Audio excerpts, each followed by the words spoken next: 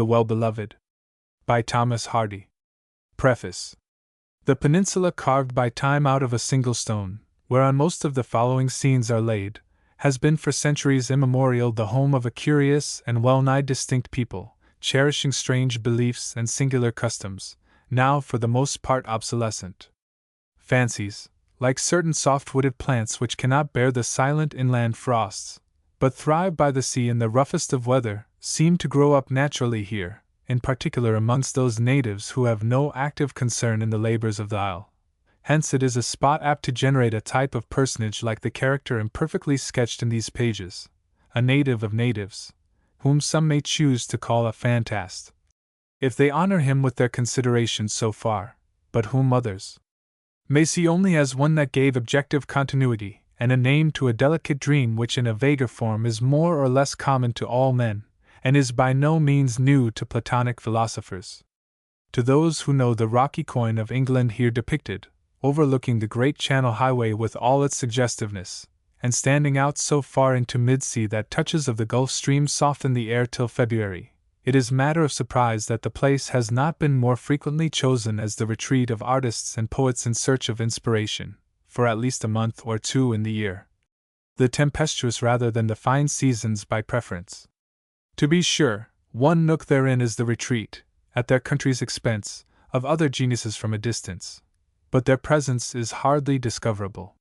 Yet perhaps it is as well that the artistic visitors do not come, or no more would be heard of little freehold houses being bought and sold there for a couple of £100, built of solid stone, and dating from the 16th century and earlier, with mullions, copings, and corbels complete.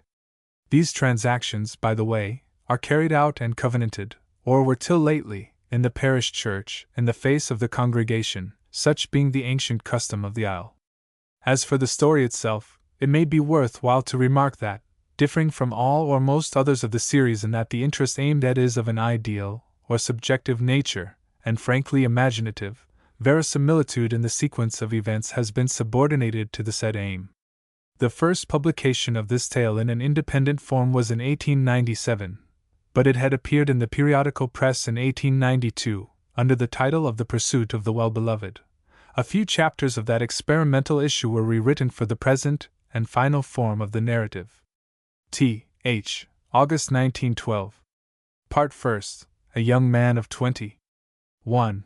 A supposititious presentment of her. A person who differed from the local wayfarers was climbing the steep road which leads through the sea-skirted townlet definable as the Street of Wells, and forms a pass into that Gibraltar of Wessex, the singular peninsula once an island, and still called such, that stretches out like the head of a bird into the English Channel. It is connected with the mainland by a long, thin neck of pebbles cast up by rages of the sea, and unparalleled in its kind in Europe. The pedestrian was what he looked like, a young man from London and the cities of the continent. Nobody could see at present that his urbanism sat upon him only as a garment. He was just recollecting with something of self-reproach that a whole 3 years and 8 months had flown since he paid his last visit to his father at this lonely rock of his birthplace, the intervening time having been spent amid many contrasting societies, peoples, manners, and scenes. What had seemed usual in the isle when he lived there always looked quaint and odd after his later impressions. More than ever the spot seemed what it was said once to have been, the ancient Vindilia Island, and the home of the slingers. The towering rock, the houses above houses, one man's doorstep rising behind his neighbor's chimney, the gardens hung up by one edge to the sky, the vegetables growing on apparently almost vertical plains, the unity of the whole island as a solid and single block of limestone 4 miles long, were no longer familiar and commonplace ideas.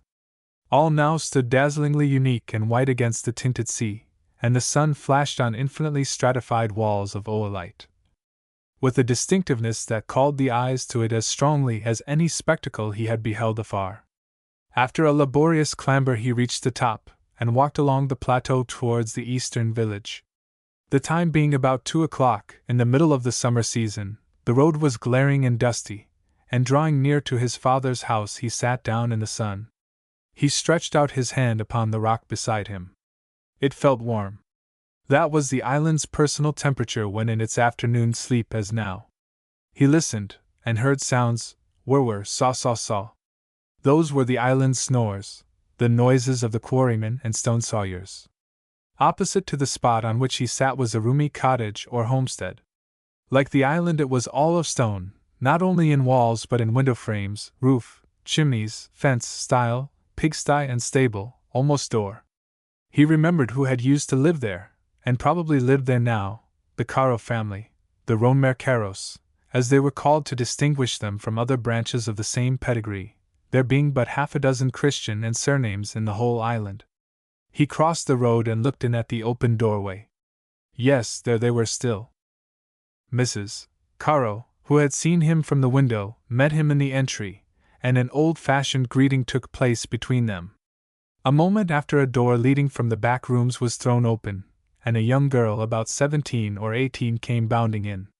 "Why, 'tis dear Jos," she burst out joyfully. And running up to the young man, she kissed him. The demonstration was sweet enough from the owner of such an affectionate pair of bright hazel eyes and brown tresses of hair. But it was so sudden, so unexpected by a man fresh from towns, that he winced for a moment quite involuntarily, and there was some constraint in the manner in which he returned her kiss, and said, "My pretty little Avise, how do you do after so long?" For a few seconds her impulsive innocence hardly noticed his start of surprise, but Mrs. Caro, the girl's mother, had observed it instantly. With a pained flush she turned to her daughter. "Avise, my dear Avise! Why, what are you doing? Don't you know that you've grown up to be a woman since Jocelyn, Mr. Pierston, was last down here? Of course you mustn't do now as you used to do 3 or 4 years ago." The awkwardness which had arisen was hardly removed by Pierston's assurance that he quite expected her to keep up the practice of her childhood, followed by several minutes of conversation on general subjects. He was vexed from his soul that his unaware movement should so have betrayed him. At his leaving he repeated that if Avise regarded him otherwise than as she used to do he would never forgive her. But though they parted good friends, her regret at the incident was visible in her face. Jocelyn passed out into the road and onward to his father's house hard by. The mother and daughter were left alone. "I was quite amazed at ye, my child," exclaimed the elder. A young man from London and foreign cities, used now to the strictest company manners, and ladies who almost think it vulgar to smile broad. "How could ye do it, Avise?" I didn't think about how I was altered," said the conscience-stricken girl. "I used to kiss him, and he used to kiss me before he went away. But that was years ago, my dear." "Oh yes, and for the moment I forgot. He seemed just the same to me as he used to be. Well, it can't be helped now. You must be careful in the future. He's got lots of young women, I'll warrant, and has few thoughts left for you. He's what they call a sculptor, and he means to be a great genius in that line some day, they do say." "Well, I've done it, and it can't be mended," moaned the girl.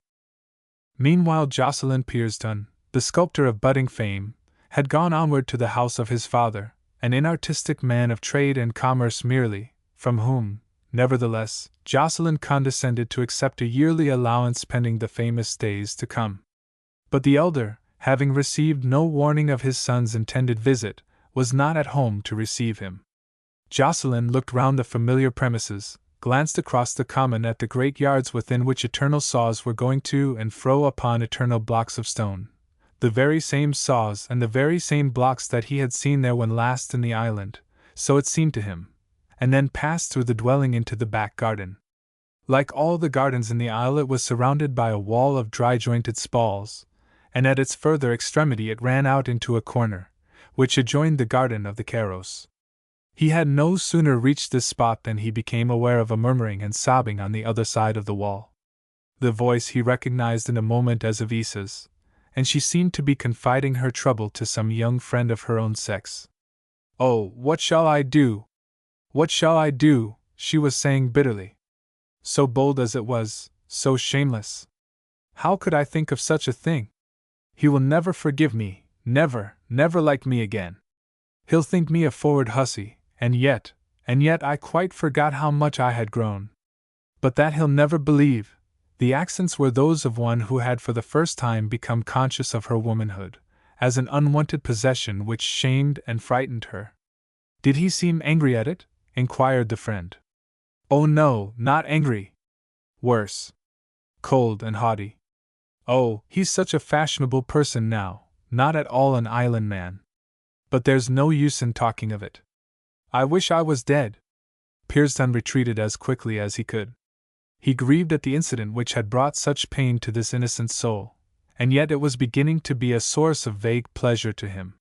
He returned to the house, and when his father had come back and welcomed him, and they had shared a meal together, Jocelyn again went out, full of an earnest desire to soothe his young neighbor's sorrow in a way she little expected, though, to tell the truth, his affection for her was rather that of a friend than of a lover, and he felt by no means sure that the migratory, elusive idealization he called his love who, ever since his boyhood, had flitted from human shell to human shell an indefinite number of times, was going to take up her abode in the body of Avis Caro. 1-2. The incarnation is assumed to be true. It was difficult to meet her again, even though on this lump of rock the difficulty lay as a rule rather in avoidance than in meeting. But Avis had been transformed into a very different kind of young woman by the self-consciousness engendered of her impulsive greeting, and notwithstanding their near neighborhood, he could not encounter her, try as he would. No sooner did he appear an inch beyond his father's door than she was to earth like a fox. She bolted upstairs to her room. Anxious to soothe her after his unintentional slight, he could not stand these evasions long. The manners of the Isle were primitive and straightforward, even among the well-to-do, and noting her disappearance one day he followed her into the house and onward to the foot of the stairs. "Avis," he called. "Yes, Mr. Pearson." "Why do you run upstairs like that?" "Oh, only because I wanted to come up for something." "Well, if you've got it, can't you come down again?" "No, I can't very well." "Come, dear Avis. That's what you are, you know." There was no response. "Well, if you won't, you won't," he continued. "I don't want to bother you," and Pearson went away. He was stopping to look at the old-fashioned flowers under the garden walls when he heard a voice behind him. "Mr. Pearson, I wasn't angry with you. When you were gone I thought you might mistake me, and I felt I could do no less than come and assure you of my friendship still." Turning, he saw the blushing Avis immediately behind him. "You are a good, dear girl," said he, and, seizing her hand, set upon her cheek the kind of kiss that should have been the response to hers on the day of his coming. "Darling Avis, forgive me for the slight that day. Say you do. Come now. And then I'll say to you what I have never said to any other woman, living or dead. Will you have me as your husband?" "Ah, Mother says I am only one of many." "You are not, dear. You knew me when I was young, and others didn't." Somehow or other her objections were got over, and though she did not give an immediate assent, she agreed to meet him later in the afternoon, when she walked with him to the southern point of the island called the Beal, or, by strangers, the Bill, pausing over the treacherous cavern known as Cave Hole, into which the sea roared and splashed now as it had done when they visited it together as children. To steady herself while looking in he offered her his arm, and she took it, for the first time as a woman, for the 100th time as his companion. They rambled on to the lighthouse, where they would have lingered longer if Avis had not suddenly remembered an engagement to recite poetry from a platform that very evening at the Street of Wells, the village commanding the entrance to the island, the village that has now advanced to be a town. "Recite," said he. "Who'd have thought anybody or anything could recite down here except the reciter we hear away there, the never speechless sea? Oh, but we are quite intellectual now. In the winter particularly. But, Jocelyn, don't come to the recitation, will you? It would spoil my performance if you were there, and I want to be as good as the rest." "I won't if you really wish me not to. But I shall meet you at the door and bring you home." "Yes," she said, looking up into his face. Avis was perfectly happy now. She could never have believed on that mortifying day of his coming that she would be so happy with him. When they reached the east side of the Isle they parted, that she might be soon enough to take her place on the platform. Pearson went home, and after dark, when it was about the hour for accompanying her back, he went along the middle road northward to the Street of Wells. He was full of misgiving. He had known Avis Caro so well of old that his feeling for her now was rather comradeship than love, and what he had said to her in a moment of impulse that morning rather appalled him in its consequences. Not that any of the more sophisticated and accomplished women who had attracted him successively would be likely to rise inconveniently between them, for he had quite disabused his mind of the assumption that the idol of his fancy was an integral part of the personality in which it had sojourned for a long or a short while. To his well-beloved he had always been faithful, but she had had many embodiments. Each individuality known as Lucy, Jane, Flora, Evangeline, or what not, had been merely a transient condition of her. He did not recognize this as an excuse or as a defense, but as a fact simply.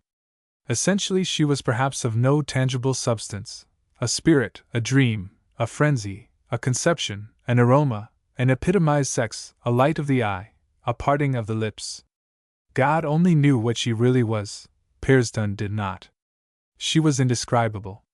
Never much considering that she was a subjective phenomenon vivified by the weird influences of his descent and birthplace, the discovery of her ghostliness, of her independence of physical laws and failings, had occasionally given him a sense of fear.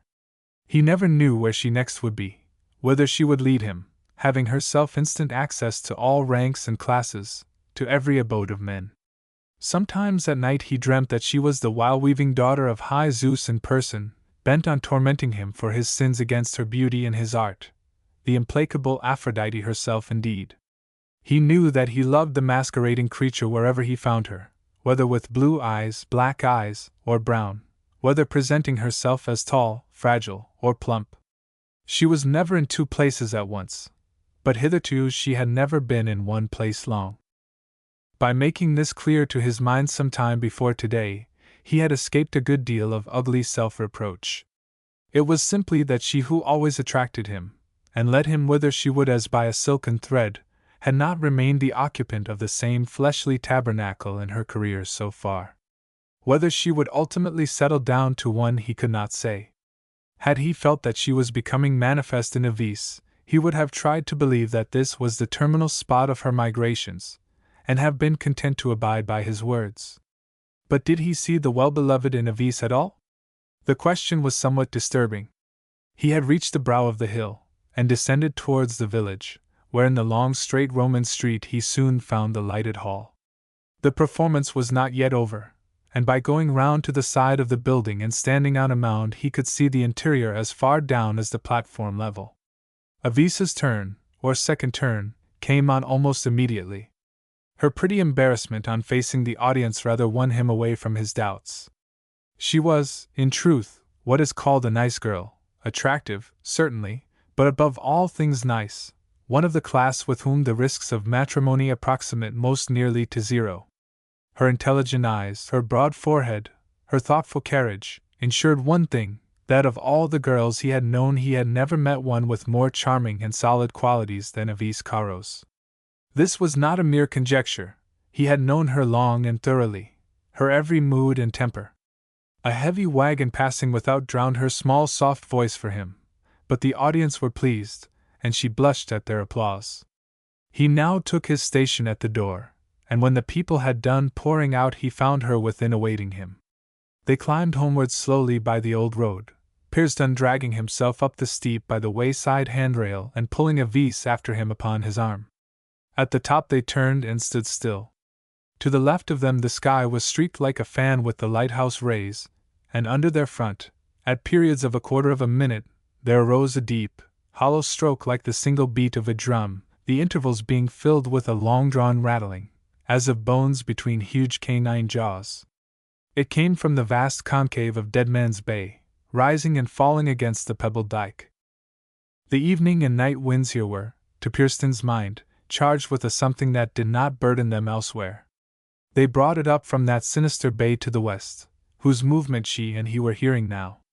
It was a presence, an imaginary shape or essence from the human multitude lying below, those who had gone down in vessels of war, East Indiamen, barges, brigs, and ships of the Armada, select people, common and debased, whose interests and hopes had been as wide asunder as the poles, but who had rolled each other to oneness on that restless seabed.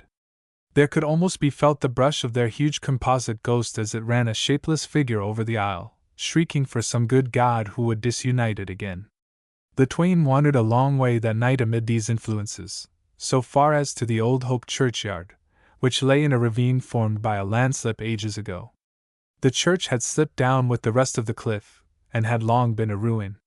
It seemed to say that in this last local stronghold of the pagan divinities, where pagan customs lingered yet, Christianity had established itself precariously at best. In that solemn spot Pierston kissed her. The kiss was by no means on Avisa's initiative this time. Her former demonstrativeness seemed to have increased her present reserve. That day was the beginning of a pleasant month passed mainly in each other's society. He found that she could not only recite poetry at intellectual gatherings, but play the piano fairly, and sing to her own accompaniment. He observed that every aim of those who had brought her up had been to get her away mentally as far as possible from her natural and individual life as an inhabitant of a peculiar island, to make her an exact copy of tens of thousands of other people, in whose circumstances there was nothing special, distinctive, or picturesque, to teach her to forget all the experiences of her ancestors, to drown the local ballads by songs purchased at the Budmouth fashionable music sellers, and the local vocabulary by a governess tongue of no country at all. She lived in a house that would have been the fortune of an artist, and learnt to draw London suburban villas from printed copies. Avise had seen all this before he pointed it out, but, with a girl's tractability, had acquiesced. By constitution she was local to the bone, but she could not escape the tendency of the age. The time for Jocelyn's departure drew near, and she looked forward to it sadly, but serenely, their engagement being now a settled thing. Pierston thought of the native custom on such occasions, which had prevailed in his and her family for centuries, both being of the old stock of the Isle. The influx of Kimberlins, or foreigners, as strangers from the mainland of Wessex were called, had led in a large measure to its discontinuance, but underneath the veneer of Avisa's education many an old-fashioned idea lay slumbering, and he wondered if, in her natural melancholy at his leaving, she regretted the changing manners which made unpopular the formal ratification of a betrothal, according to the precedent of their sires and grandsires. 1-3. The appointment. Well, said he, here we are, arrived at the fag end of my holiday. What a pleasant surprise my old home, which I have not thought worth coming to see for 3 or 4 years, had in store for me. You must go tomorrow? She asked uneasily. Yes. Something seemed to overweigh them, something more than the natural sadness of a parting which was not to be long, and he decided that instead of leaving in the daytime as he had intended, he would defer his departure till night, and go by the mail train from Budmouth. This would give him time to look into his father's quarries, and enable her, if she chose, to walk with him along the beach as far as to Henry VIII's castle above the sands, where they could linger and watch the moon rise over the sea. She said she thought she could come. So after spending the next day with his father and the quarries, Jocelyn prepared to leave, and at the time appointed set out from the stone house of his birth in this stone isle to walk to Budmouth Regis by the path along the beach, Avise having some time earlier gone down to see some friends in the street of Wells, which was halfway towards the spot of their tryst. The descent soon brought him to the pebble bank, and leaving behind him the last houses of the isle, and the ruins of the village destroyed by the November gale of 1824, he struck out along the narrow thread of land.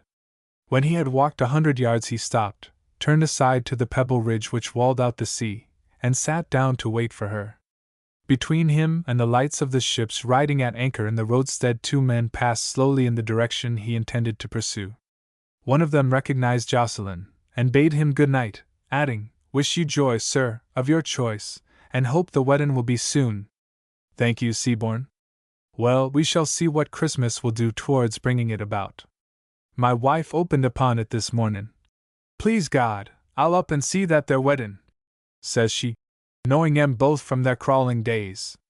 The men moved on, and when they were out of Pierston's hearing, the one who had not spoken said to his friend, "Who was that young Kimberlin? He don't seem one o' we." "Oh, he is, though, every inch o'. He's Mr. Jocelyn Pierston, the stone merchant's only son up at East Quarriers.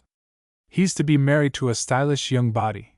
Her mother, a widow woman, carries on the same business as well as she can, but their trade is not a 20th part of Pierston's. He's worth thousands and thousands, they say, though a do live on in the same old way up in the same old house. This son has done great things in London as an image carver, and I can mind when, as a boy, a first took to carving soldiers out o' bits o' swone from the soft bed of his father's quarries, and then a made a set o' swone in chessmen, and so a got on. He's quite the gent in London, they tell me, and the wonder is that it cared to come back here and pick up little Avise Caro, nice maid as she is notwithstanding. Hullo!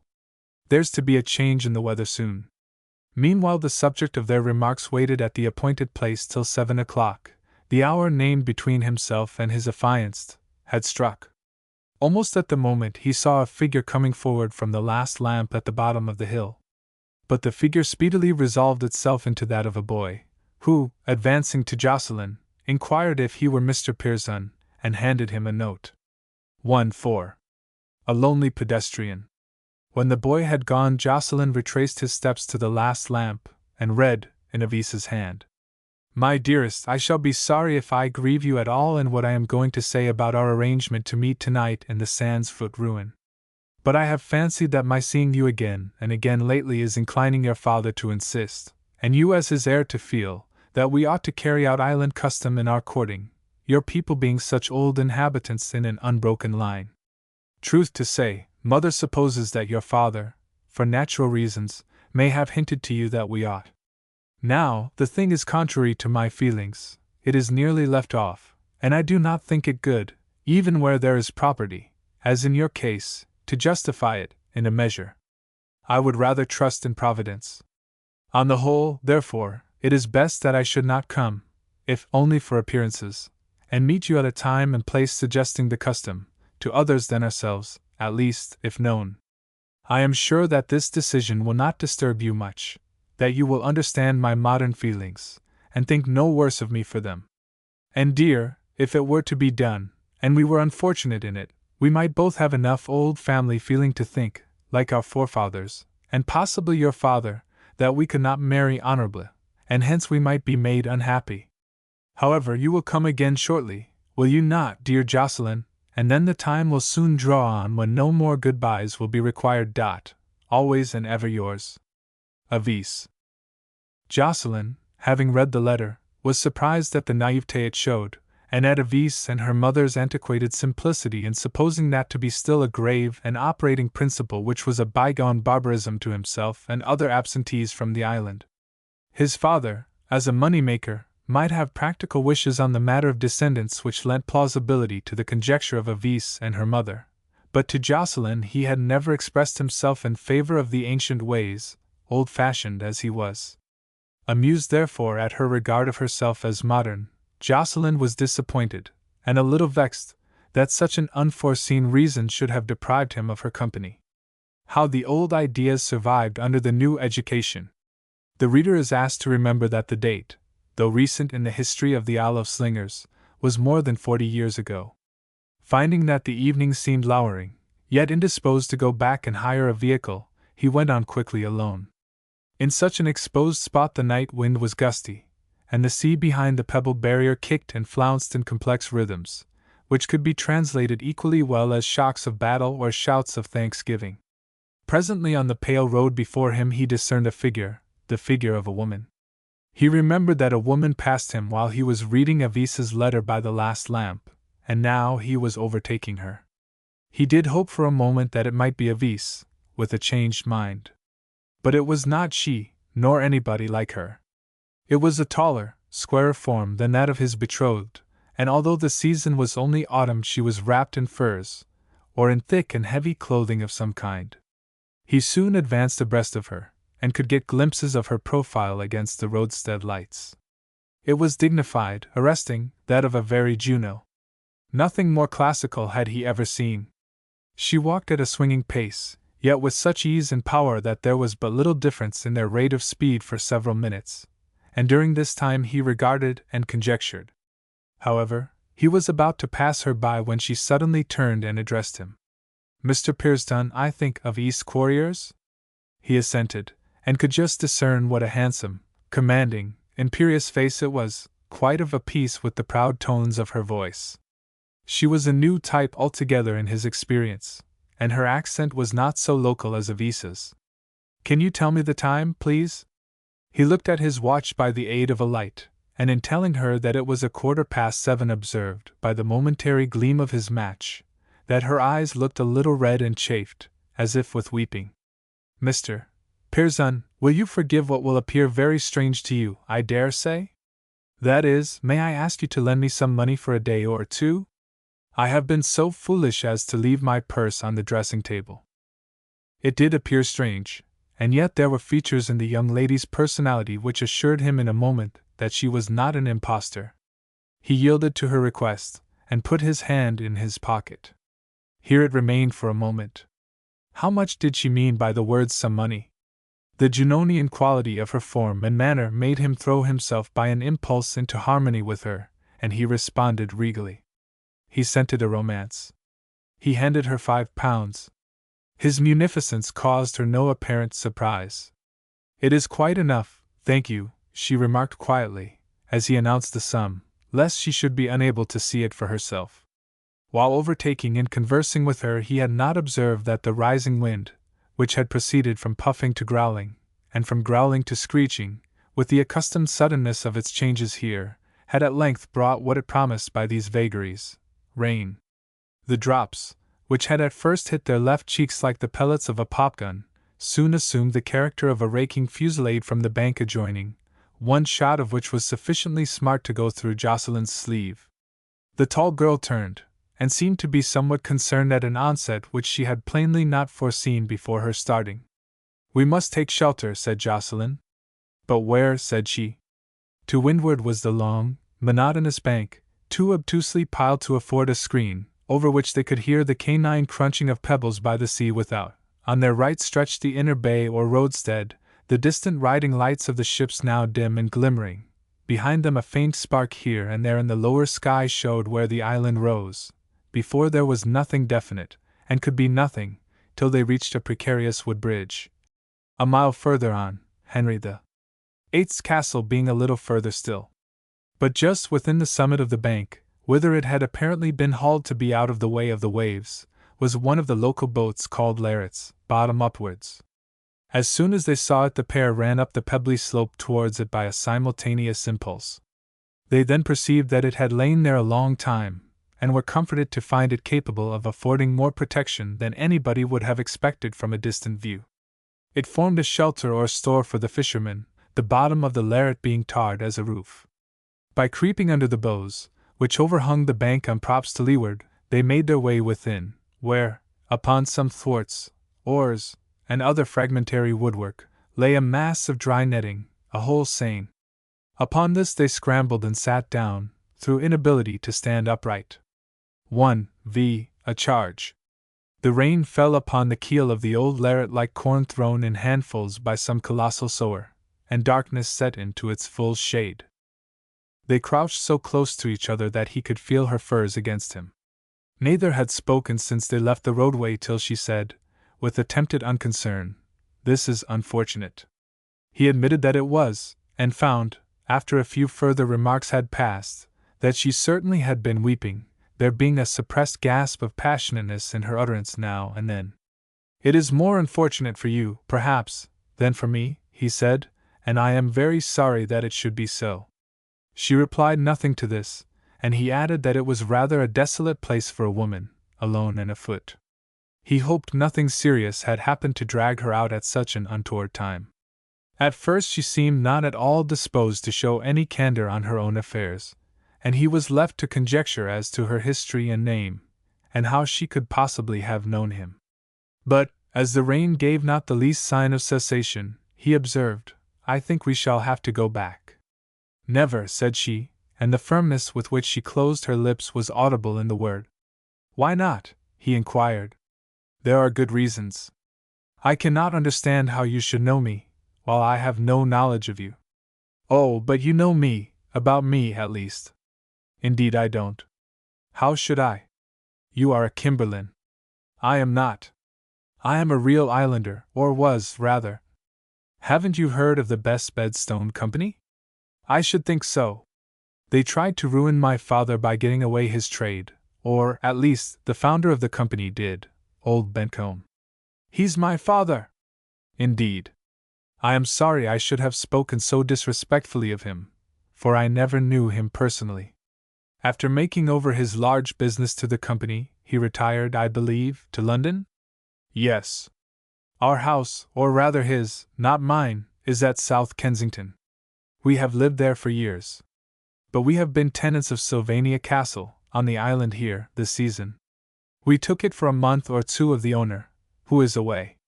Then I have been staying quite near you, Miss Bencombe. My father's is a comparatively humble residence hard by. But he could afford a much bigger one if he chose. You have heard so? I don't know. He doesn't tell me much of his affairs. My father, she burst out suddenly, is always scolding me for my extravagance. And he has been doing it today more than ever. He said I go shopping in town to simply a diabolical extent, and exceed my allowance. Was that this evening? Yes. And then it reached such a storm of passion between us that I pretended to retire to my room for the rest of the evening, but I slipped out, and I am never going back home again. What will you do? I shall go first to my aunt in London, and if she won't have me, I'll work for a living. I have left my father forever. What I should have done if I had not met you I cannot tell. I must have walked all the way to London, I suppose. Now I shall take the train as soon as I reach the mainland. If you ever do in this hurricane, I must sit here till it stops. And there on the nets day Saturday Pierston knew of old Bencombe as his father's bitterest enemy, who had made a great fortune by swallowing up the small stone merchants, but had found Jocelyn's sire a trifle too big to digest, the latter being, in fact, the chief rival of the best bed company to that day. Jocelyn thought it strange that he should be thrown by fate into a position to play the son of the Montagues to this daughter of the Capulets. As they talked there was a mutual instinct to drop their voices, and on this account the roar of the storm necessitated their drawing quite close together. Something tender came into their tones as quarter hour after quarter hour went on, and they forgot the lapse of time. It was quite late when she started up, alarmed at her position. Rain or no rain, I can stay no longer, she said. Do come back, said he, taking her hand. I'll return with you. My train has gone. No, I shall go on, and get a lodging in Budmouth town, if ever I reach it. It is so late that there will be no house open, except a little place near the station where you won't care to stay. However, if you are determined I will show you the way. I cannot leave you. It would be too awkward for you to go there alone. She persisted, and they started through the twanging and spinning storm. The sea rolled and rose so high on their left, and was so near them on their right, that it seemed as if they were traversing its bottom like the children of Israel. Nothing but the frail bank of pebbles divided them from the raging gulf without, and at every bang of the tide against it the ground shook, the shingle clashed, the spray rose vertically, and was blown over their heads. Quantities of sea water trickled through the pebble wall, and ran in rivulets across their path to join the sea within. The island was an island still. They had not realized the force of the elements till now. Pedestrians had often been blown into the sea hereabout, and drowned, owing to a sudden breach in the bank, which, however, had something of a supernatural power in being able to close up and join itself together again after such disruption, like Satan's form when cut in two by the sword of Michael. Her clothing offered more resistance to the wind than his, and she was consequently in the greater danger. It was impossible to refuse his proffered aid. First he gave his arm, but the wind tore them apart as easily as coupled cherries. He steadied her bodily by encircling her waist with his arm, and she made no objection.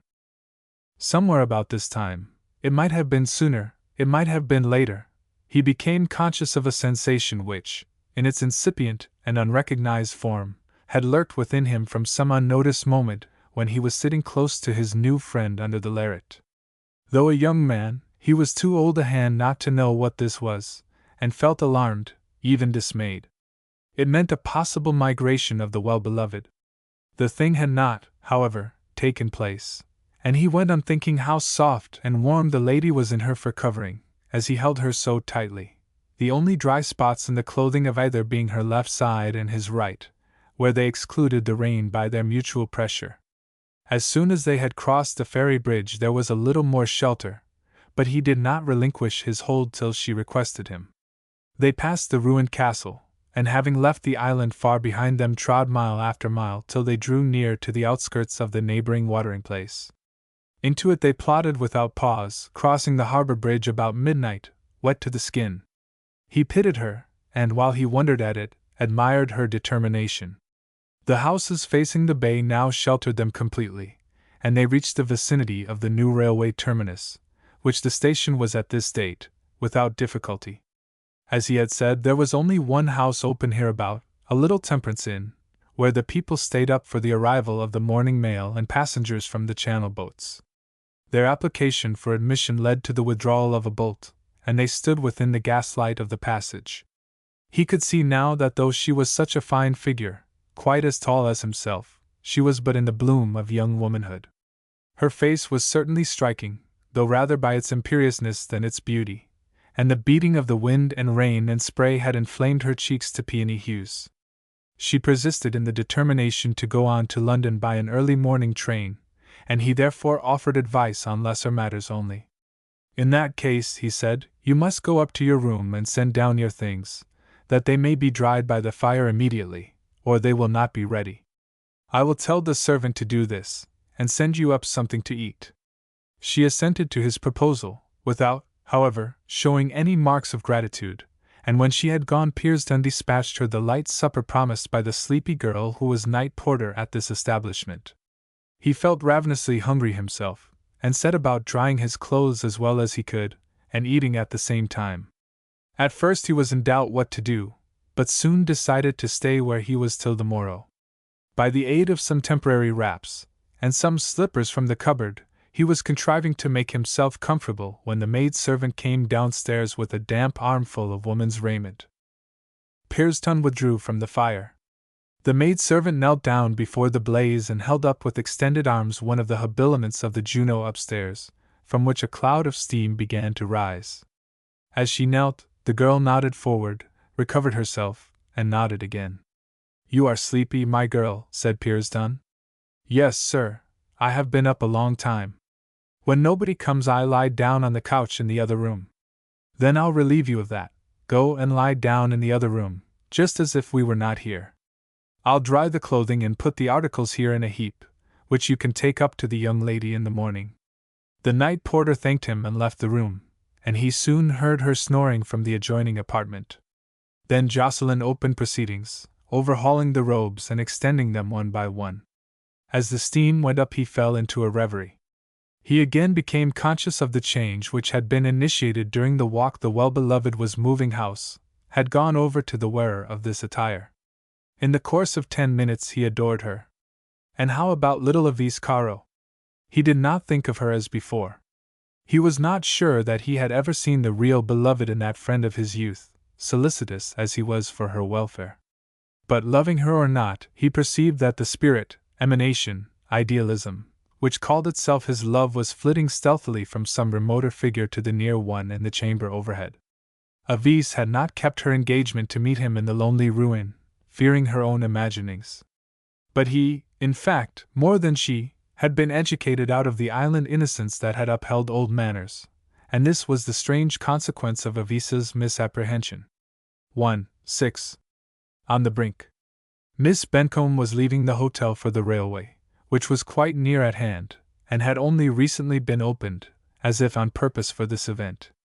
At Jocelyn's suggestion she wrote a message to inform her father that she had gone to her aunt's, with a view to allaying anxiety and deterring pursuit.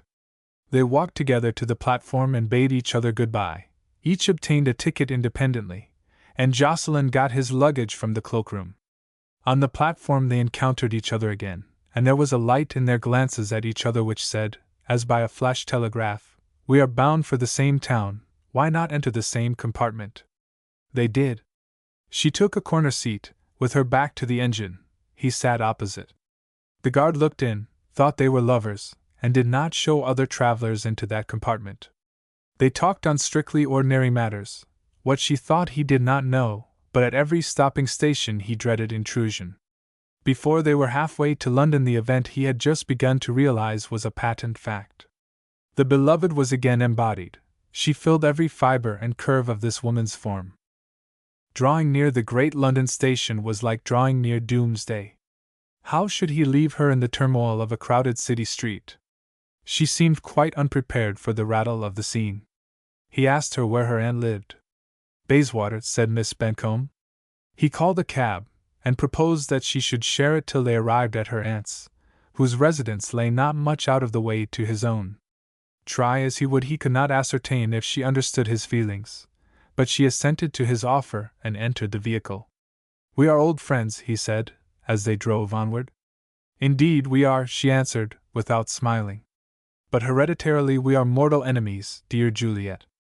Yes, what did you say? I said Juliet. She laughed in a half-proud way, and murmured, Your father is my father's enemy, and my father is mine. Yes, it is so, and then their eyes caught each other's glance. My queenly darling, he burst out, instead of going to your aunt's, will you come and marry me? A flush covered her over, which seemed akin to a flush of rage. It was not exactly that, but she was excited. She did not answer, and he feared he had mortally offended her dignity. Perhaps she had only made use of him as a convenient aid to her intentions. However, he went on, your father would not be able to reclaim you then. After all, this is not so precipitate as it seems. You know all about me, my history, my prospects. I know all about you. Our families have been neighbors on that out for hundreds of years, though you are now such a London product. Will you ever be a Royal Academician? She asked musingly, her excitement having calmed down. I hope to be, I will be, if you will be my wife. His companion looked at him long. Think what a short way out of your difficulty this would be, he continued.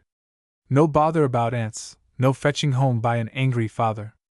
It seemed to decide her. She yielded to his embrace. How long will it take to marry? Miss Bencomb asked by and by, with obvious self-repression. We could do it tomorrow.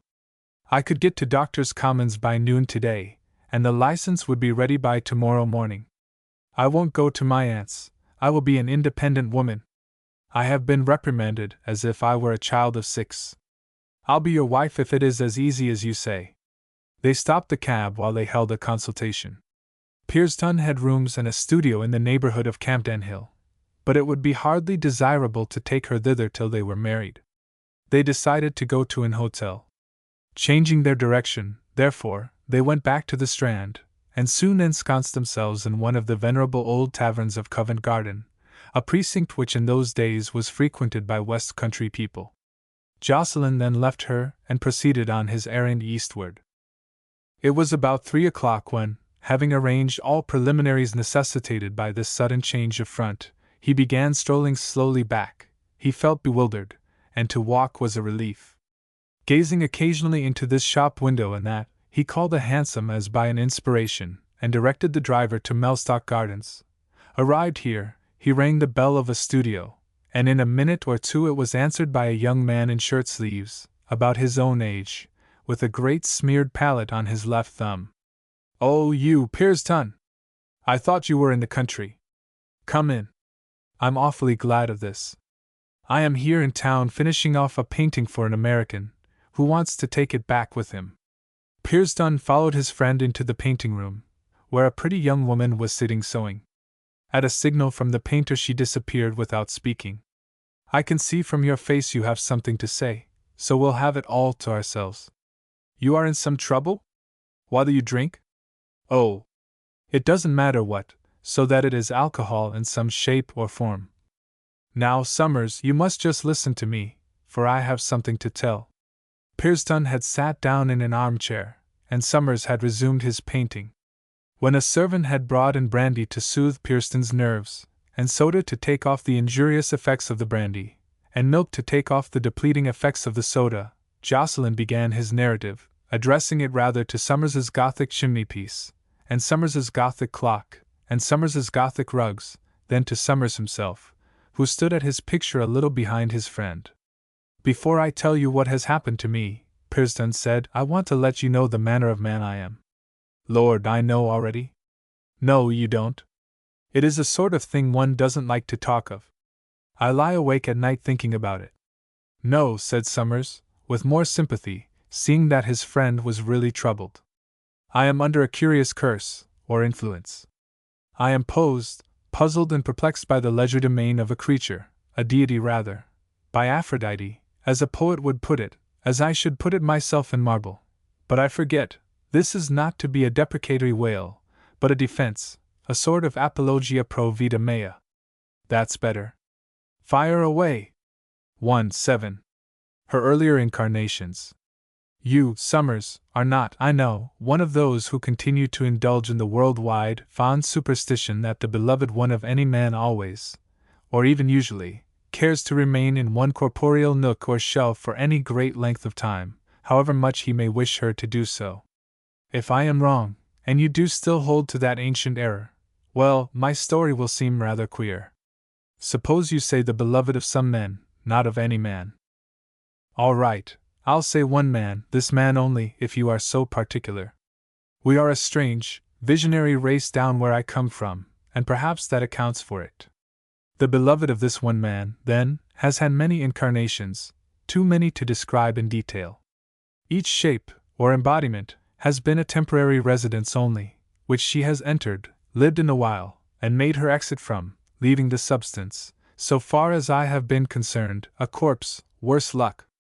Now, there is no spiritualistic nonsense in this, it is simple fact, put in the plain form that the conventional public are afraid of. So much for the principle. Good. Go on. Well, the first embodiment of her occurred, so nearly as I can recollect, when I was about the age of 9. Her vehicle was a little blue-eyed girl of 8 or so, one of a family of 11, with flaxen hair about her shoulders, which attempted to curl, but ignominiously failed, hanging like chimney crooks only. This defect used rather to trouble me, and was, I believe, one of the main reasons of my beloved's departure from that tenement. I cannot remember with any exactness when the departure occurred. I know it was after I had kissed my little friend in a garden seat on a hot noontide, under a blue gingham umbrella, which we had opened over us as we sat, that passers through East Quarriers might not observe our marks of affection, forgetting that our screen must attract more attention than our persons. When the whole dream came to an end through her father leaving the island, I thought my well-beloved had gone forever, being then in the unpracticed condition of Adam at sight of the first sunset. But she had not. Laura had gone forever, but not my beloved. For some months after I had done crying for the flaxen-haired edition of her, my love did not reappear. Then she came suddenly, unexpectedly, in a situation I should never have predicted. I was standing on the curbstone of the pavement in Budmouth Regis, outside the preparatory school, looking across towards the sea, when a middle-aged gentleman on horseback, and beside him a young lady, also mounted, passed down the street. The girl turned her head, and possibly because I was gaping at her in awkward admiration, or smiling myself, smiled at me. Having ridden a few paces, she looked round again and smiled. It was enough, more than enough, to set me on fire. I understood in a moment the information conveyed to me by my emotion. The well-beloved had reappeared. This second form in which it had pleased her to take up her abode was quite a grown young woman's, darker in complexion than the first. Her hair, also worn in a knot, was of an ordinary brown, and so, I think, were her eyes, but the niceties of her features were not to be gathered so cursorily. However, there sat my coveted one, re-embodied, and bidding my schoolmates a hasty farewell as soon as I could do so without suspicion, I hurried along the esplanade in the direction she and her father had ridden. But they had put their horses to a canter, and I could not see which way they had gone. In the greatest misery I turned down a side street, but was soon elevated to a state of excitement by seeing the same pair galloping towards me. Flushing up to my hair, I stopped and heroically faced her as she passed. She smiled again, but, alas! Upon my love's cheek there was no blush of passion for me. Pearson paused, and drank from his glass, as he lived for a brief moment in the scene he had conjured up. Summers reserved his comments, and Jocelyn continued. That afternoon I idled about the streets, looking for her in vain. When I next saw one of the boys who had been with me at her first passing, I stealthily reminded him of the incident, and asked if he knew the riders. Oh yes, he said. That was Colonel Targe and his daughter Elsie. How old do you think she is? Said I, a sense of disparity in our ages disturbing my mind. Oh, 19, I think they say. She's going to be married the day after tomorrow to Captain Pop, of the 501st, and they are ordered off to India at once. The grief which I experienced at this intelligence was such that at dusk I went away to the edge of the harbor, intending to put an end to myself there and then. But I had been told that crabs had been found clinging to the dead faces of persons who had fallen in thereabout, leisurely eating them, and the idea of such an unpleasant contingency deterred me. I should state that the marriage of my beloved concerned me little. It was her departure that broke my heart. I never saw her again. Though I had already learnt that the absence of the corporeal matter did not involve the absence of the informing spirit, I could scarce bring myself to believe that in this case it was possible for her to return to my view without the form she had last inhabited. But she did. It was not, however, till after a good space of time, during which I passed through that bearish age in boys, their early teens, when girls are their especial contempt. I was about 17, and was sitting one evening over a cup of tea in a confectioner's at the very same watering place, when opposite me a lady took her seat with a little girl. We looked at each other a while. The child made advances, till I said, "She's a good little thing." The lady assented, and made a further remark. "She has the soft, fine eyes of her mother," said I. "Do you think her eyes are good?" asked the lady, as if she had not heard what she had heard most, the last 3 words of my opinion. "Yes, for copies," said I, regarding her. After this we got on very well. She informed me that her husband had gone out in a yacht, and I said it was a pity he didn't take her with him for the airing. She gradually disclosed herself in the character of a deserted young wife, and later on I met her in the street without the child. She was going to the landing stage to meet her husband, so she told me, but she did not know the way. I offered to show her, and did so. I will not go into particulars, but I afterwards saw her several times, and soon discovered that the beloved, as to whose whereabouts I had been at fault so long, lurked here. Though why she had chosen this tantalizing situation of an inaccessible matron's form when so many others offered, it was beyond me to discover.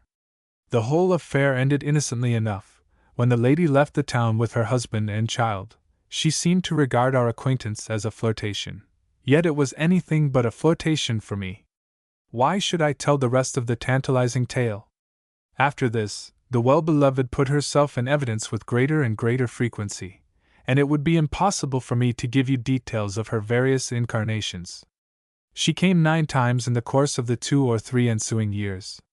4 times she masqueraded as a brunette, twice as a pale-haired creature, and 2 or 3 times under a complexion neither light nor dark. Sometimes she was a tall, fine girl, but more often, I think, she preferred to slip into the skin of a lithe, airy being, of no great stature. I grew so accustomed to these exits and entrances that I resigned myself to them quite passively, talked to her, kissed her, corresponded with her, ached for her, in each of her several guises. So it went on until a month ago. And then for the first time I was puzzled. She either had, or she had not, entered the person of Elise Caro, a young girl I had known from infancy. Upon the whole, I have decided that, after all, she did not enter the form of Elise Caro, because I retained so great a respect for her still. Pearsden here gave in brief the history of his revived comradeship with Elise, the verge of the engagement to which they had reached, and its unexpected rupture by him, merely through his meeting with a woman into whom the well-beloved unmistakably moved under his very eyes, by name Miss Marcia Bencombe. He described their spontaneous decision to marry offhand, and then he put it to Summers whether he ought to marry or not, her or anybody else, in such circumstances. "Certainly not," said Summers. "Though, if anybody, little Elise. But not even her. You are like other men, only rather worse. Essentially, all men are fickle, like you, but not with such perceptiveness." Surely fickle is not the word? Fickleness means getting weary of a thing while the thing remains the same. But I have always been faithful to the elusive creature whom I have never been able to get a firm hold of, unless I have done so now. And let me tell you that her flitting from each to each individual has been anything but a pleasure for me, certainly not a wanton game of my instigation. To see the creature who has hitherto been perfect, divine, lose under your very gaze the divinity which has informed her, grow commonplace, turn from flame to ashes, from a radiant vitality to a relic, is anything but a pleasure for any man, and has been nothing less than a racking spectacle to my sight. Each mournful emptied shape stands ever after like the nest of some beautiful bird from which the inhabitant has departed and left it to fill with snow. I have been absolutely miserable when I have looked in a face for her I used to see there, and could see her there no more. You ought not to marry, repeated Summers. Perhaps I oughtn't to. Though poor Marcia will be compromised, I'm afraid, if I don't. Was I not right in saying I am accursed in this thing? Fortunately nobody but myself has suffered on account of it till now.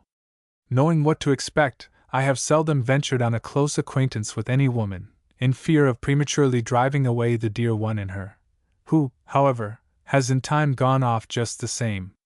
Pearson soon after took his leave. A friend's advice on such a subject weighs little. He quickly returned to Miss Bencomb. She was different now. Anxiety had visibly brought her down a notch or two, undone a few degrees of that haughty curl which her lip could occasionally assume. How long you have been away, she said with a show of impatience. Never mind, darling. It is all arranged, said he. We shall be able to marry in a few days. Not tomorrow? We can't tomorrow. We have not been here quite long enough. But how did the people at Doctors' Commons know that?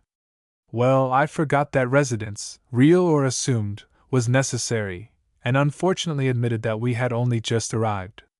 Oh, how stupid! But it can't be helped now.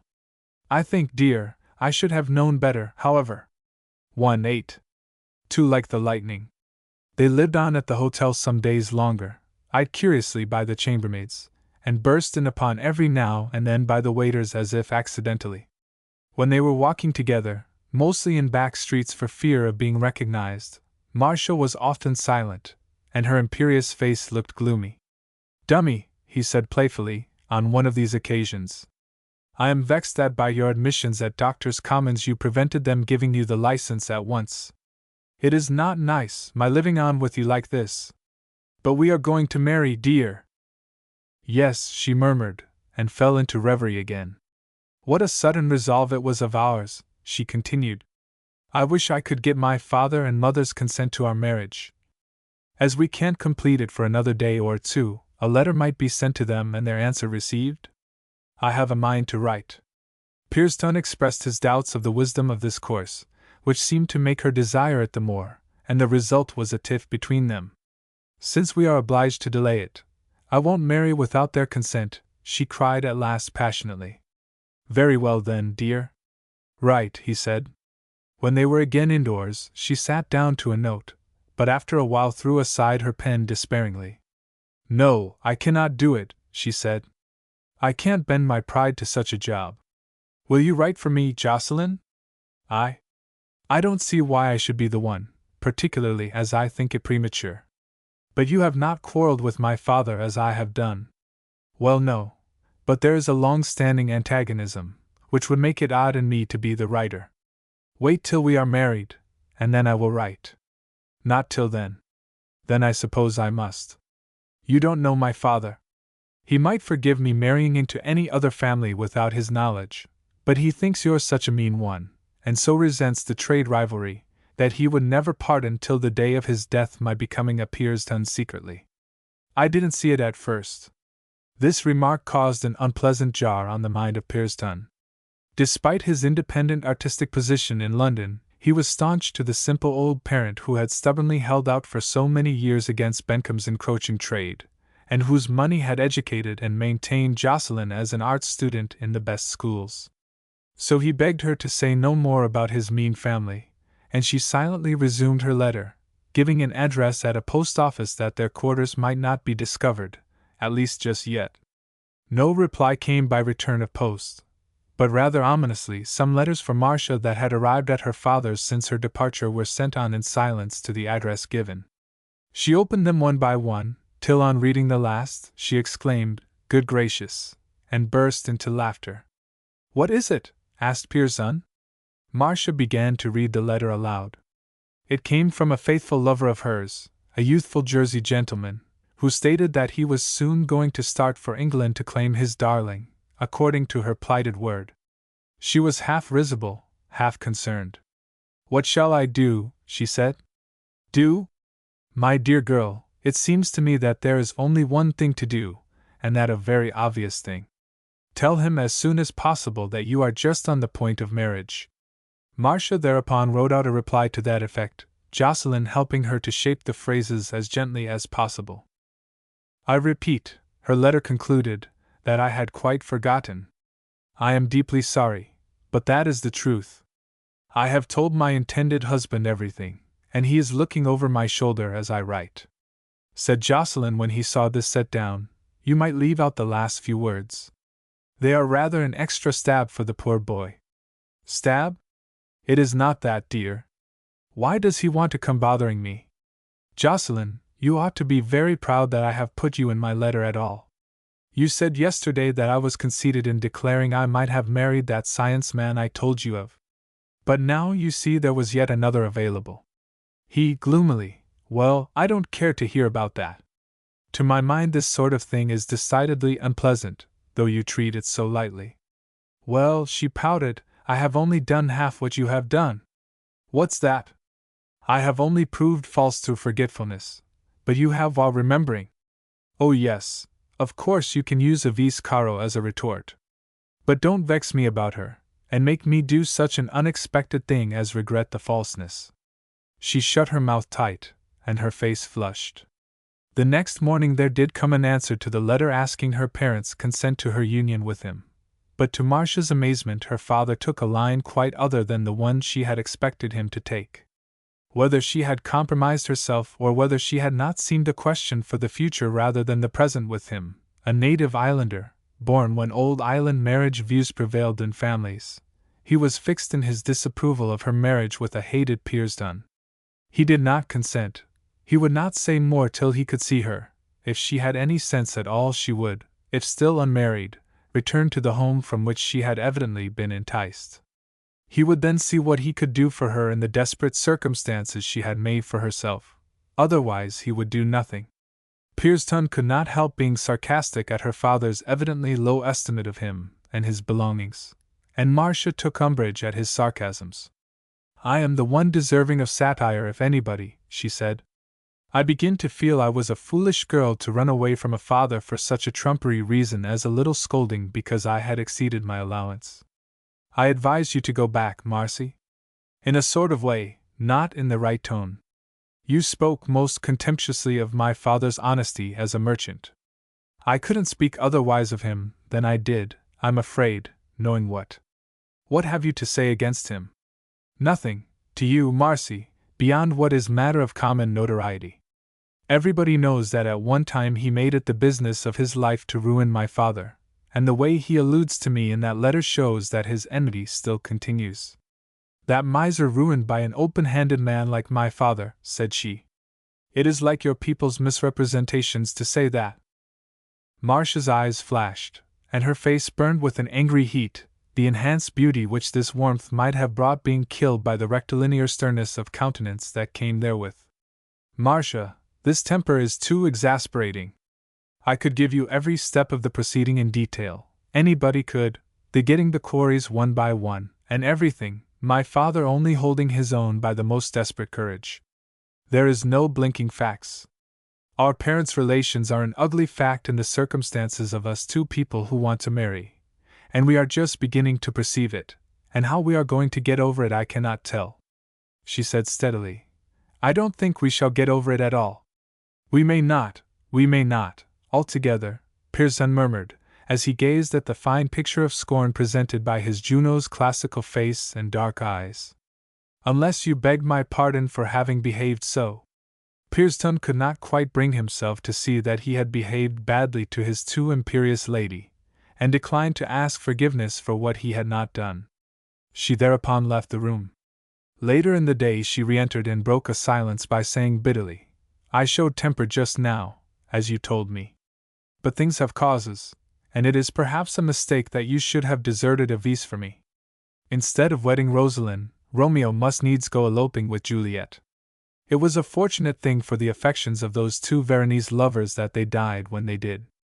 In a short time the enmity of their families would have proved a fruitful source of dissension. Juliet would have gone back to her people, he to his. The subject would have split them as much as it splits us. Pearson laughed a little. But Marcia was painfully serious, as he found at tea time, when she said that since his refusal to beg her pardon she had been thinking over the matter, and had resolved to go to her aunt's after all, at any rate till her father could be induced to agree to their union. Pearson was as chilled by this resolve of hers as he was surprised at her independence in circumstances which usually make women the reverse. But he put no obstacles in her way, and with a kiss strangely cold after their recent ardor, the Romeo of the Freestone Montagues went out of the hotel, to avoid even the appearance of coercing his Juliet of the rival house. When he returned she was gone. A correspondence began between these two hastily pledged ones, and it was carried on in terms of serious reasoning upon their awkward situation on account of the family feud. They saw their recent love as what it was. They saw it with an eye whose calmness, coldness, and it must be added wisdom, did not promise well for their reunion. Their debates were clinched by a final letter from Marcia, sent from no other place than her recently left home in the Isle. She informed him that her father had appeared suddenly at her aunt's, and had induced her to go home with him. She had told her father all the circumstances of their elopement, and what mere accidents had caused it. He had persuaded her on what she had almost been convinced of by their disagreement, that all thought of their marriage should be at least postponed for the present, any awkwardness and even scandal being better than that they should immediately unite themselves for life on the strength of a 2 or 3 days' resultless passion, and be the wretched victims of a situation they could never change. Pearson saw plainly enough that he owed it to her father being a born islander, with all the ancient island notions of matrimony lying underneath his acquired conventions, that the stone merchant did not immediately insist upon the usual remedy for a daughter's precipitancy in such cases, but preferred to await issues. But the young man still thought that Marcia herself, when her temper had quite cooled, and she was more conscious of her real position, would return to him, in spite of the family hostility. There was no social reason against such a step. In birth the pair were about on one plane, and though Marcia's family had gained a start in the accumulation of wealth, and in the beginnings of social distinction, which lent color to the feeling that the advantages of the match would be mainly on one side, Pearson was a sculptor who might rise to fame, so that potentially their marriage could not be considered inauspicious for a woman who, beyond being the probable heiress to a considerable fortune, had no exceptional opportunities. Thus, though disillusioned, he felt bound in honor to remain on call at his London address as long as there was the slightest chance of Marcia's reappearance, or of the arrival of some message requesting him to join her, that they might, after all, go to the altar together. Yet, in the night he seemed to hear sardonic voices, and laughter in the wind at this development of his little romance, and during the slow and colorless days he had to sit and behold the mournful departure of his well-beloved from the form he had lately cherished, till she had almost vanished away. The exact moment of her complete withdrawal Pearson knew not, but not many lines of her were longer discernible in Marcia's remembered contours, nor many sounds of her in Marcia's recalled accents. Their acquaintance, though so fervid, had been too brief for such lingering. There came a time when he learnt, through a trustworthy channel, 2 pieces of news affecting himself. One was the marriage of Elise Caro with her cousin, the other that the Bencombes had started on a tour round the world, which was to include a visit to a relation of Mr. Bencomb's who was a banker in San Francisco. Since retiring from his former large business, the stone merchant had not known what to do with his leisure, and finding that travel benefited his health he had decided to indulge himself thus. Although he was not so informed, Pearson concluded that Marcia had discovered that nothing was likely to happen as a consequence of their elopement, and that she had accompanied her parents. He was more than ever struck with what this signified, her father's obstinate antagonism to her union with one of his blood and name. 1-9. Familiar phenomena in the distance. By degrees Pearson began to trace again the customary lines of his existence, and his profession occupied him much as of old. The next year or two only once brought him tidings, through some residence at his former home, of the movements of the Bencombes. The extended voyage of Marcia's parents had given them quite a zest for other scenes and countries, and it was said that her father, a man still in vigorous health except at brief intervals, was utilizing the outlook which his cosmopolitanism afforded him by investing capital in foreign undertakings. What he had supposed turned out to be true. Marcia was with them. No necessity for joining him had arisen, and thus the separation of himself and his nearly married wife by common consent was likely to be a permanent one. It seemed as if he would scarce ever again discover the carnate dwelling place of the haunting minion of his imagination. Having gone so near to matrimony with Marcia as to apply for a license, he had felt for a long while morally bound to her by the incipient contract, and would not intentionally look about him in search of the vanished ideality. Thus, during the first year of Miss Bencomb's absence, when absolutely bound to keep faith with the elusive one's late incarnation if she should return to claim him, this man of the odd fancy would sometimes tremble at the thought of what would become of his solemn intention if the phantom were suddenly to disclose herself in an unexpected quarter, and seduce him before he was aware. Once or twice he imagined that he saw her in the distance, at the end of a street, on the far sands of a shore, in a window, in a meadow, at the opposite side of a railway station, but he determinately turned on his heel, and walked the other way. During the many uneventful seasons that followed Marcia's stroke of independence, for which he was not without a secret admiration at times, Jocelyn threw into plastic creations that ever-bubbling spring of emotion which, without some conduit into space, will surge upwards and ruin all but the greatest men. It was probably owing to this, certainly not on account of any care or anxiety for such a result, that he was successful in his art, successful by a seemingly sudden spurt, which carried him at one bound over the hindrances of years. He prospered without effort. He was A.R.A. But recognitions of this sort, social distinctions, which he had once coveted so keenly, seemed to have no utility for him now. By the accident of being a bachelor, he was floating in society without any sole anchorage or shrine that he could call his own, and for want of a domestic center round which honors might crystallize, they dispersed impalpably without accumulating and adding weight to his material well-being. He would have gone on working with his chisel with just as much zest if his creations had been doomed to meet no mortal eye but his own. This indifference to the popular reception of his dream figures lent him a curious artistic aplomb that carried him through the gusts of opinion without suffering them to disturb his inherent bias. The study of beauty was his only joy for years onward. In the streets he would observe a face, or a fraction of a face, which seemed to express to a hair's breadth in mutable flesh what he was at that moment wishing to express in durable shape. He would dodge and follow the owner like a detective, in omnibus, in cab, in steamboat, through crowds, into shops, churches, theaters, public houses, and slums, mostly, when at close quarters, to be disappointed for his pains.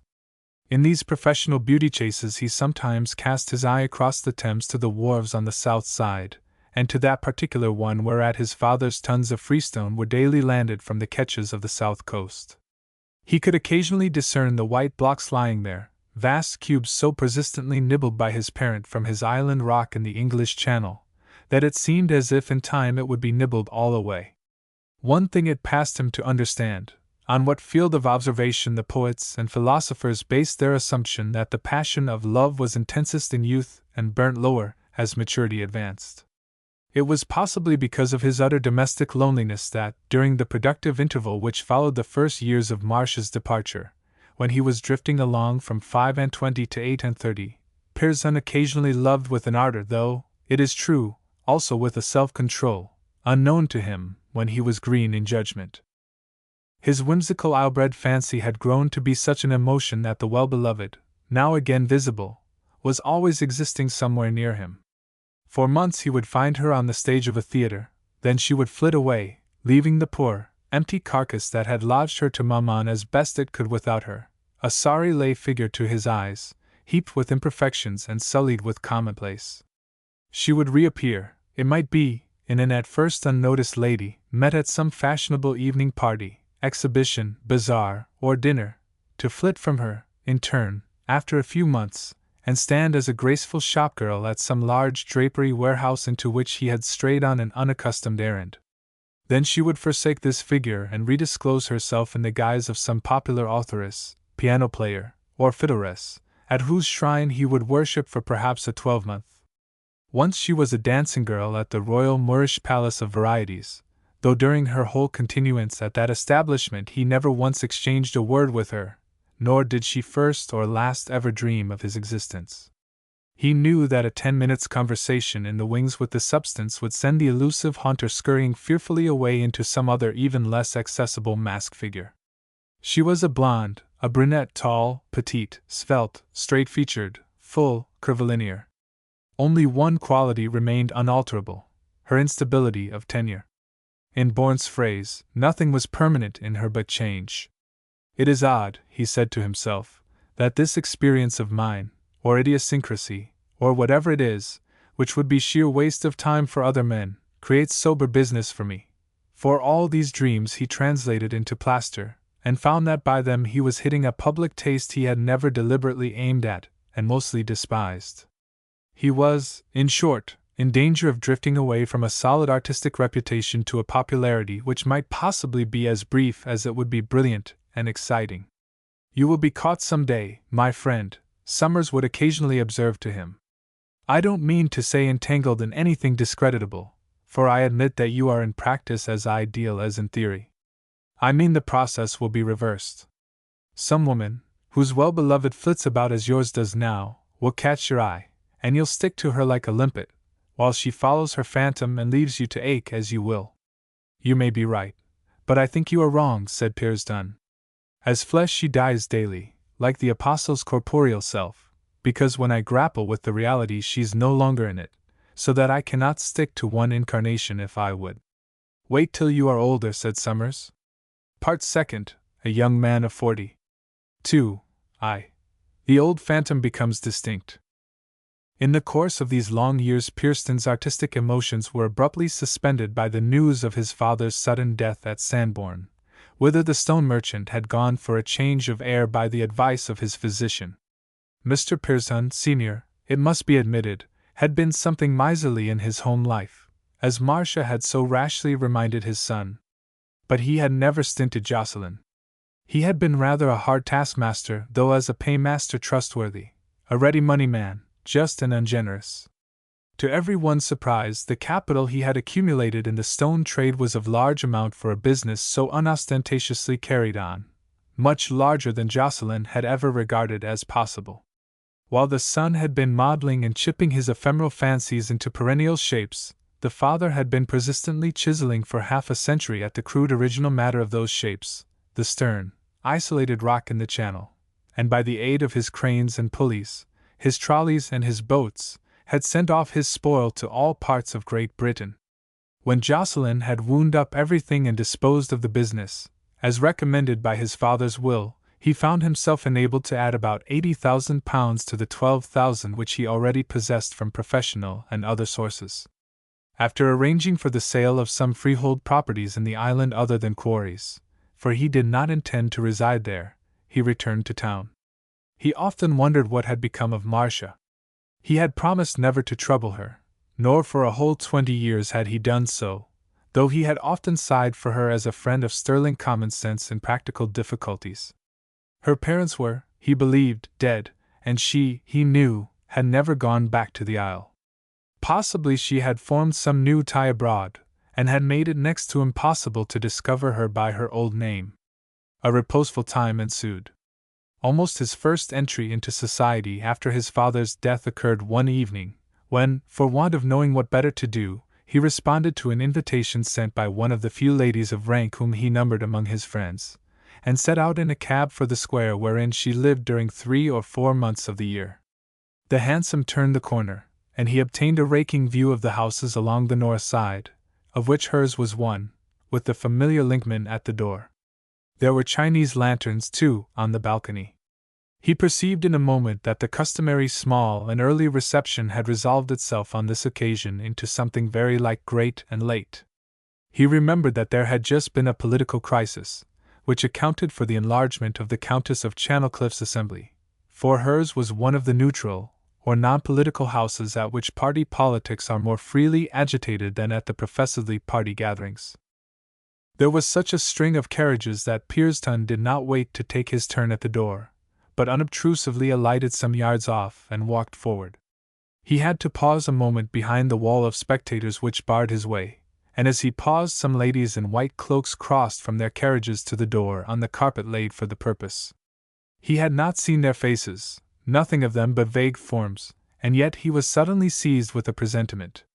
Its gist was that he might be going to re-encounter the well-beloved that night. After her recent long hiding she meant to reappear and intoxicate him. That liquid sparkle of her eye, that lingual music, that turn of the head, how well he knew it all, despite the many superficial changes, and how instantly he would recognize it under whatever complexion, contour, accent, height, or carriage that it might choose to masquerade. Pearson's other conjecture, that the night was to be a lively political one, received confirmation as soon as he reached the hall, where a simmer of excitement was perceptible as surplus or overflow from above down the staircase, a feature which he had always noticed to be present when any climax or sensation had been reached in the world of party and faction. "And where have you been keeping yourself so long, young man?" said his hostess archly, when he had shaken hands with her. Pearson was always regarded as a young man, though he was now about 40. "Oh yes, of course, I remember," she added, looking serious in a moment at thought of his loss. The Countess was a woman with a good-natured manner verging on that oft-claimed feminine quality, humor, and was quickly sympathetic. She then began to tell him of a scandal in the political side to which she nominally belonged, one that had come out of the present crisis, and that, as for herself, she had sworn to abjure politics forever on account of it, so that he was to regard her forthwith as a more neutral householder than ever.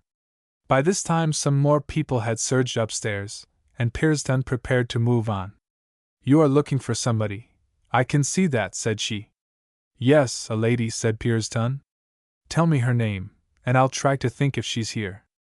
"I cannot, I don't know it," he said. "Indeed? What is she like?" "I cannot describe her, not even her complexion or dress." Lady Channelcliffe looked a pout, as if she thought he were teasing her, and he moved on in the current. The fact was that, for a moment, Pearson fancied he had made the sensational discovery that the one he was in search of lurked in the person of the very hostess he had conversed with, who was charming always, and particularly charming tonight. He was just feeling an incipient consternation at the possibility of such a jade's trick in his beloved, who had once before chosen to embody herself as a married woman, though, happily, at that time with no serious results. However, he felt that he had been mistaken, and that the fancy had been solely owing to the highly charged electric condition in which he had arrived by reason of his recent isolation. The whole set of rooms formed one great utterance of the opinions of the hour. The gods of party were present with their embattled seraphim, but the brilliancy of manner and form in the handling of public questions was only less conspicuous than the paucity of original ideas. No principles of wise government had place in any mind, a blunt and jolly personalism as to the ins and outs animating all. But Jocelyn's interest did not run in this stream.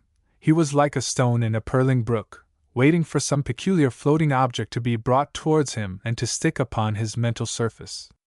Thus, looking for the next new version of the fair figure, he did not consider at the moment, though he had done so at other times, that this presentiment of meeting her was, of all presentiments, just the sort of one to work out its own fulfillment. He looked for her in the knot of persons gathered round a past Prime Minister who was standing in the middle of the largest room discoursing in the genial, almost jovial, manner natural to him at these times. The 2 or 3 ladies forming his audience had been joined by another in black and white, and it was on her that Pearson's attention was directed, as well as the great statesman's, whose first sheer gaze at her, expressing "Who are you?" almost audibly, changed into an interested, listening look as the few words she spoke were uttered. For the minister differed from many of his standing in being extremely careful not to interrupt a timid speaker, giving way in an instant if anybody else began. With him, nobody knew better than himself that all may learn, and his manner was that of an unconceited man who could catch an idea readily, even if he could not undertake to create one. The lady told her little story. Whatever it was, Jocelyn could not hear it. The statesman laughed. Ha ha ha. The lady blushed. Jocelyn, wrought up to a high tension by the aforesaid presentiment that his Shelleyan one shape of many names was about to reappear, paid little heed to the others, watching for a full view of the lady who had won his attention. That lady remained for the present partially screened by her neighbors. A diversion was caused by Lady Channelcliffe bringing up somebody to present to the ex-minister. The ladies got mixed, and Jocelyn lost sight of the one whom he was beginning to suspect as the stealthily returned absentee. He looked for her in a kindly young lady of the house, his hostess's relation, who appeared to more advantage that night than she had ever done before, in a sky-blue dress, which had nothing between it and the fair skin of her neck, lending her an unusually soft and sylph-like aspect. She saw him, and they converged. Her look of "What do you think of me now?" was suggested, he knew, by the thought that the last time they met she had appeared under the disadvantage of morning clothes, on a wet day in a country house, where everybody was cross. "I have some new photographs, and I want you to tell me whether they are good," she said. "Mind you are to tell me truly, and no favor." She produced the pictures from an adjoining drawer, and they sat down together upon an ottoman for the purpose of examination. The portraits, taken by the last fashionable photographer, were very good, and he told her so, but as he spoke and compared them his mind was fixed on something else than the mere judgment. He wondered whether the elusive one were indeed in the frame of this girl. He looked up at her. To his surprise, her mind, too, was on other things bent than on the pictures. Her eyes were glancing away to distant people. She was apparently considering the effect she was producing upon them by this cozy tete-a-tete with Pearsdon, and upon one in particular, a man of 30, of military appearance, whom Pearsdon did not know. Quite convinced now that no phantom belonging to him was contained in the outlines of the present young lady, he could coolly survey her as he responded. They were both doing the same thing. Each was pretending to be deeply interested in what the other was talking about, the attention of the two alike flitting away to other corners of the room even when the very point of their discourse was pending. No, he had not seen her yet. He was not going to see her, apparently, tonight. She was scared away by the twanging political atmosphere. But he still moved on searchingly, hardly heeding certain spectral imps other than Aphroditean, who always haunted these places, and jeeringly pointed out that under the white hair of this or that ribboned old man, with a forehead grown wrinkled over treaties which had swayed the fortunes of Europe, with a voice which had numbered sovereigns among its respectful listeners, might be a heart that would go inside a nutshell. That beneath this or that white rope of pearl and pink bosom might lie the half-lung which had, by hook or by crook, to sustain its possessor above ground till the wedding day. At that moment he encountered his amiable host, and almost simultaneously caught sight of the lady who had at first attracted him, and then had disappeared.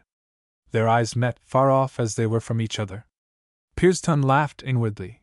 It was only in ticklish excitement as to whether this was to prove a true trouvaille, and with no instinct to mirth, for when under the eyes of his Jill-o'-the-Wisp he was more inclined to palpitate like a sheep in a fair.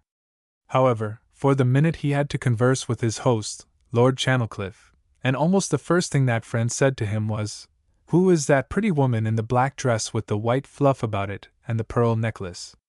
"I don't know," said Jocelyn, with incipient jealousy. "I was just going to ask the same thing." "Oh, we shall find out presently, I suppose." "I dare say my wife knows." They had parted, when a hand came upon his shoulder. Lord Channelcliffe had turned back for an instant. "I find she is the granddaughter of my father's old friend, the last Lord Hengesbury. Her name is Mrs. Pineavon. She lost her husband 2 or 3 years ago, very shortly after their marriage." Lord Channelcliffe became absorbed into some adjoining dignitary of the church, and Pearsdon was left to pursue his quest alone. A young friend of his, the Lady Mabella Buttermead, who appeared in a cloud of muslin and was going on to a ball, had been brought against him by the tide. A warm-hearted, emotional girl was Lady Mabella, who laughed at the humorousness of being alive. She asked him whither he was bent, and he told her. "Oh yes, I know her very well," said Lady Mabella eagerly. "She told me one day that she particularly wished to meet you.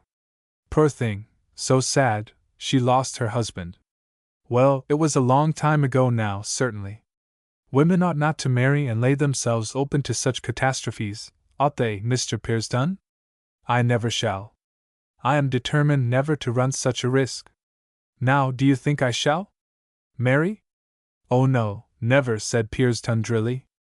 That's very satisfying. But Mabella was scarcely comfortable under his answer, even though jestingly returned, and she added, But sometimes I think I may, just for the fun of it. Now we'll steer across to her, and catch her, and I'll introduce you. But we shall never get to her at this rate. Never, unless we adopt the ugly rush, like the citizens who follow the Lord Mayor's show. They talked, and inched towards the desired one, who, as she discoursed with a neighbor, seemed to be of those seen by the poet in his vision of the golden city of Islam. Their progress was continually checked. Pearson was as he had sometimes seemed to be in a dream, unable to advance towards the object of pursuit unless he could have gathered up his feet into the air.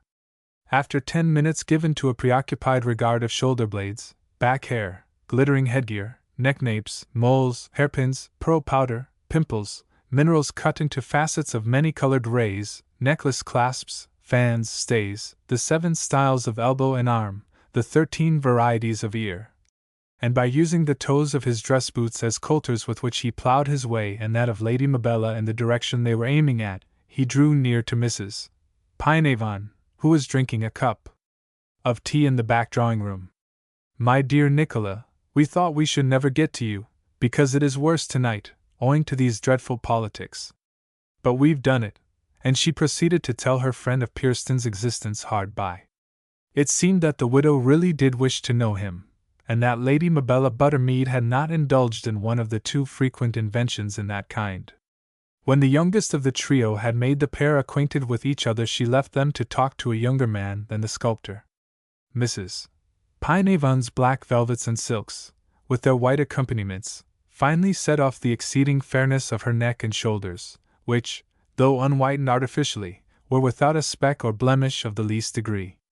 The gentle, thoughtful creature she had looked from a distance she now proved herself to be. She held also sound rather than current opinions on the plastic arts, and was the first intellectual woman he had seen there that night, except 1 or 2 as aforesaid. They soon became well acquainted, and at a pause in their conversation noticed the fresh excitement caused by the arrival of some late comers with more news. The latter had been brought by a rippling, bright-eyed lady in black, who made the men listen to her, whether they would or no. I am glad I am an outsider, said Jocelyn's acquaintance, now seated on a sofa beside which he was standing. I wouldn't be like my cousin, over there, for the world. She thinks her husband will be turned out at the next election, and she's quite wild. Yes, it is mostly the women who are the gamesters, the men only the cards.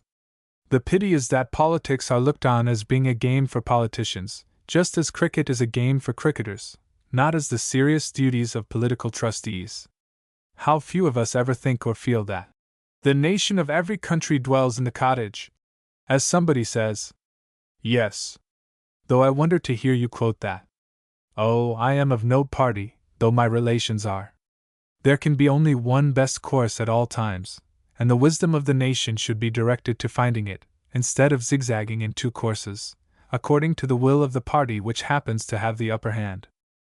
Having started thus, they found no difficulty in agreeing on many points. When Pearson went downstairs from that assembly at 1:45, and passed under the steaming nostrils of an ambassador's horses to a hansom which waited for him against the railing of the square, he had an impression that the beloved had re-emerged from the shadows, without any hint or initiative from him, to whom, indeed, such re-emergence was an unquestionably awkward thing. In this he was aware, however, that though it might be now, as heretofore, the loved who danced before him, it was the goddess behind her who pulled the string of that jumping Jill. He had lately been trying his artist hand again on the DA's form in every conceivable phase and mood. He had become a one-part man, a presenter of her only. But his efforts had resulted in failures. In her implacable vanity she might be punishing him anew for presenting her so deplorably. 2. She draws close and satisfies. He could not forget Mrs. Pynavon's eyes, though he remembered nothing of her other facial details. They were round, inquiring, luminous. How that chestnut hair of hers had shone! It required no tiara to set it off, like that of the dowager he had seen there, who had put £10,000 upon her head to make herself look worse than she would have appeared with the 9-penny muslin cap of a servant woman. Now the question was, ought he to see her again? He had his doubts. But unfortunately for discretion, just when he was coming out of the rooms he had encountered an old lady of 70, his friend Mrs. Bride-Walton, the Honourable Mrs. Bride-Walton, and she had hastily asked him to dinner for the day after the morrow, stating in the honest way he knew so well that she had heard he was out of town, or she would have asked him 2 or 3 weeks ago. Now, of all social things that Pierston liked it was to be asked to dinner offhand, as a stopgap in place of some bishop, earl, or under-secretary who couldn't come, and when the invitation was supplemented by the tidings that the lady who had so impressed him was to be one of the guests, he had promised instantly. At the dinner, he took down Mrs. Pynavon upon his arm and talked to nobody else during the meal. Afterwards they kept apart a while in the drawing-room for form's sake, but eventually gravitated together again, and finished the evening in each other's company. When, shortly after 11, he came away, he felt almost certain that within those luminous grey eyes the one of his eternal fidelity had verily taken lodgings, and for a long lease. But this was not all. At parting he had, almost involuntarily, given her hand a pressure of a peculiar and indescribable kind. A little response from her, like a mere pulsation, of the same sort, told him that the impression she had made upon him was reciprocated. She was, in a word, willing to go on. But was he able? There had not been much harm in the flirtation thus far, but did she know his history, the curse upon his nature, that he was the wandering Jew of the love world, how restlessly ideal his fancies were, how the artist in him had consumed the wooer, how he was in constant dread lest he should wrong some woman twice as good as himself by seeming to mean what he fain would mean but could not, how useless he was likely to be for practical steps towards householding, though he was all the while pining for domestic life. He was now over 40, she was probably 30, and he dared not make unmeaning love with the careless selfishness of a younger man. It was unfair to go further without telling her, even though, hitherto, such explicitness had not been absolutely demanded. He determined to call immediately on the new incarnation. She lived not far from the long, fashionable Hamptonshire Square, and he went thither with expectations of having a highly emotional time, at least. But somehow the very bell-pull seemed cold, although she had so earnestly asked him to come. As the house spoke, so spoke the occupant, much to the astonishment of the sculptor. The doors he passed through seemed as if they had not been opened for a month, and entering the large drawing-room, he beheld, in an armchair, in the far distance, a lady whom he journeyed across the carpet to reach, and ultimately did reach. To be sure it was Mrs. Nicola Pynavon, but frosted over indescribably.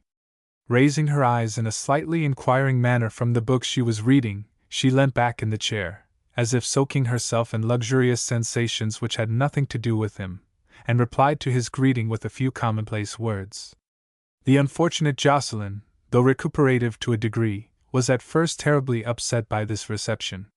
He had distinctly begun to love Nicola, and he felt sick and almost resentful. But happily his affection was incipient as yet, and a sudden sense of the ridiculous in his own position carried him to the verge of risibility during the scene. She signified a chair, and began the critical study of some rings she wore. They talked over the day's news, and then an organ began to grind outside. The tune was a rollicking air he had heard at some music hall, and by way of a diversion, he asked her if she knew the composition. "No, I don't," she replied. "Now I'll tell you all about it," said he gravely. "It is based on a sound old melody called the Jilt's Hornpipe. Just as they turn Madeira into port in the space of a single night, so this old air has been taken and doctored, and twisted about, and brought out as a new popular ditty. Indeed, if you are in the habit of going much to the music halls or the burlesque theaters, yes, you would find this is often done, with excellent effect." She thought a little, and then they went on to talk about her house, which had been newly painted, and decorated with greenish-blue satin up to the height of a person's head, an arrangement that somewhat improved her slightly faded, though still pretty, face, and was helped by the awnings over the windows. Yes, I have had my house some years, she observed complacently, and I like it better every year. Don't you feel lonely in it sometimes? Oh, never! However, before he rose, she grew friendly to some degree, and when he left, just after the arrival of 3 opportune young ladies, she seemed regretful. She asked him to come again, and he thought he would tell the truth. No, I shall not care to come again, he answered, in a tone inaudible to the young ladies. She followed him to the door. What an uncivil thing to say, she murmured in surprise. It is rather uncivil. Goodbye, said Piers Dunn. As a punishment, she did not ring the bell, but left him to find his way out as he could. Now what the devil this means I cannot tell, he said to himself, reflecting stock still for a moment on the stairs. And yet the meaning was staring him in the face. Meanwhile, one of the 3 young ladies had said, what interesting man was that, with his lovely head of hair? I saw him at Lady Chanelcliffe's the other night. Jocelyn Piers Dunn. Oh, Nicola, that is too bad. To let him go in that shabby way, when I would have given anything to know him. I have wanted to know him ever since I found out how much his experiences had dictated his statuary, and I discovered them by seeing in a Jersey paper of the marriage of a person supposed to be his wife, who ran off with him many years ago, don't you know, and then wouldn't marry him, in obedience to some novel social principle she had invented for herself. Oh! Didn't he marry her? Said Mrs. Pynavon, with a start. Why, I heard only yesterday that he did, though they have lived apart ever since. Quite a mistake, said the young lady. How I wish I could run after him. But Jocelyn was receding from the pretty widow's house with long strides. He went out very little during the next few days, but about a week later he kept an engagement to dine with Lady Iris Speedwell, whom he never neglected, because she was the brightest hostess in London. By some accident he arrived rather early. Lady Iris had left the drawing-room for a moment to see that all was right in the dining-room, and when he was shown in there stood alone in the lamplight Nicola Pynavon. She had been the first arrival. He had not in the least expected to meet her there, further than that, in a general sense, at Lady Iris's you expected to meet everybody. She had just come out of the cloakroom, and was so tender and even apologetic that he had not the heart to be other than friendly. As the other guests dropped in, the pair retreated into a shady corner, and she talked beside him till all moved off for the eating and drinking. He had not been appointed to take her across to the dining-room, but at the table found her exactly opposite. She looked very charming between the candles, and then suddenly it dawned upon him that her previous manner must have originated in some false report about Marcia, of whose existence he had not heard for years. Anyhow, he was not disposed to resent an inexplicability in womankind, having found that it usually arose independently of fact, reason, probability, or his own deserts. So he dined on, catching her eyes and the few pretty words she made opportunity to project across the table to him now and then. He was courteously responsive only, but Mrs. Pynavon herself distinctly made advances. He re-admired her, while at the same time her conduct in her own house had been enough to check his confidence, enough even to make him doubt if the well-beloved really resided within those contours, or had ever been more than the most transitory passenger through that interesting and accomplished soul. He was pondering this question, yet growing decidedly moved by the playful pathos of her attitude when, by chance, searching his pocket for his handkerchief, something crackled, and he felt there an unopened letter, which had arrived at the moment he was leaving his house, and he had slipped into his coat to read in the cab as he drove along. Piers Dunn drew it sufficiently forth to observe by the postmark that it came from his natal isle. Having hardly a correspondent in that part of the world now, he began to conjecture on the possible sender. The lady on his right, whom he had brought in, was a leading actress of the town, indeed, of the United Kingdom and America, for that matter, a creature in airy clothing, translucent, like a balsam or sea anemone, without shadows, and in movement as responsive as some highly lubricated, many-wired machine, which, if one presses a particular spring, flies open and reveals its works. The spring in the present case was the artistic commendation she deserved and craved. At this particular moment she was engaged with the man on her own right, a representative of family, who talked positively and hollowly, as if shouting down a vista of 500 years from the feudal past. The lady on Jocelyn's left, wife of a Lord Justice of Appeal, was in like manner talking to her companion on the outer side, so that, for the time, he was left to himself. He took advantage of the opportunity, drew out his letter, and read it as it lay upon his napkin, nobody observing him, so far as he was aware. It came from the wife of one of his father's former workmen, and was concerning her son, whom she begged Jocelyn to recommend as candidate for some post in town that she wished him to fill. But the end of the letter was what arrested him. "You will be sorry to hear, sir, that dear little Avise Caro, as we used to call her in her maiden days, is dead. She married her cousin, if you do mind, and went away from here for a good few years, but was left a widow, and came back a 12-month ago, since when she faltered, and now she is gone. 2-3. She becomes an inaccessible ghost." By imperceptible and slow degrees the scene at the dinner table receded into the background, behind the vivid presentment of Avise Caro, and the old scenes on Alvindilia which were inseparable from her personality. The dining room was real no more, dissolving under the bold stony promontory and the incoming West Sea. The handsome Marchioness in geranium red and diamonds, who was visible to him on his host's right hand opposite, became one of the glowing vermilion sunsets that he had watched so many times over Dead Man's Bay, with the form of Avise in the foreground. Between his eyes and the judge who sat next to Nicola, with a chin so raw that he must have shaved every quarter of an hour during the day, intruded the face of Avise, as she had glanced at him in their last parting. The crannied features of the evergreen society lady, who, if she had been a few years older, would have been as old-fashioned as her daughter, shaped themselves to the dusty quarries of his and Avise's parents, down which he had clambered with Avise hundreds of times. The ivy trailing about the tablecloth, the lights in the tall candlesticks, and the bunches of flowers, were transmuted into the ivies of the cliff-built castle, the tufts of seaweed, and the lighthouses on the isle. The salt airs of the ocean killed the smell of the viands, and instead of the clatter of voices came the monologue of the tide off the Beal. More than all, Nicola Pynavon lost the blooming radiance which she had latterly acquired. She became a woman of his acquaintance with no distinctive traits. She seemed to grow material, a superficies of flesh and bone merely, a person of lines and surfaces. She was a language and living cipher no more. When the ladies had withdrawn it was just the same. The soul of Avise, the only woman he had never loved of those who had loved him, surrounded him like a firmament. Art drew near to him in the person of one of the most distinguished of portrait painters, but there was only one painter for Jocelyn, his own memory.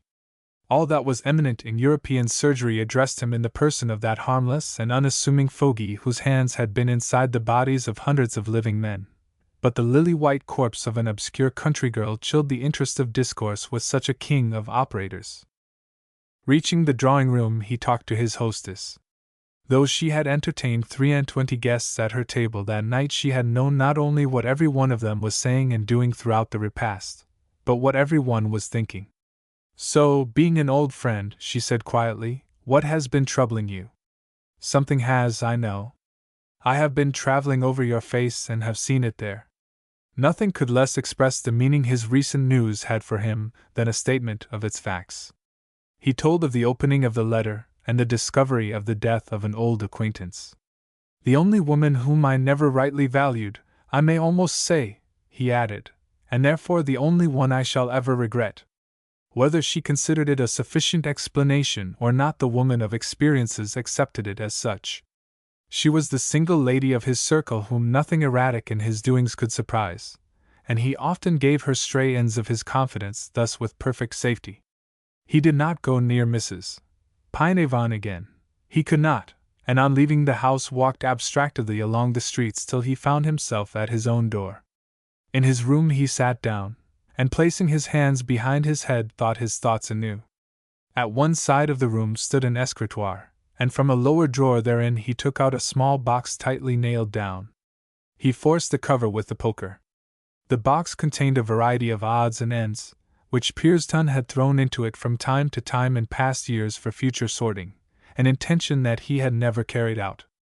From the melancholy mass of papers, faded photographs, seals, diaries, withered flowers, and such like. Jocelyn drew a little portrait, one taken on glass in the primitive days of photography, and framed with tinsel in the commonest way. It was Evie Caro, as she had appeared during the summer month or two which he had spent with her on the island 20 years before this time, her young lips pursed up, her hands meekly folded.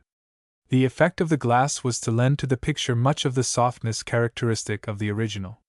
He remembered when it was taken, during one afternoon they had spent together at a neighboring watering place, when he had suggested her sitting to a touting artist on the sands, there being nothing else for them to do.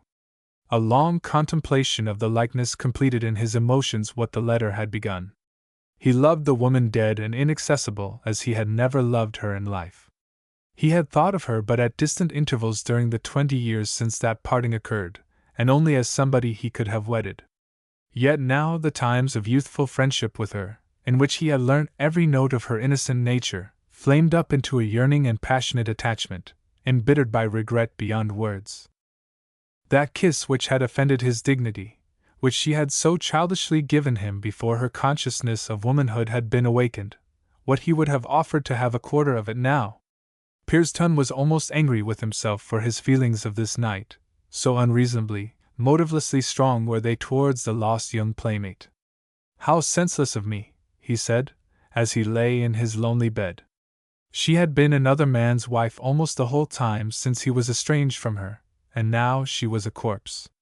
Yet the absurdity did not make his grief the less, and the consciousness of the intrinsic, almost radiant, purity of this new-sprung affection for a flown spirit forbade him to check it. The flesh was absent altogether. It was love rarefied and refined to its highest adder. He had felt nothing like it before. The next afternoon he went down to the club, not his large club, where the men hardly spoke to each other, but the homely one where they told stories of an afternoon, and were not ashamed to confess among themselves to personal weaknesses and follies, knowing well that such secrets would go no further. But he could not tell this. So volatile and intangible was the story that to convey it in words would have been as hard as to cage a perfume. They observed his altered manner, and said he was in love. Pierston admitted that he was, and there it ended. When he reached home he looked out of his bedroom window, and began to consider in what direction from where he stood that darling little figure lay. It was straight across there, under the young pale moon. The symbol signified well. The divinity of the silver bow was not more excellently pure than she, the lost, had been. Under that moon was the island of ancient slingers, and on the island a house, framed from mullions to chimney-top like the isle itself, of stone. Inside the window, the moonlight irradiating her winding sheet, lay Evie, reached only by the faint noises inherent in the isle, the tink-tink of the chisels in the quarries, the surging of the tides in the bay, and the muffled grumbling of the currents in the never-pacified race. He began to divine the truth.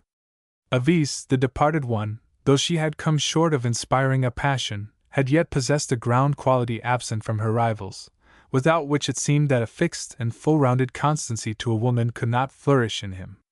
Like his own, her family had been islanders for centuries, from Norman, Anglian, Roman, Balearic British times.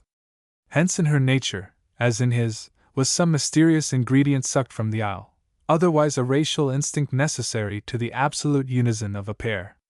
Thus, though he might never love a woman of the island race, for lack in her of the desired refinement, he could not love long a Kimberlin, a woman other than of the island race, for her lack of this groundwork of character. Such was Pierston's view of things. Another fancy of his, an artist's superstition merely, may be mentioned. The Caros, like some other local families, suggested a Roman lineage, more or less grafted on the stock of the Slingers. Their features recalled those of the Italian peasantry to any one as familiar as he was with them, and there were evidences that the Roman colonists had been populous and long abiding in and near this corner of Britain. Tradition urged that a temple to Venus once stood at the top of the Roman road leading up into the isle, and possibly one to the love goddess of the Slingers antedated this. What so natural as that the true star of his soul would be found nowhere but in one of the old island breed? After dinner his old friend Summers came in to smoke, and when they had talked a little while Summers alluded casually to some place at which they would meet on the morrow. "I shan't be there," said Pierston. "But you promised?" "Yes. But I shall be at the island, looking at a dead woman's grave." As he spoke, his eyes turned, and remained fixed on a table near. Summers followed the direction of his glance to a photograph on a stand. "Is that she?" he asked. "Yes." "Rather a bygone affair, then?" Pierston acknowledged it. "She's the only sweetheart I ever slighted, Alfred," he said. "Because she's the only one I ought to have cared for. That's just the fool I have always been. But if she's dead and buried, you can go to her grave at any time as well as now, to keep up the sentiment. I don't know that she's buried. But tomorrow, the Academy night. Of all days, why go then?" "I don't care about the Academy. Pierston, you are our only inspired sculptor. You are our Praxiteles, or rather our Lysippus.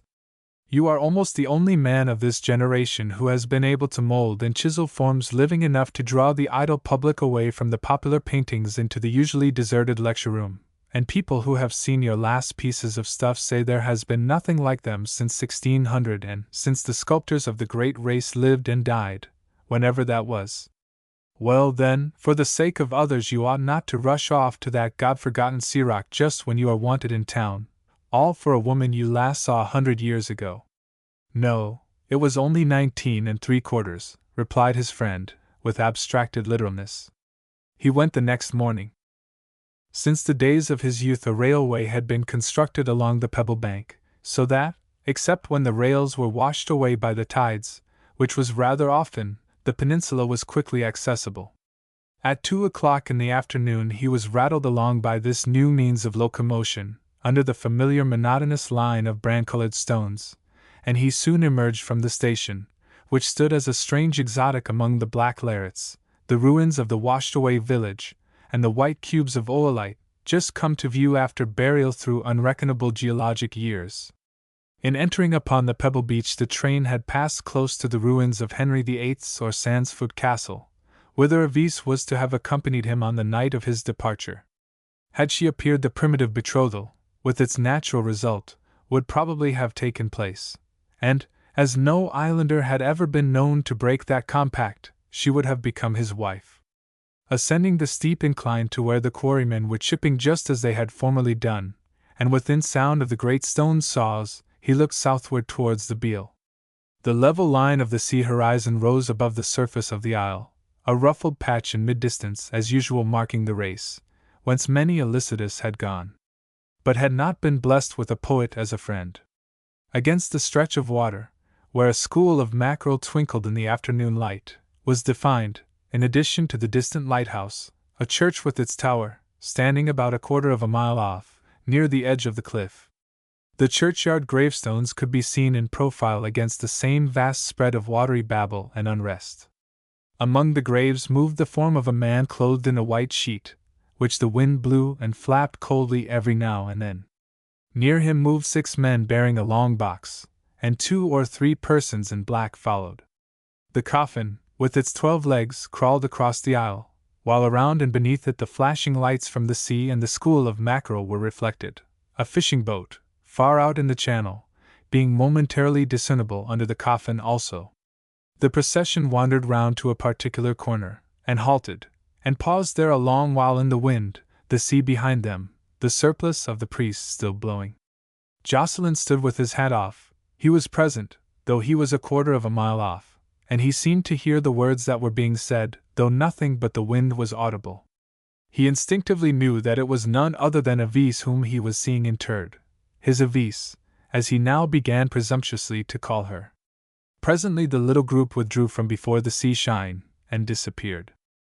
He felt himself unable to go further in that direction, and turning aside went aimlessly across the open land, visiting the various spots that he had formerly visited with her.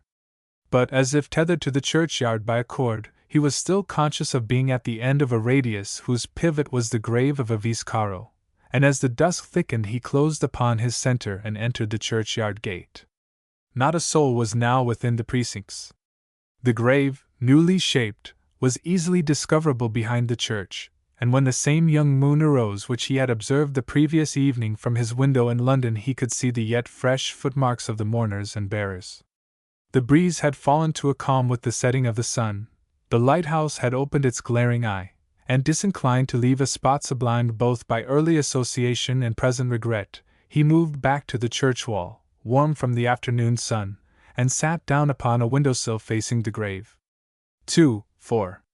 She threatens to resume corporeal substance. The lispings of the sea beneath the cliffs were all the sounds that reached him, for the quarries were silent now. How long he sat here lonely and thinking he did not know. Neither did he know, though he felt drowsy, whether in expectant sadness, that gentle soporific, lulled him into a short sleep, so that he lost count of time and consciousness of incident. But during some minute or minutes he seemed to see Avis Caro herself, bending over and then withdrawing from her grave in the light of the moon. She seemed not a year older, not a digit less slender, not a line more angular than when he had parted from her 20 years earlier, in the lane hard by. A renascent reasoning on the impossibility of such a phenomenon as this being more than a dream fancy roused him with a start from his heaviness. "I must have been asleep," he said. Yet she had seemed so real.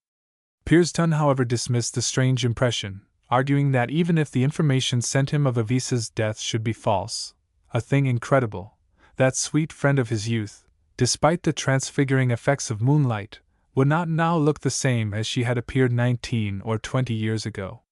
Were what he saw substantial flesh, it must have been some other person than Avis Caro. Having satisfied his sentiment by coming to the graveside, there was nothing more for him to do in the island, and he decided to return to London that night. But some time remaining still on his hands, Jocelyn by a natural instinct turned his feet in the direction of East Quarriers, the village of his birth and of hers. Passing the market square, he pursued the arm of road to Sylvania Castle, a private mansion of comparatively modern date, in whose grounds stood the single plantation of trees of which the Isle could boast. The cottages extended close to the walls of the enclosure, and one of the last of these dwellings had been Avisa's, in which, as it was her freehold, she possibly had died. To reach it he passed the gates of Sylvania, and observed above the lawn wall a board announcing that the house was to be let furnished. A few steps further revealed the cottage, which, with its quaint and massive stone features of 2 or 3 centuries' antiquity, was capable even now of longer resistance to the rasp of time than ordinary new erections. His attention was drawn to the window, still unblind, though a lamp lit the room. He stepped back against the wall opposite, and gazed in. At a table covered with a white cloth a young woman stood putting tea things away into a corner cupboard. She was in all respects the Avis he had lost, the girl he had seen in the churchyard and had fancied to be the illusion of a dream. And though there was this time no doubt about her reality, the isolation of her position in the silent house lent her a curiously startling aspect. Divining the explanation, he waited for footsteps, and in a few moments a quarryman passed him on his journey home. Pearson inquired of the man concerning the spectacle. "Oh yes, sir, that's poor Mrs. Caro's only daughter, and it must be lonely for her there tonight, poor maid." "Yes, good now, she's the very daps of her mother, that's what everybody says."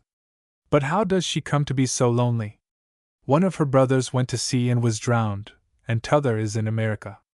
"They were quarry owners at one time?"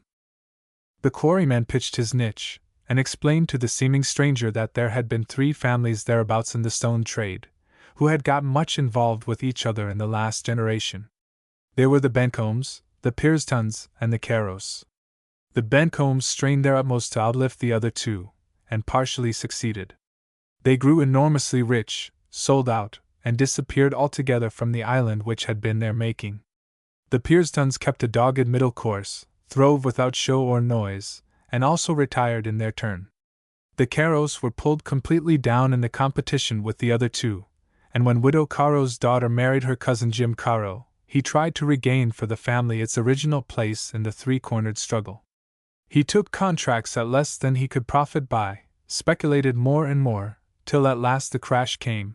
He was sold up, went away, and later on came back to live in this little cottage, which was his wife's by inheritance. There he remained till his death, and now his widow was gone. Hardships had helped on her end. The quarryman proceeded on his way, and Pearson, deeply remorseful, knocked at the door of the minute freehold. The girl herself opened it, lamp in hand. "Avis," he said tenderly, "Avis Caro, even now unable to get over the strange feeling that he was 20 years younger, addressing Avis the Forsaken. "And, sir," said she, your name is not the same as your mother's. My second name is. And my surname. Poor mother married her cousin. As everybody does here. Well, and or otherwise, you are Avis to me. And you have lost her now?" "I have, sir." She spoke in the very same sweet voice that he had listened to a score of years before, and bent eyes of the same familiar hazel inquiringly upon him. "I knew your mother at one time," he said, "and learning of her death and burial I took the liberty of calling upon you. You will forgive a stranger doing that?" "Yes," she said dispassionately, and glancing round the room. "This was mother's own house, and now it is mine. I am sorry not to be in mourning on the night of her funeral, but I have just been to put some flowers on her grave, and I took it off afore going that the damp mid-not spoil the crape. You see, she was bad a long time, and I have to be careful, and do washing and ironing for a living." She hurt her side with wringing up the large sheets she had to wash for the castle folks here. "I hope you won't hurt yourself doing it, my dear." "Oh no, that I shan't. There's Char Woolat, and Sammy Scribbin, and Ted Gibbsy, and lots o' young chaps. They'll ring anything for me if they happen to come along. But I can hardly trust them." Sam Scribbin t'other day twisted a linen tablecloth into two pieces, for all the world as if it had been a pipe light. They never know when to stop in their ringing. The voice truly was his Avisa's, but Avis II was clearly more matter-of-fact, unreflecting, less cultivated than her mother had been. This Avis would never recite poetry from any platform, local or other, with enthusiastic appreciation of its fire. There was a disappointment in his recognition of this, yet she touched him as few had done. He could not bear to go away. "How old are you?" he asked.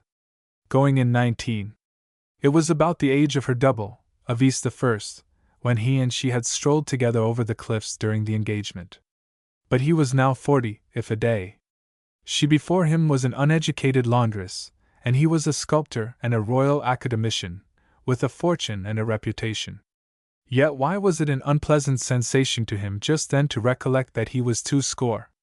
He could find no further excuse for remaining, and having still half an hour to spare he went round by the road to the other or west side of the last century's Sylvania Castle, and came to the furthest house out there on the cliff.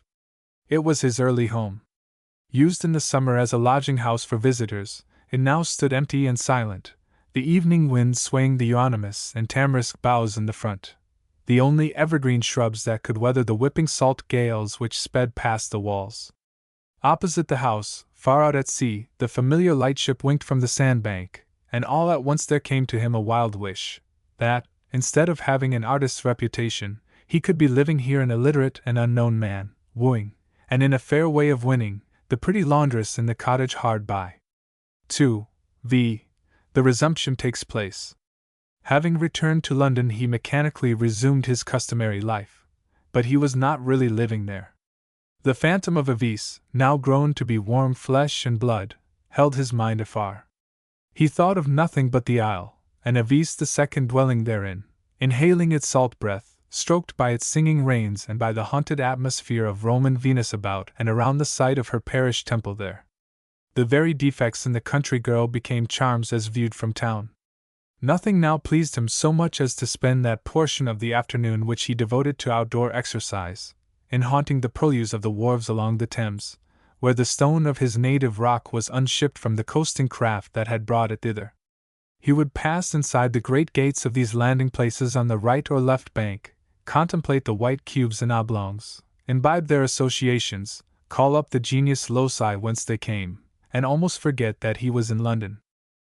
One afternoon he was walking away from the mud-splashed entrance to one of the wharves, when his attention was drawn to a female form on the opposite side of the way, going towards the spot he had just left. She was somewhat small, slight, and graceful. Her attire alone would have been enough to attract him, being simple and countrified to picturesqueness, but he was more than attracted by her strong resemblance to Avis Caro the younger, and Avis, as she had said she was called. Before she had receded 100 yards he felt certain that it was Avis indeed, and his unifying mood of the afternoon was now so intense that the lost and the found Avise seemed essentially the same person. Their external likeness to each other, probably owing to the cousinship between the elder and her husband, went far to nourish the fantasy. He hastily turned and rediscovered the girl among the pedestrians. She kept on her way to the wharf, where, looking inquiringly around her for a few seconds, with the manner of one unaccustomed to the locality, she opened the gate and disappeared. Pierston also went up to the gate and entered. She had crossed to the landing place, beyond which a lumpy craft lay moored. Drawing nearer, he discovered her to be engaged in conversation with the skipper and an elderly woman, both come straight from the Oolitic Isle, as was apparent in a moment from their accent. Pierston felt no hesitation in making himself known as a native, the ruptured engagement between Avise's mother and himself 20 years before having been known to few or none now living. The present embodiment of Avise recognized him, and with the artless candor of her race and years explained the situation, though that was rather his duty as an intruder than hers. "This is Captain Kibbs, sir, a distant relation of father's," she said. "And this is Mrs. Kibbs. We've come up from the island Wyan just for a trip, and are going to sail back Wyan Wednesday." "Oh, I see. And where are you staying?" "Here, on board." "What, you live on board entirely?" "Yes." "Lord, sir," broke in Mrs. Kibbs, "I should be afeard o' my life to tine my eyes among these here Kimberlands at night time, and even by day, if so be I venture into the streets. I nahen forget how many turnings to the right and to the left 'tis to get back to Job's vessel. Do I, Job?" The skipper nodded confirmation. "You are safer ashore than afloat," said Pierston, "especially in the channel, with these winds and those heavy blocks of stone." "Well," said Captain Kibbs, after privately clearing something from his mouth, "as to the winds, there isn't much danger in them at this time o' year. 'Tis the ocean-bound steamers that make the risk to craft like ours. If you happen to be in their course, under you go, cut clane in 2 pieces, and they never lying to haul in your carcasses, and nobody to tell the tale." Pierston turned to Avise, wanting to say much to her, yet not knowing what to say. He lamely remarked at last, "You go back the same way, Avise?" "Yes, sir." "Well, take care of yourself afloat." "Oh, yes." "I hope I may see you again soon, and talk to you." "I hope so, sir." He could not get further, and after a while Pierston left them, and went away thinking of Avise more than ever. The next day he mentally timed them down the river, allowing for the pause to take in ballast, and on the Wednesday pictured the sail down the open sea. That night he thought of the little craft under the bows of the huge steam vessels, powerless to make itself seen or heard, and Avise, now growing inexpressibly dear, sleeping in her little berth at the mercy of 1,000 chance catastrophes. Honest perception had told him that this Avise, fairer than her mother in face and form, was her inferior in soul and understanding. Yet the fervor which the first could never kindle in him was, almost to his alarm, burning up now. He began to have misgivings as to some queer trick that his migratory beloved was about to play him, or rather the capricious divinity behind that ideal lady. A gigantic satire upon the mutations of his nymph during the past 20 years seemed looming in the distance. A forsaking of the accomplished and well-connected Mrs. Pineavon for the little laundress, under the traction of some mystic magnet which had nothing to do with reason, surely that was the form of the satire. But it was recklessly pleasant to leave the suspicion unrecognized as yet, and follow the lead. In thinking how best to do this, Pierston recollected that, as was customary when the summertime approached, Sylvania Castle had been advertised for letting furnished. A solitary dreamer like himself, whose wants all lay in an artistic and ideal direction, did not require such gaunt accommodation as the aforesaid residence offered, but the spot was all, and the expenses of a few months of tenancy therein he could well afford. A letter to the agent was dispatched that night, and in a few days Jocelyn found himself the temporary possessor of a place which he had never seen the inside of since his childhood, and had then deemed the abode of unpleasant ghosts. 2:6. The past shines in the present. It was the evening of Pierston's arrival at Sylvania Castle, a dignified manor house in a nook by the cliffs, with modern castellations and battlements, and he had walked through the rooms, about the lawn, and into the surrounding plantation of elms, which on this island of treeless rock lent a unique character to the enclosure. In name, nature, and accessories, the property within the girdling wall formed a complete antithesis to everything in its precincts. To find other trees between Pebblebank and Beale, it was necessary to recede a little in time, to dig down to a loose stratum of the underlying stonebeds, where a forest of conifers lay as petrifactions, their heads all in one direction, as blown down by a gale in the secondary geologic epoch. Dusk had closed in, and he now proceeded with what was, after all, the real business of his sojourn. The two servants who had been left to take care of the house were in their own quarters, and he went out unobserved. Crossing a hollow overhung by the budding boughs, he approached an empty garden house of Elizabethan design, which stood on the outer wall of the grounds, and commanded by a window the fronts of the nearest cottages. Among them was the home of the resuscitated Avis. He had chosen this moment for his outlook through knowing that the villagers were in no hurry to pull down their blinds at nightfall. And, as he had divined, the inside of the young woman's living room was visible to him as formerly, illuminated by the rays of its own lamp. A subdued thumping came every now and then from the apartment. She was ironing linen on a flannel tablecloth, a row of such apparel hanging on a clothes horse by the fire. Her face had been pale when he encountered her, but now it was warm and pink with her exertions and the heat of the stove. Yet it was in perfect and passionless repose, which imparted a Minerva cast to the profile. When she glanced up, her lineaments seemed to have all the soul and heart that had characterized her mother's, and had been with her a true index of the spirit within. Could it be possible that in this case the manifestation was fictitious? He had met with many such examples of hereditary persistence without the qualities signified by the traits. He unconsciously hoped that it was at least not entirely so here. The room was less furnished than when he had last beheld it. The beaufet, or double corner cupboard, where the china was formerly kept, had disappeared, its place being taken by a plain board. The tall old clock, with its ancient oak carcass, arched brow, and humorous mouth, was also not to be seen, a cheap, white-dialed specimen doing its work. What these displacements might betoken saddened his humanity less than it cheered his primitive instinct in pointing out how her necessities might bring them together. Having fixed his residence near her for some lengthy time, he felt in no hurry to obtrude his presence just now, and went indoors. That this girl's frame was doomed to be a real embodiment of that old and seductive one, that protean dream creature, who had never seen fit to irradiate the mother's image till it became a mere memory after dissolution, he doubted less every moment. There was an uneasiness in recognizing such. There was something abnormal in his present proclivity.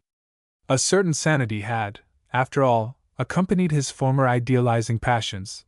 The beloved had seldom informed a personality which, while enrapturing his soul, simultaneously shocked his intellect. A change, perhaps, had come. It was a fine morning on the morrow.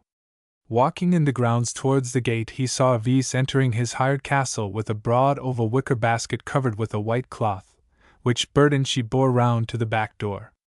Of course, she washed for his own household. He had not thought of that. In the morning sunlight she appeared rather as a sylph than as a washerwoman, and he could not but think that the slightness of her figure was as ill adapted to this occupation as her mother's had been.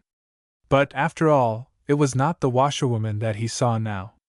In front of her, on the surface of her, was shining out that more real, more interpenetrating being whom he knew so well. The occupation of the subserving minion, the blemishes of the temporary creature who formed the background, were of the same account in the presentation of the indispensable one as the supporting posts and framework in a pyrotechnic display. She left the house and went homeward by a path of which he was not aware, having probably changed her course because she had seen him standing there. It meant nothing, for she had hardly become acquainted with him, yet that she should have avoided him was a new experience. He had no opportunity for a further study of her by distant observation, and hit upon a pretext for bringing her face to face with him. He found fault with his linen, and directed that the laundress should be sent for. "She is rather young, poor little thing," said the housemaid apologetically. "But since her mother's death she has enough to do to keep above water, and we make shift with her. But I'll tell her, sir. I will see her myself." Send her in when she comes, said Piers Dunn. One morning, accordingly, when he was answering a spiteful criticism of a late work of his, he was told that she waited his pleasure in the hall. He went out. About the washing, said the sculptor stiffly. I am a very particular person, and I wish no preparation of lime to be used. I didn't know folks used it, replied the maiden, in a scared and reserved tone, without looking at him.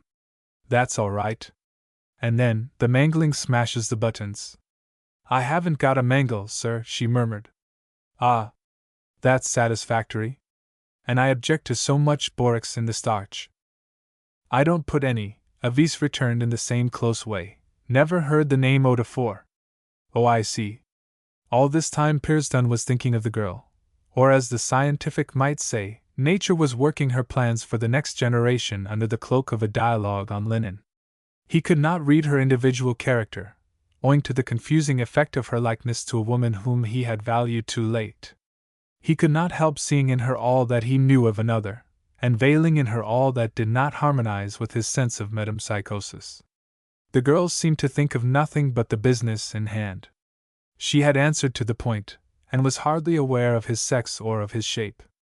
I knew your mother, Avis, he said. You remember my telling you so? Yes. Well, I have taken this house for 2 or 3 months, and you will be very useful to me. You still live just outside the wall? Yes, sir, said the self-contained girl. Demurely and dispassionately she turned to leave, this pretty creature with features so still. There was something strange in seeing move off thus that form which he knew passing well, she who was once so throbbingly alive to his presence that, not many yards from this spot, she had flung her arms round him and given him a kiss which, despised in its freshness, had revived in him latterly as the dearest kiss of all his life. And now this daps of her mother, as they called her in the dialect here, this perfect copy, why did she turn away? Your mother was a refined and well-informed woman, I think I remember? She was, sir, everybody said so. I hope you resemble her. She archly shook her head, and drew warily away. Oh! One thing more, Avis. I have not brought much linen, so you must come to the house every day. Very good, sir. You won't forget that? Oh no. Then he let her go. He was a town man, and she an artless islander, yet he had opened himself out, like a sea anemone, without disturbing the epiderm of her nature. It was monstrous that a maiden who had assumed the personality of her of his tenderest memory should be so impervious. Perhaps it was he who was wanting. Avis might be passion masking as indifference, because he was so many years older in outward show. This brought him to the root of it. In his heart he was not a day older than when he had wooed the mother at the daughter's present age. His record moved on with the years, his sentiments stood still. When he beheld those of his fellows who were defined as buffers and fogies, imperturbable, matter-of-fact, slightly ridiculous beings, past masters in the art of populating homes, schools, and colleges, and present adepts in the science of giving away brides, how he envied them, assuming them to feel as they appeared to feel, with their commerce and their politics, their glasses and their pipes. They had got past the distracting currents of passionateness, and were in the calm waters of middle-aged philosophy. But he, their contemporary, was tossed like a cork hither and thither upon the crest of every fancy, precisely as he had been tossed when he was half his present age, with the burden now of double pain to himself and his growing vision of all as vanity. Avis had gone, and he saw her no more that day. Since he could not again call upon her, she was as inaccessible as if she had entered the military citadel on the hilltop beyond them.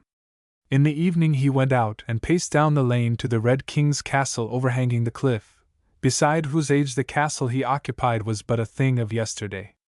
Below the castle precipice lay enormous blocks, which had fallen from it, and several of them were carved over with names and initials.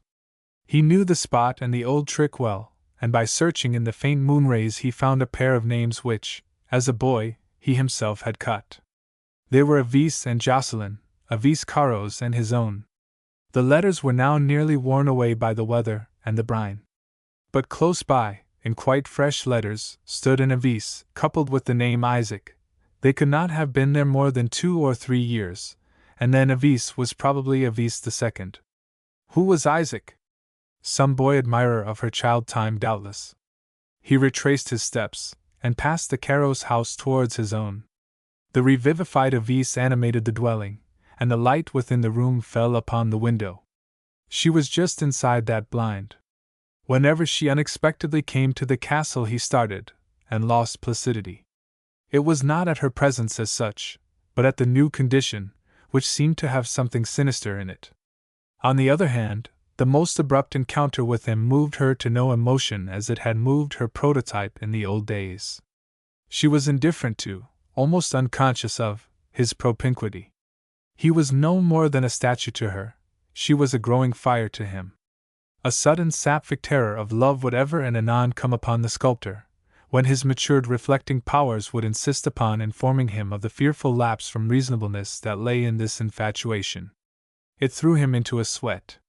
What if now, at last, he were doomed to do penance for his past emotional wanderings, in a material sense, by being chained in fatal fidelity to an object that his intellect despised? One night he dreamt that he saw dimly masking behind that young countenance the weaver of wiles herself, with all her subtle face laughing aloud. However, the well-beloved was alive again, had been lost and was found. He was amazed at the change of front in himself. She had worn the guise of strange women, she had been a woman of every class, from the dignified daughter of some ecclesiastic or peer to a Nubian Amma with her handkerchief, undulating to the beats of the tom-tom. But all these embodiments had been endowed with a certain smartness, either of the flesh or spirit, some with wit, a few with talent, and even genius. But the new impersonation had apparently nothing beyond sex and prettiness. She knew not how to sport a fan or handkerchief, hardly how to pull on a glove. But her limited life was innocent, and that went far. Poor little Avise! Her mother's image, there it all lay. After all, her parentage was as good as his own. It was misfortune that had sent her down to this. Odd as it seemed to him, her limitations were largely what he loved her for. Her rejuvenating power over him had ineffable charm. He felt as he had felt when standing beside her predecessor. But alas! He was 20 years further on towards the shade. 2:7. The new becomes established. A few mornings later he was looking through an upper back window over a screened part of the garden. The door beneath him opened, and a figure appeared tripping forth. She went round out of sight to where the gardener was at work, and presently returned with a bunch of green stuff fluttering in each hand. It was Avise, her dark hair now braided up snugly under a cap. She sailed on with a rapt and unconscious face, her thoughts 1,000 removes from him. How she had suddenly come to be an inmate of his own house he could not understand, till he recalled the fact that he had given the castle servants a whole holiday to attend a review of the yeomanry in the watering place over the bay, on their stating that they could provide a temporary substitute to stay in the house. They had evidently called in Avise. To his great pleasure he discovered their opinion of his requirements to be such a mean one that they had called in no one else. The spirit, as she seemed to him, brought his lunch into the room where he was writing, and he beheld her uncover it. She went to the window to adjust a blind which had slipped, and he had a good view of her profile. It was not unlike that of one of the three goddesses in Rubens's Judgment of Paris, and in contour was nigh perfection. But it was in her full face that the vision of her mother was most apparent. "Did you cook all this, Avise?" he asked, arousing himself. She turned and half smiled, merely murmuring, "Yes, sir." Well, he knew the arrangement of those white teeth. In the junction of two of the upper ones there was a slight irregularity. No stranger would have noticed it, nor would he, but that he knew of the same mark in her mother's mouth, and looked for it here. Till Avise II had revealed it this moment by her smile, he had never beheld that mark since the parting from Avise I, when she had smiled under his kiss as the copy had done now. Next morning, when dressing, he heard her through the rickety floor of the building engaged in conversation with the other servants. Having by this time regularly installed herself as the exponent of the long pursued, as one who, by no initiative of his own, had been chosen by some superior power as the vehicle of her next debut, she attracted him by the cadences of her voice. She would suddenly drop it to a rich whisper of roguishness, when the slight rural monotony of its narrative speech disappeared, and soul and heart, or what seemed soul and heart, resounded. The charm lay in the intervals, using that word in its musical sense. She would say a few syllables in one note, and end her sentence in a soft modulation upwards, then downwards, then into her own note again. The curve of sound was as artistic as any line of beauty ever struck by his pencil, as satisfying as the curves of her who was the world's desire. The subject of her discourse he cared nothing about. It was no more his interest than his concern. He took special pains that in catching her voice he might not comprehend her words. To the tones he had a right, none to the articulations. By degrees he could not exist long without this sound. On Sunday evening he found that she went to church. He followed behind her over the open road, keeping his eye on the little hat with its bunch of cock's feathers as on a star. When she had passed and Pierston observed her position and took a seat behind her. Engaged in the study of her ear and the nape of her white neck, he suddenly became aware of the presence of a lady still further ahead in the aisle, whose attire, though of black materials in the quietest form, was of a cut which rather suggested London than this Ultima Thule. For the minute he forgot, in his curiosity, that Avise intervened. The lady turned her head somewhat, and though she was veiled with unusual thickness for the season, he seemed to recognize Nicola Pynavon in the form. Why should Mrs. Pynavon be there? Pierston asked himself, if it should, indeed, be she. The end of the service saw his attention again concentrated on Avise to such a degree that at the critical moment of moving out he forgot the mysterious lady in front of her, and found that she had left the church by the side door. Supposing it to have been Mrs. Pynavon, she would probably be discovered staying at one of the hotels at the watering place over the bay, and to have come along the pebble bank to the island as so many did, for an evening drive. For the present, however, the explanation was not forthcoming, and he did not seek it. When he emerged from the church the great placid eye of the lighthouse at the Beale Point was open, and he moved thitherward a few steps to escape Nicola, or her double, and the rest of the congregation. Turning at length, he hastened homeward along the now deserted trackway, intending to overtake the revitalized Avise. But he could see nothing of her, and concluded that she had walked too fast for him. Arrived at his own gate he paused a moment, and perceived that Avise's little freehold was still in darkness. She had not come. He retraced his steps, but could not find her, the only persons on the road being a man and his wife, as he knew them to be though he could not see them, from the words of the man. "If you had not already married me, you'd cut my acquaintance." That's a pretty thing for a wife to say. The remark struck his ear unpleasantly, and by he went back again.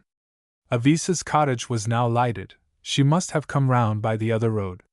Satisfied that she was safely domiciled for the night, he opened the gate of Sylvania Castle and retired to his room also.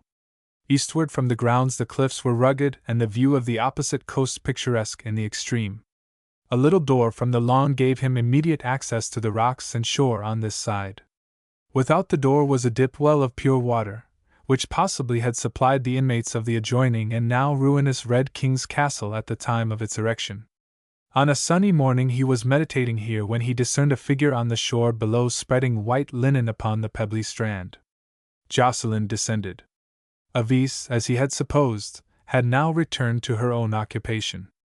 Her shapely pink arms, though slight, were plump enough to show dimples at the elbows, and were set off by her purple cotton print, which the shore breeze licked and tantalized. He stood near, without speaking. The wind dragged a shirt sleeve from the popple or pebble which held it down. Pierston stooped and put a heavier one in its place. "Thank you," she said quietly. She turned up her hazel eyes, and seemed gratified to perceive that her assistant was Pierston. She had plainly been so wrapped in her own thoughts, gloomy thoughts, by their signs, that she had not considered him till then. The young girl continued to converse with him in friendly frankness, showing neither ardor nor shyness. As for love, it was evidently further from her mind than even death and dissolution. When one of the sheets became intractable, Jocelyn said, "Do you hold it down, and I'll put the popples." She acquiesced, and in placing a pebble his hand touched hers. It was a young hand, rather long and thin, a little damp and coddled from her slopping. In setting down the last stone he laid it, by a pure accident, rather heavily on her fingers. I am very, very sorry, Jocelyn exclaimed. Oh, I have bruised the skin, Avise. He seized her fingers to examine the damage done. No, sir, you haven't, she cried luminously, allowing him to retain her hand without the least objection. Why, that's where I scratched it this morning with a pin.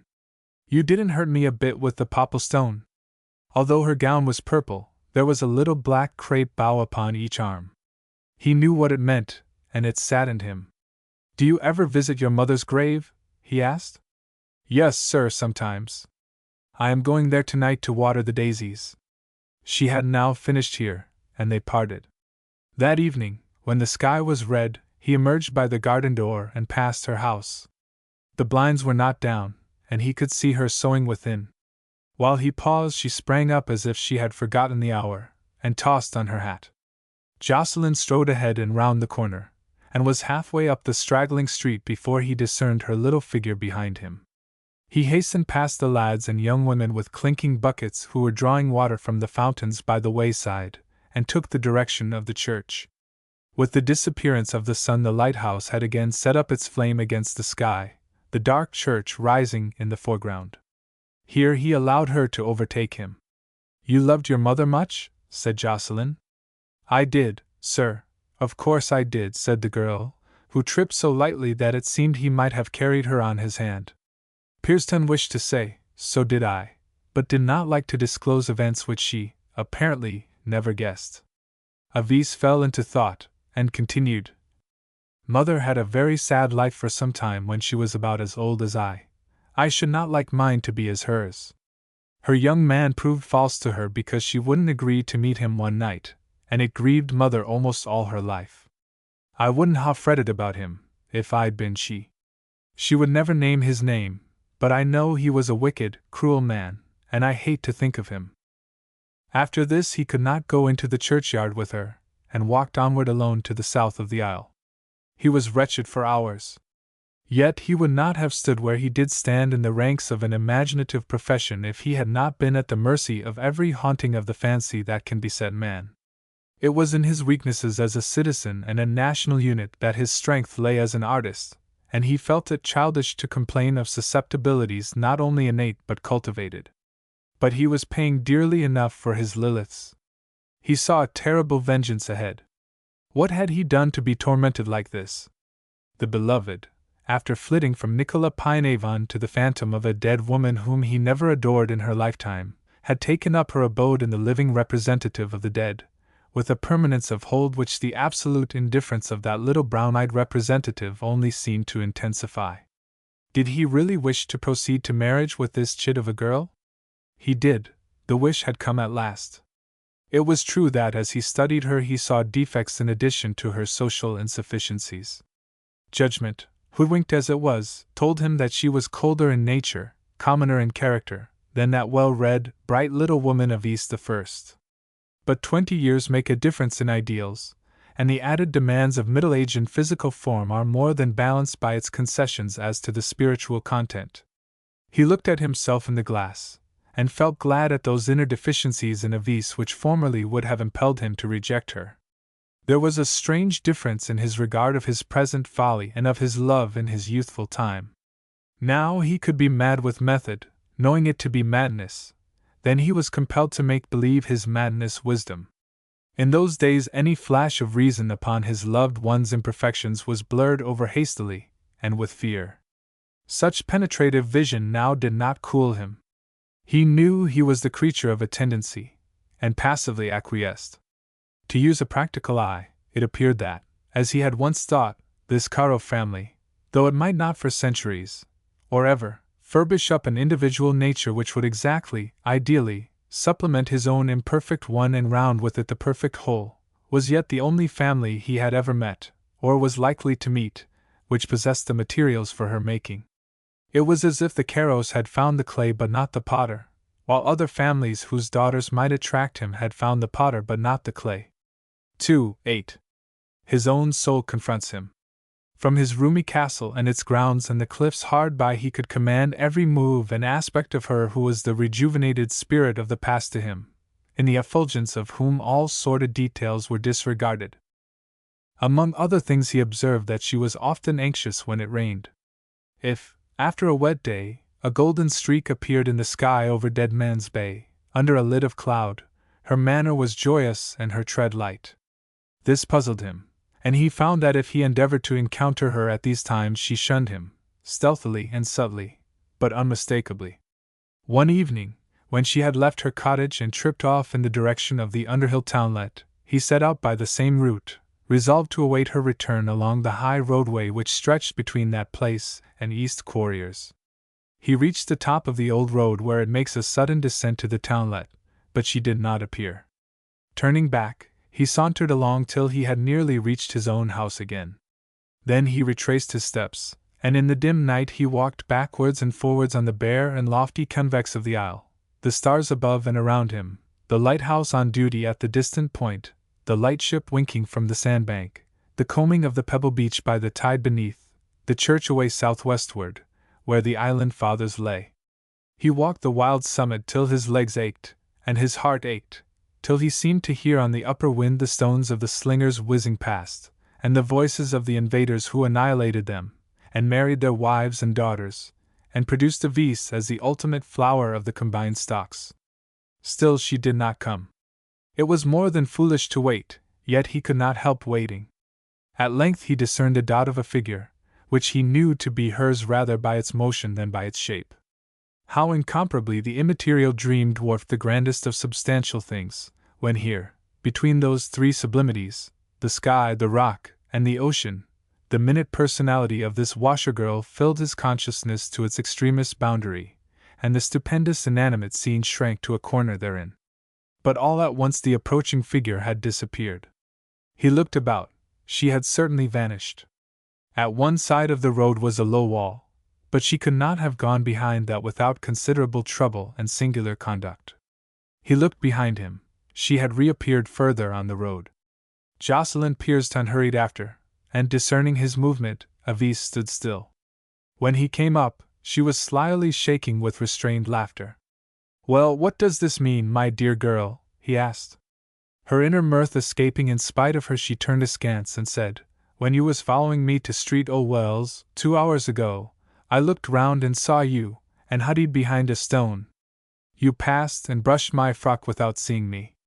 And when, on my way back along, I saw you waiting hereabout again, I slipped over the wall, and ran past you. If I had not stopped and looked round at you would never have catched me.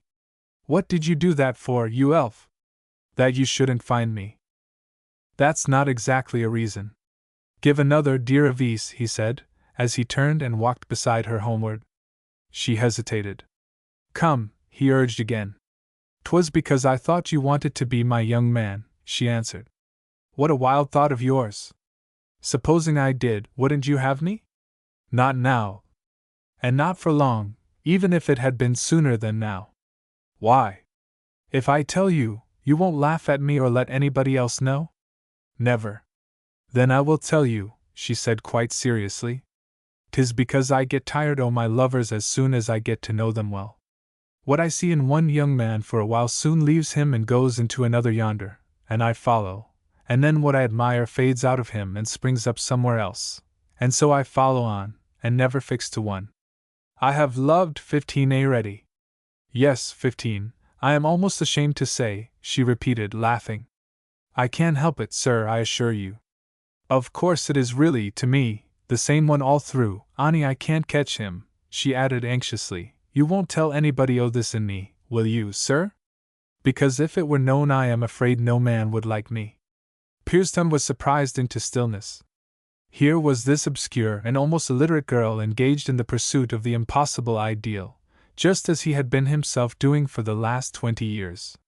She was doing it quite involuntarily, by sheer necessity of her organization, puzzled all the while at her own instinct.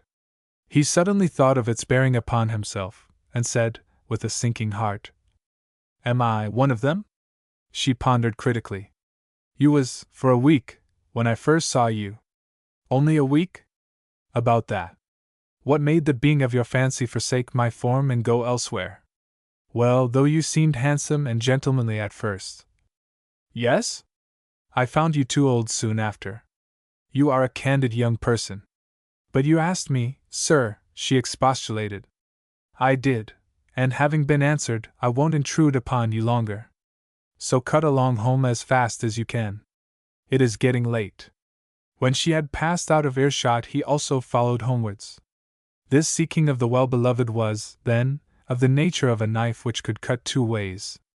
To be the seeker was one thing, to be one of the corpses from which the ideal inhabitant had departed was another, and this was what he had become now, in the mockery of new days.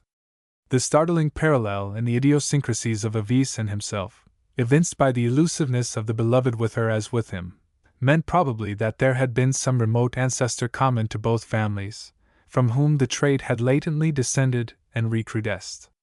But the result was none the less disconcerting. Drawing near his own gate, he smelled tobacco, and could discern two figures in the side lane leading past Avise's door. They did not, however, enter her house, but strolled onward to the narrow pass conducting to Red King Castle and the sea. He was in momentary heaviness at the thought that they might be Avise with a worthless lover, but a faintly argumentative tone from the man informed him that they were the same married couple going homeward whom he had encountered on a previous occasion. The next day he gave the servants a half-holiday to get the pretty Avise into the castle again for a few hours, the better to observe her. While she was pulling down the blinds at sunset, a whistle of peculiar quality came from some point on the cliffs outside the lawn. He observed that her color rose slightly, though she bustled about as if she had noticed nothing. Pierston suddenly suspected that she had not only 15 past admirers but a current one. Still, he might be mistaken. Stimulated now by ancient memories and present tenderness to use every effort to make her his wife, despite her conventional unfitness, he strung himself up to sift this mystery. If he could only win her, and how could a country girl refuse such an opportunity? He could pack her off to school for 2 or 3 years, marry her, enlarge her mind by a little travel, and take his chance of the rest. As to her want of ardor for him, so sadly in contrast with her sainted mother's affection, a man 20 years older than his bride could expect no better, and he would be well content to put up with it in the pleasure of possessing one in whom seemed to linger as an aroma all the charm of his youth and his early home. 2-9. Juxtapositions. It was a sad and leaden afternoon, and Pierston paced up the long, steep pass or street of the Wells. On either side of the road young girls stood with pitchers at the fountains which bubbled there, and behind the houses forming the propylaea of the rock rose the massive forehead of the isle, crested at this part with its enormous ramparts, as with a mural crown. As you approach the upper end of the street, all progress seems about to be checked by the almost vertical face of the escarpment. Into it your track apparently runs point-blank, a confronting mass which, if it were to slip down, would overwhelm the whole town.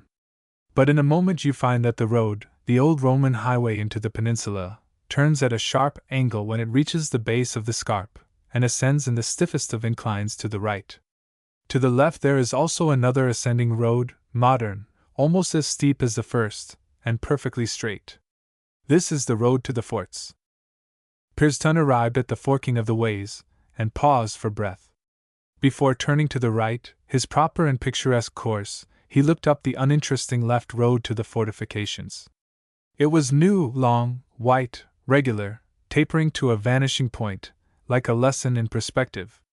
About a quarter of the way up a girl was resting beside a basket of white linen, and by the shape of her hat and the nature of her burden he recognized her.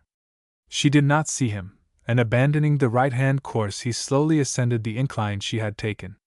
He observed that her attention was absorbed by something aloft. He followed the direction of her gaze. Above them towered the green-gray mountain of grassy stone, here leveled at the top by military art. The skyline was broken every now and then by a little peg-like object, a sentry box, and near one of these a small red spot kept creeping backwards and forwards monotonously against the heavy sky. Then he divined that she had a soldier lover. She turned her head, saw him, and took up her clothes basket to continue the ascent. The steepness was such that to climb it unencumbered was a breathless business. The linen made her task a cruelty to her. "You'll never get to the forts with that weight," he said. "Give it to me." But she would not, and he stood still, watching her as she panted up the way, for the moment an irradiated being, the epitome of a whole sex, by the beams of his own infatuation.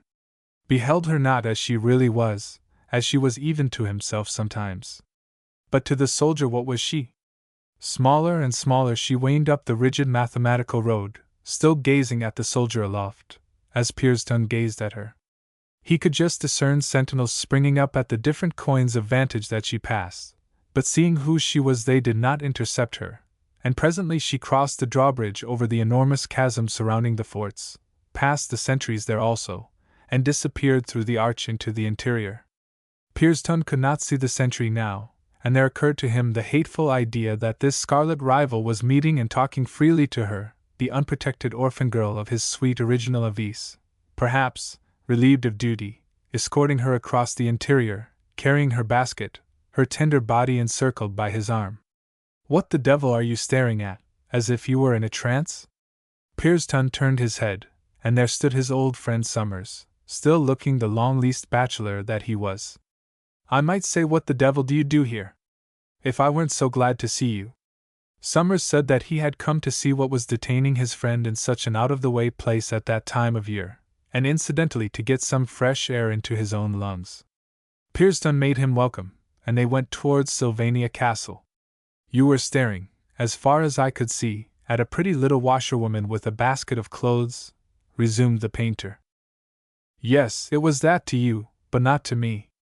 Behind the mere pretty island girl, to the world, is, in my eye, the idea, in Platonic phraseology, the essence and epitome of all that is desirable in this existence. I am under a doom, Summers. Yes, I am under a doom. To have been always following a phantom whom I saw in woman after woman while she was at a distance, but vanishing away on close approach, was bad enough. But now the terrible thing is that the phantom does not vanish, but stays to tantalize me even when I am near enough to see what it is. That girl holds me, though my eyes are open, and though I see that I am a fool. Summers regarded the visionary look of his friend, which rather intensified than decreased as his years wore on, but made no further remark. When they reached the castle, Summers gazed round upon the scenery, and Pearson, signifying the quaint little Elizabethan cottage, said, That's where she lives. What a romantic place, and this island altogether. A man might love a scarecrow or turnip lantern here, but a woman mightn't. Scenery doesn't impress them, though they pretend it does. This girl is as fickle as you once were. Exactly, from your point of view. She has told me so, candidly. And it hits me hard.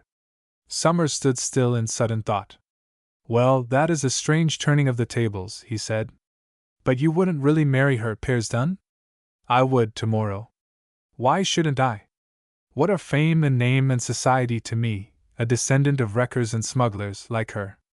Besides, I know what she's made of, my boy, to her innermost fibre.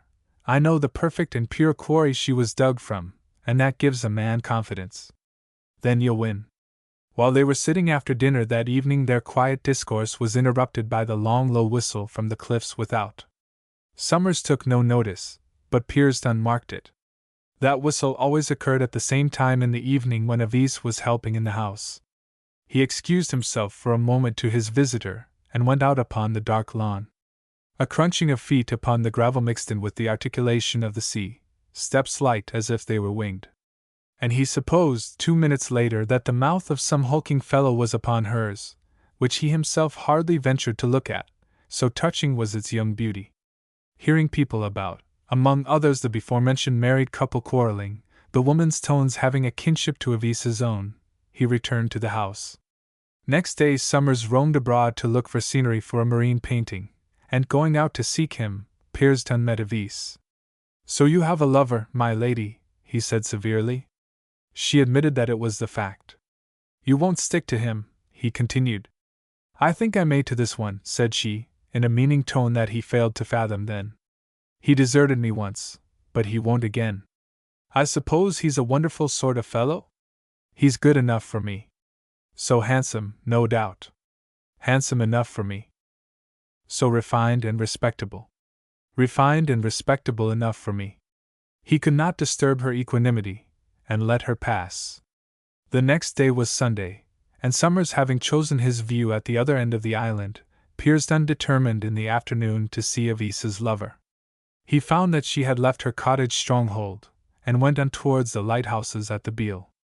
Turning back when he had reached the nearest, he saw on the lonely road between the quarries a young man evidently connected with the stone trade, with Avise II upon his arm. She looked prettily guilty and blushed a little under his glance. The man's was one of the typical island physiognomies, his features energetic and wary in their expression, and half covered with a close, crisp black beard. Pearson fancied that out of his keen dark eyes there glimmered a dry sense of humor at the situation. If so, Avise must have told him of Pearson's symptoms of tenderness. This girl, whom, for her dear mother's sake more than for her own unquestionable attractiveness, he would have guarded as the apple of his eye, how could she estimate him so flippantly?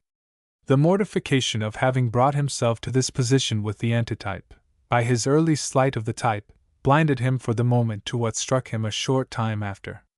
The man upon whose arm she hung was not a soldier.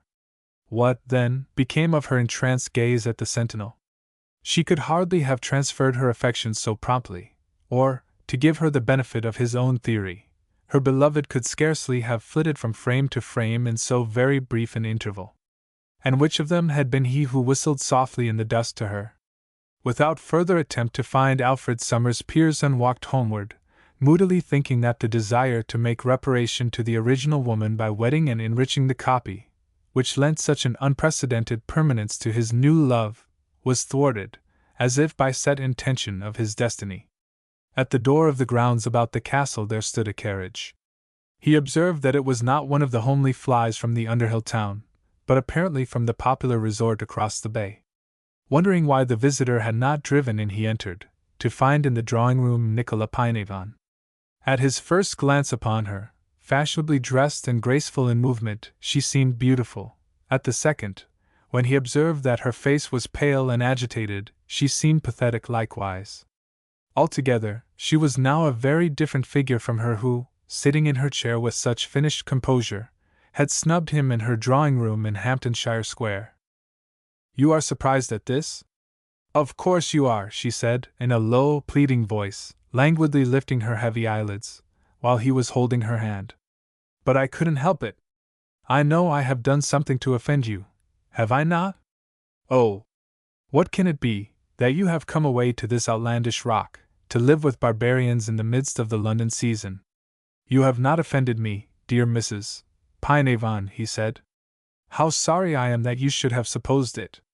Yet I am glad, too, that your fancy should have done me the good turn of bringing you here to see me. I am staying at Budmouth Regis," she explained. "Then I did see you at a church service here a little while back?" She blushed faintly upon her pallor, and she sighed. Their eyes met.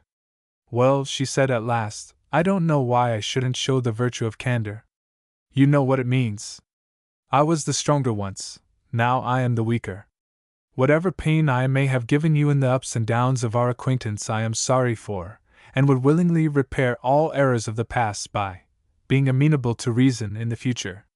It was impossible that Jocelyn should not feel a tender impulsion towards this attractive and once independent woman, who from every worldly point of view was an excellent match for him, a superior match, indeed, except in money.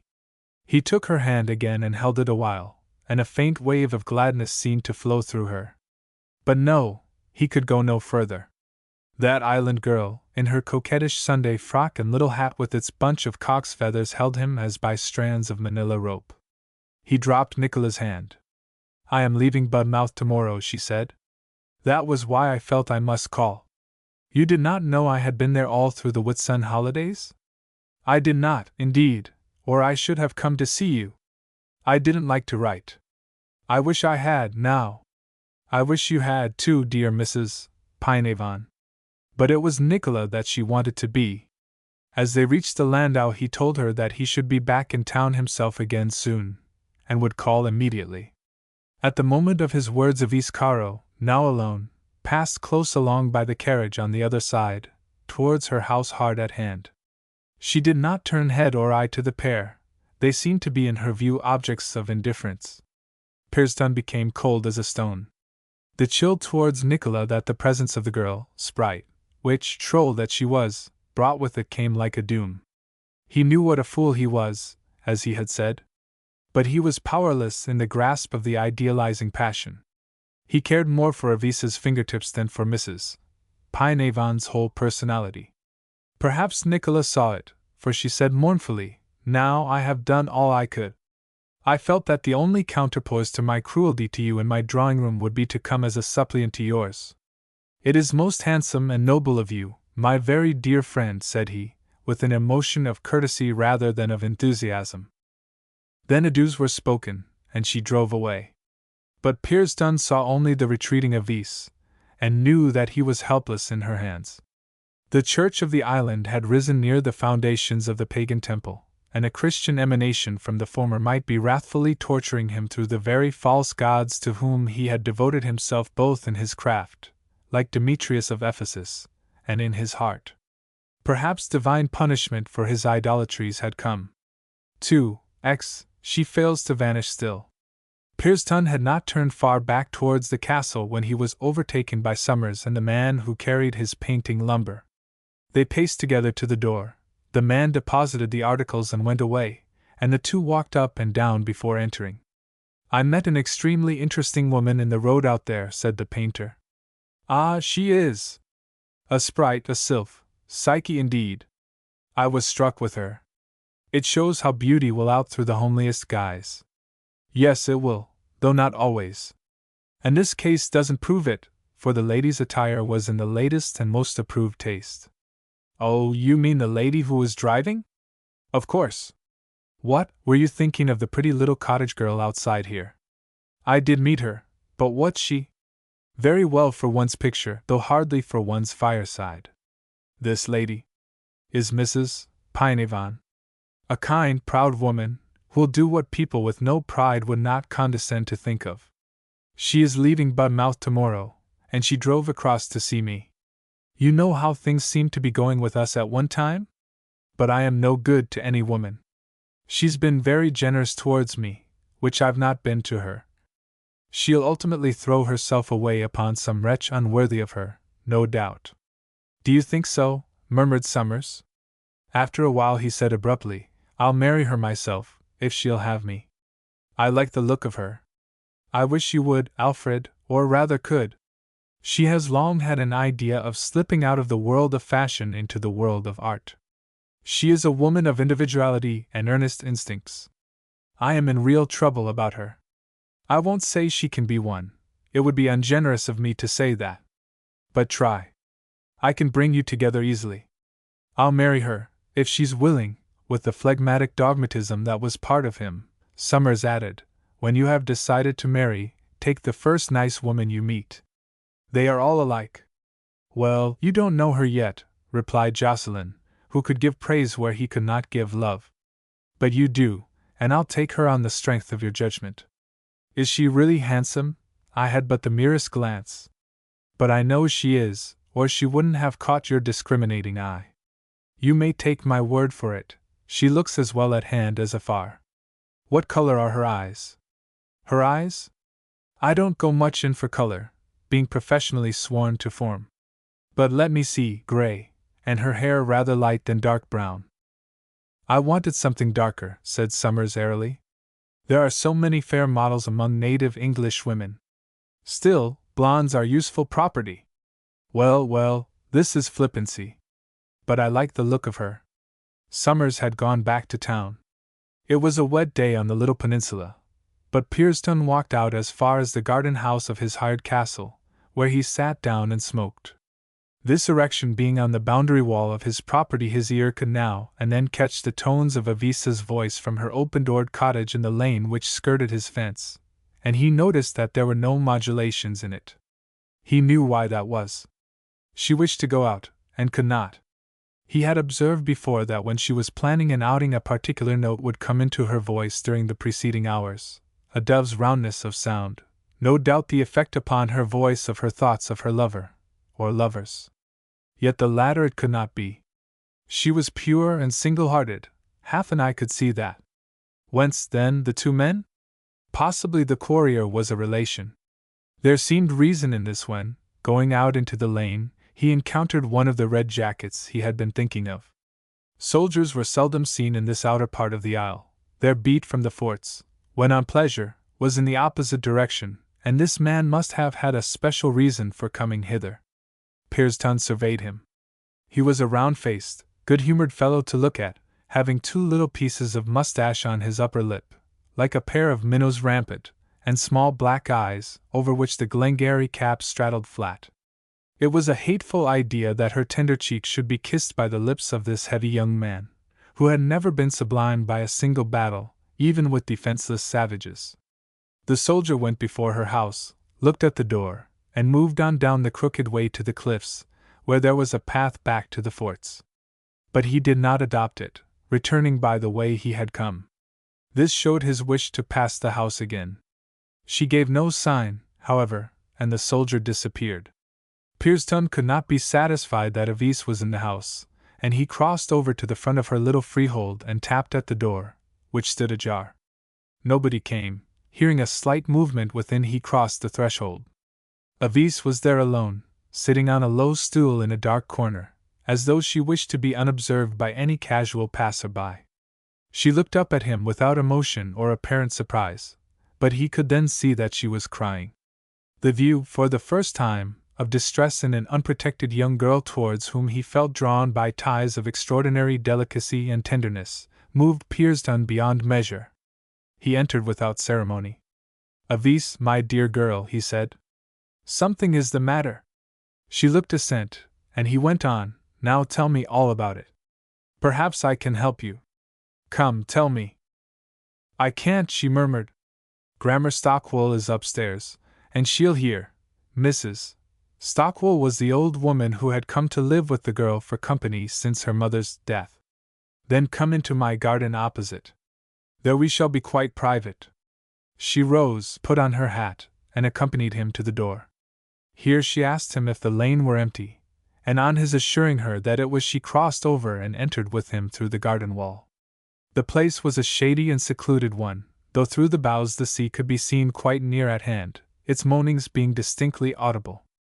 A water drop from a tree fell here and there, but the rain was not enough to hurt them. "Now let me hear it," he said soothingly. "You may tell me with the greatest freedom. I was a friend of your mother's, you know.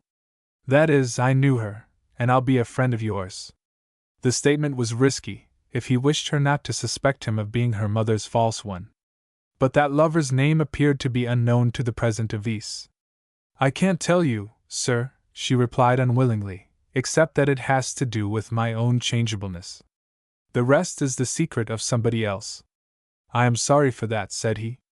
"I am getting to care for one I ought not to think of, and it means ruin. I ought to get away." "You mean from the island?" "Yes." Pierston reflected. His presence in London had been desired for some time, yet he had delayed going because of his new solicitudes here. But to go and take her with him would afford him opportunity of watching over her, tending her mind, and developing it, while it might remove her from some looming danger.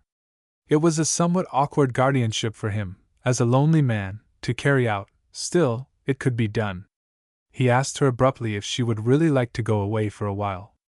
"I like best to stay here," she answered. "Still, I should not mind going somewhere, because I think I ought to." "Would you like London?" Avis's face lost its weeping shape.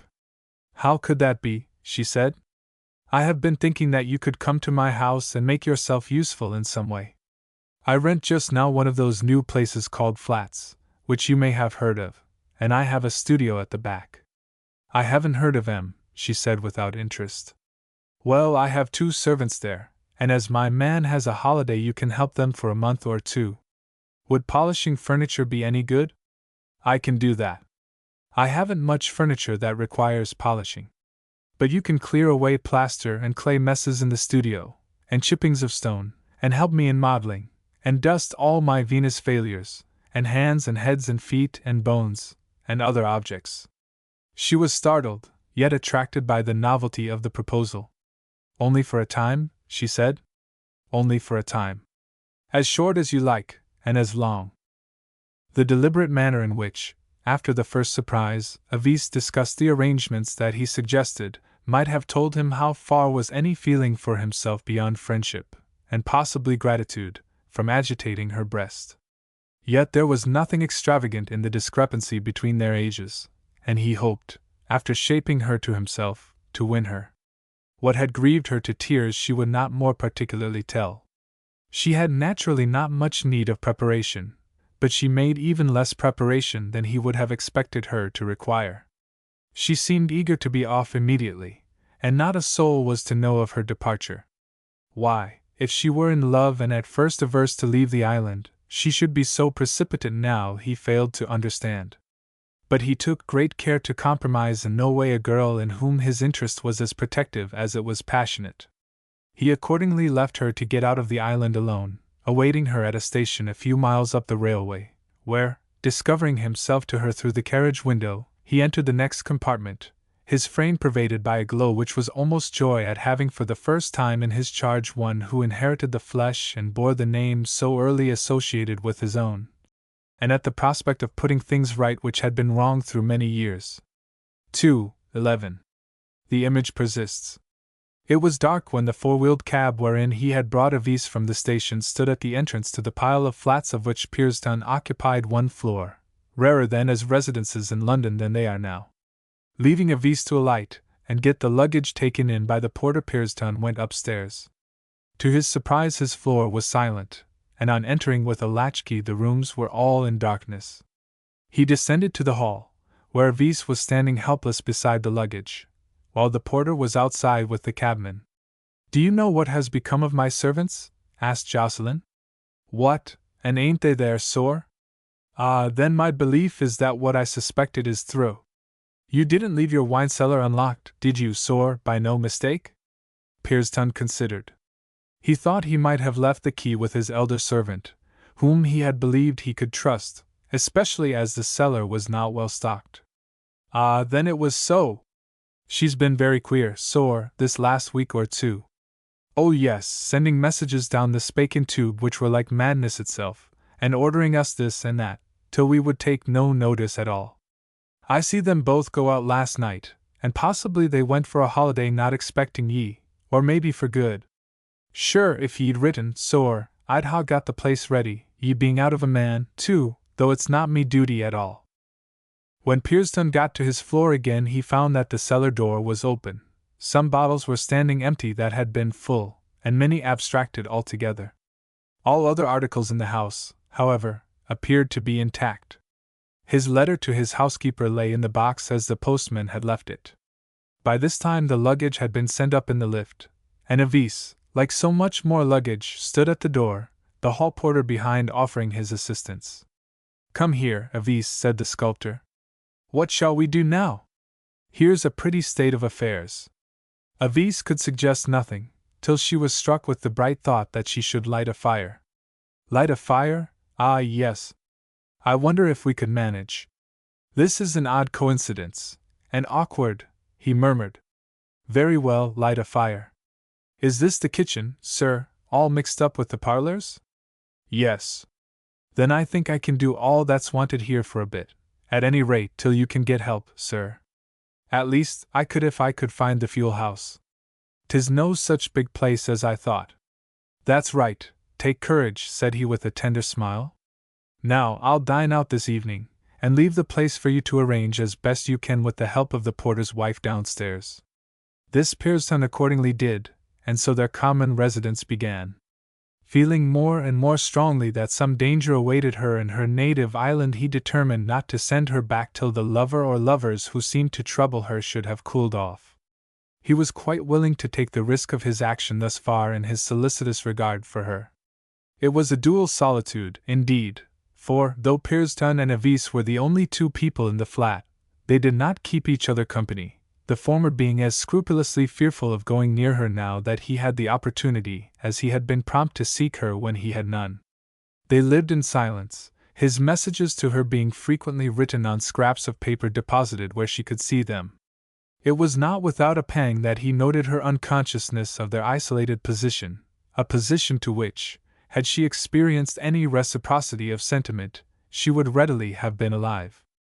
Considering that, though not profound, she was hardly a matter-of-fact girl as that phrase is commonly understood, she was exasperating in the matter-of-fact quality of her responses to the friendly remarks which would escape him in spite of himself, as well as in her general conduct. Whenever he formed some culinary excuse for walking across the few yards of tessellated hall which separated his room from the kitchen, and spoke through the doorway to her, she answered, "Yes, sir," or "No, sir," without turning her eyes from the particular work that she was engaged in. In the usual course he would have obtained a couple of properly qualified servants immediately, but he lived on with the one, or rather the less than one, that this cottage girl afforded. It had been his almost invariable custom to dine at one of his clubs. Now he sat at home over the miserable chop or steak to which he limited himself in dread lest she should complain of there being too much work for one person, and demand to be sent home. A charwoman came every 2 or 3 days, affecting an extraordinary consumption of food and alcoholic liquids, yet it was not for this that Pearson dreaded her presence, but lest, in conversing with Avis, she should open the girl's eyes to the oddity of her situation. Avis could see for herself that there must have been 2 or 3 servants in the flat during his former residence there, but his reasons for doing without them seemed never to strike her. His intention had been to keep her occupied exclusively at the studio, but accident had modified this. However, he sent her round one morning, and entering himself shortly after found her engaged in wiping the layers of dust from the casts and models. The color of the dust never ceased to amaze her. "It is like the hold of a bun-mouthed collier," she said, "and the beautiful faces of these clay people are quite spoilt by it." "I suppose you'll marry some day, Avis?" remarked Pearson, as he regarded her thoughtfully. "Some do and some don't," she said, with a reserved smile, still attending to the casts. "You are very offhand," said he. She archly weighed that remark without further speech. It was tantalizing conduct in the face of his instinct to cherish her, especially when he regarded the charm of her bending profile, the well-characterized though softly lined nose, the round chin with, as it were, a second leap in its curve to the throat, and the sweep of the eyelashes over the rosy cheek during the sedulously lowered glance. How futilely he had labored to express the character of that face in clay, and while catching it in substance, had yet lost something that was essential. That evening after dusk, in the stress of writing letters, he sent her out for stamps. She had been absent some quarter of an hour when, suddenly drawing himself up from over his writing table, it flashed upon him that he had absolutely forgotten her total ignorance of London. The head post office, to which he had sent her because it was late, was 2 or 3 streets off, and he had made his request in the most general manner, which she had acceded to with alacrity enough. How could he have done such an unreflecting thing? Pearson went to the window. It was 9:30 o'clock, and owing to her absence the blinds were not down. He opened the casement, and stepped out upon the balcony. The green shade of his lamp screened its rays from the gloom without. Over the opposite square the moon hung, and to the right there stretched a long street, filled with a diminishing array of lamps, some single, some in clusters, among them an occasional blue or red one. From a corner came the notes of a piano organ strumming out a stirring march of Rossini's. The shadowy black figures of pedestrians moved up, down, and across the embrowned roadway. Above the roofs was a bank of livid mist, and higher a greenish-blue sky, in which stars were visible, though its lower part was still pale with daylight, against which rose chimney-pots in the form of elbows, prongs, and fists. From the whole scene proceeded a ground rumble, miles in extent, upon which individual rattles, voices, a tin whistle, the bark of a dog, rode like bubbles on a sea. The whole noise impressed him with the sense that no one in its enormous mass ever required rest. In this illimitable ocean of humanity there was a unit of existence, his Avis, wandering alone. Pearson looked at his watch. She had been gone half an hour.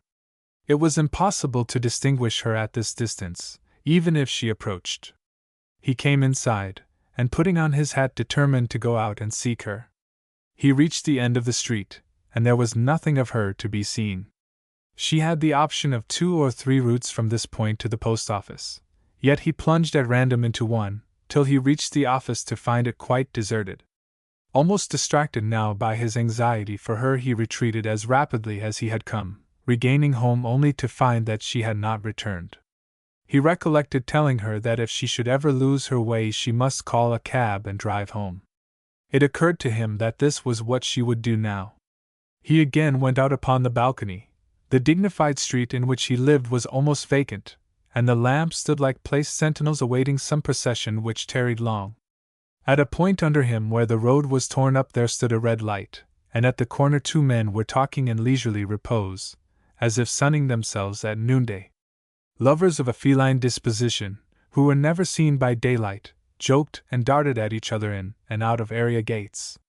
His attention was fixed on the cabs, and he held his breath as the hollow clap of each horse's hoofs drew near the front of the house, only to go onward into the square.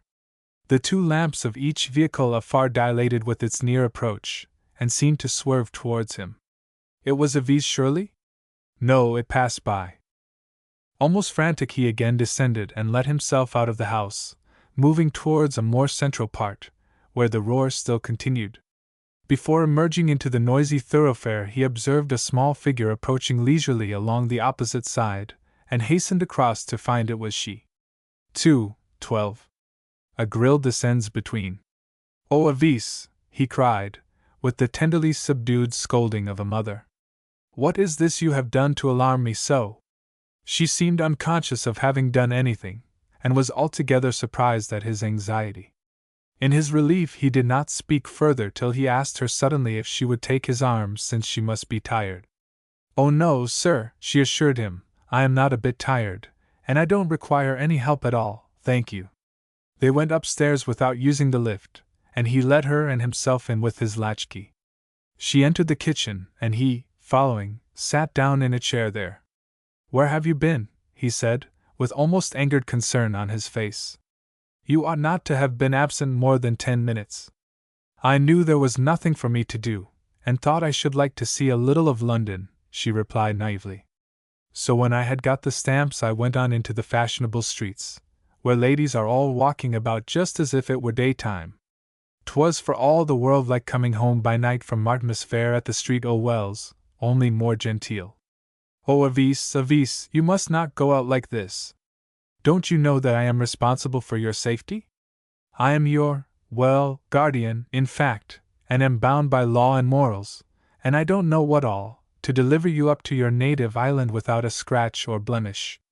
And yet you indulge in such a midnight vagary as this. But I am sure, sir, the gentlemen in the street were more respectable than they are anywhere at home. They were dressed in the latest fashion, and would have scorned to do me any harm, and as to their love-making, I never heard anything so polite before. Well, you must not do it again.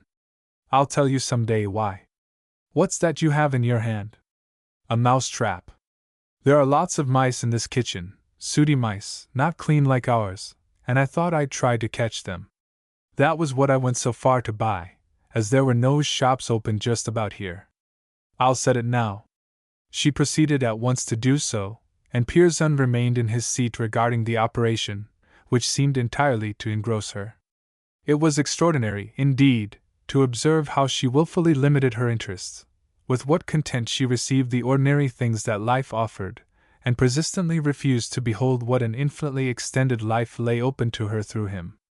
If she had only said the word he would have got a license, and married her the next morning. Was it possible that she did not perceive this tendency in him? She could hardly be a woman if she did not, and in her airy, elusive, off-hand demeanor she was very much of a woman indeed. "It only holds 1 mouse," he said absently. "But I shall hear it throw in the night, and set it again." He sighed and left her to her own resources and retired to rest, though he felt no tendency to sleep. At some small hour of the darkness, owing, possibly, to some intervening door being left open, he heard the mouse-trap click. Another light sleeper must have heard it too, for almost immediately after the pit-pat of naked feet, accompanied by the brushing of drapery, was audible along the passage towards the kitchen. After her absence in that apartment long enough to reset the trap, he was startled by a scream from the same quarter.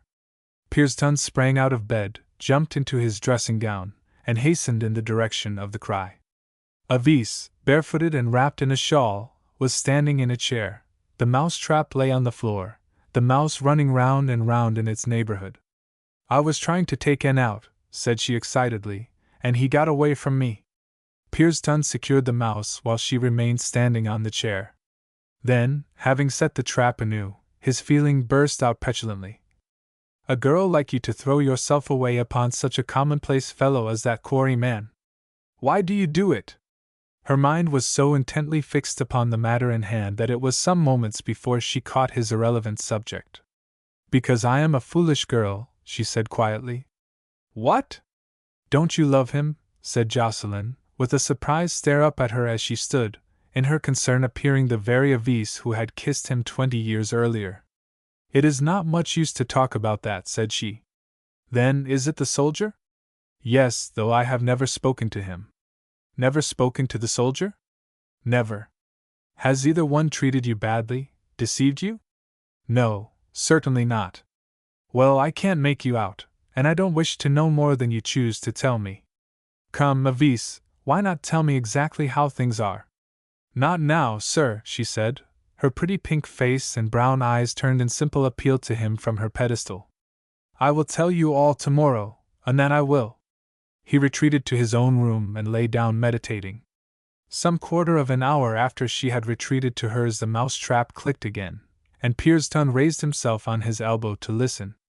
The place was so still and the jerry-built door panels so thin that he could hear the mouse jumping about inside the wires of the trap.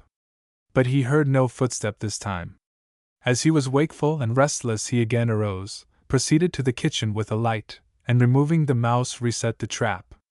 Returning, he listened once more. He could see in the far distance the door of Avise's room, but that thoughtful housewife had not heard the second capture. From the room came a soft breathing like that of an infant. He entered his own chamber, and reclined himself gloomily enough. Her lack of all consciousness of him, the aspect of the deserted kitchen, the cold grate, impressed him with a deeper sense of loneliness than he had ever felt before. Foolish he was, indeed, to be so devoted to this young woman. Her defenselessness, her freedom from the least thought that there lurked a danger in their propinquity, were in fact secondary safeguards, not much less strong than that of her being her mother's image, against risk to her from him. Yet it was out of this that his depression came. At sight of her the next morning, Pearson felt that he must put an end to such a state of things. He sent Avise off to the studio, wrote to an agent for a couple of servants, and then went round to his work. Avise was busy writing all that she was allowed to touch. It was the girl's delight to be occupied among the models and casts, which for the first time she regarded with the wistful interest of a soul struggling to receive ideas of beauty vaguely discerned yet ever eluding her. That brightness in her mother's mind which might have descended to the second Avise with the maternal face and form, had been dimmed by admixture with the mediocrity of her father's, and by one who remembered like Pearson the dual organization the opposites could be often seen wrestling internally. They were alone in the studio, and his feelings found vent. Putting his arms round her, he said, "My darling, sweet little Avise, I want to ask you something. Surely you guess what? I want to know this. Will you be married to me, and live here with me always and ever?" "Oh, Mr. Pearson, what nonsense!" "Nonsense?" said he, shrinking somewhat. "Yes, sir." "Well, why? Am I too old? Surely there's no serious difference." "Oh, no, I should not mind that if it came to marrying. The difference is not much for husband and wife, though it is rather much for keeping company." She struggled to get free, and when in the movement she knocked down the Empress Faustina's head, he did not try to retain her. He saw that she was not only surprised but a little alarmed. "You haven't said why it is nonsense," he remarked tartly. "Why, I didn't know you was thinking of me like that. I hadn't any thought of it. And all alone here. What shall I do?" "Say yes, my pretty Avise. We'll then go out and be married at once, and nobody be any the wiser." She shook her head. "I couldn't, sir. It would be well for you. You don't like me, perhaps?" "Yes, I do, very much. But not in that sort of way, quite. Still, I might have got to love you in time if—" "Well, then, try," he said warmly. "Your mother did." No sooner had the words slipped out than Pearson would have recalled them. He had felt in a moment that they jeopardized his cause. Mother loved you, said Avis, incredulously gazing at him. Yes, he murmured. You were not her false young man, surely? That one who… Yes, yes. Say no more about it. Who ran away from her. Almost. Then I can never like you again. I didn't know it was a gentleman, I thought. It wasn't a gentleman, then. Oh, sir, please go away. I can't bear the sight of E at this moment. Perhaps I shall get to like you as I did, but… No, I'm D if I'll go away, said Pearson, thoroughly irritated. I have been candid with you. You ought to be the same with me. What do you want me to tell? Enough to make it clear to me why you don't accept this offer. Everything you have said yet is a reason for the reverse. Now, my dear, I am not angry. Yes, you are. No, I'm not. Now, what is your reason? The name of it is Isaac Pearson, down home. How? I mean, he courted me, and led me on to island custom, and then I went to chapel one morning and married him in secret, because mother didn't care about him, and I didn't either by that time. And then he quarreled with me, and just before you and I came to London he went away to Guernsey. Then I saw a soldier. I never knew his name, but I fell in love with him because I am so quick at that. Still, as it was wrong, I tried not to think of him, and wouldn't look at him when he passed. But it made me cry very much that I mustn't. I was then very miserable, and you asked me to come to London. I didn't care what I did with myself, and I came. Heaven above us, said Pearson, his pale and distressed face showing with what a shock this announcement had come. Why have you done such extraordinary things? Or rather, why didn't you tell me of this before? Then, at the present moment you are the wife of a man who is in Guernsey, whom you do not love at all, but instead of him love a soldier whom you have never spoken to, while I have nearly brought scandal upon us both by your letting me love you. Really, you are a very wicked woman. No, I am not, she pouted. Still, Avis looked pale and rather frightened, and did not lift her eyes from the floor. I said it was nonsense in you to want to have me, she went on, and, even if I hadn't been married to that horrid Isaac Pearson, I couldn't have married you after you told me that you was the man who ran away from my mother. I have paid the penalty, he said sadly. Men of my sort always get the worst of it somehow. Though I never did your mother any harm. Now, Avis, I'll call you dear Avis for your mother's sake and not for your own. I must see what I can do to help you out of the difficulty that unquestionably you are in. Why can't you love your husband now you have married him? Avis looked aside at the statuary as if the subtleties of her organization were not very easy to define. Was he that black-bearded typical local character I saw you walking with one Sunday? The same surname as mine, though of course you don't notice that in a place where there are only half a dozen surnames. Yes, that was Ike. It was that evening we disagreed. He scolded me, and I answered him, "You must have heard us," and the next day he went away. Well, as I say, I must consider what it will be best to do for you in this. The first thing, it seems to me, will be to get your husband home. She impatiently shrugged her shoulders. I don't like him. Then why did you marry him? I was obliged to, after we'd proved each other by island custom. You shouldn't have thought of such a thing. It is ridiculous and out of date nowadays. Ah, he's so old-fashioned in his notions that he doesn't think like that. However, he's gone. Ah, it is only a tiff between you, I dare say. I'll start him in business if he'll come. Is the cottage at home still in your hands? Yes, it is my freehold. Grammer Stockwell is taking care o' it for me. Good. And back there you go straightway, my pretty madam, and wait till your husband comes to make it up with you. I won't go. I don't want him to come, she sobbed. I want to stay here with you, or anywhere, except where he can come. You will get over that. Now, go back to the flat, there's a dear Avis, and be ready in 1 hour, waiting in the hall for me. I don't want to. But I say you shall. She found it was no use to disobey. Precisely at the moment appointed he met her there himself, burdened only with a valise and umbrella, she with a box and other things. Directing the porter to put Avis and her belongings into a four-wheeled cab for the railway station, He walked onward from the door, and kept looking behind, till he saw the cab approaching. He then entered beside the astonished girl, and onward they went together. They sat opposite each other in an empty compartment, and the tedious railway journey began. Regarding her closely now by the light of her revelation, he wondered at himself for never divining her secret. Whenever he looked at her, the girl's eyes grew rebellious, and at last she wept. "I don't want to go to him," she sobbed in a miserable voice. Pierston was almost as much distressed as she. "Why did you put yourself and me in such a position?" he said bitterly. "It is no use to regret it now. And I can't say that I do. It affords me a way out of a trying position. Even if you had not been married to him, you would not have married me." "Yes, I would, sir." "What? You would? You said you wouldn't not long ago." "I like you better now. I like you more and more." Pierston sighed, for emotionally he was not much older than she.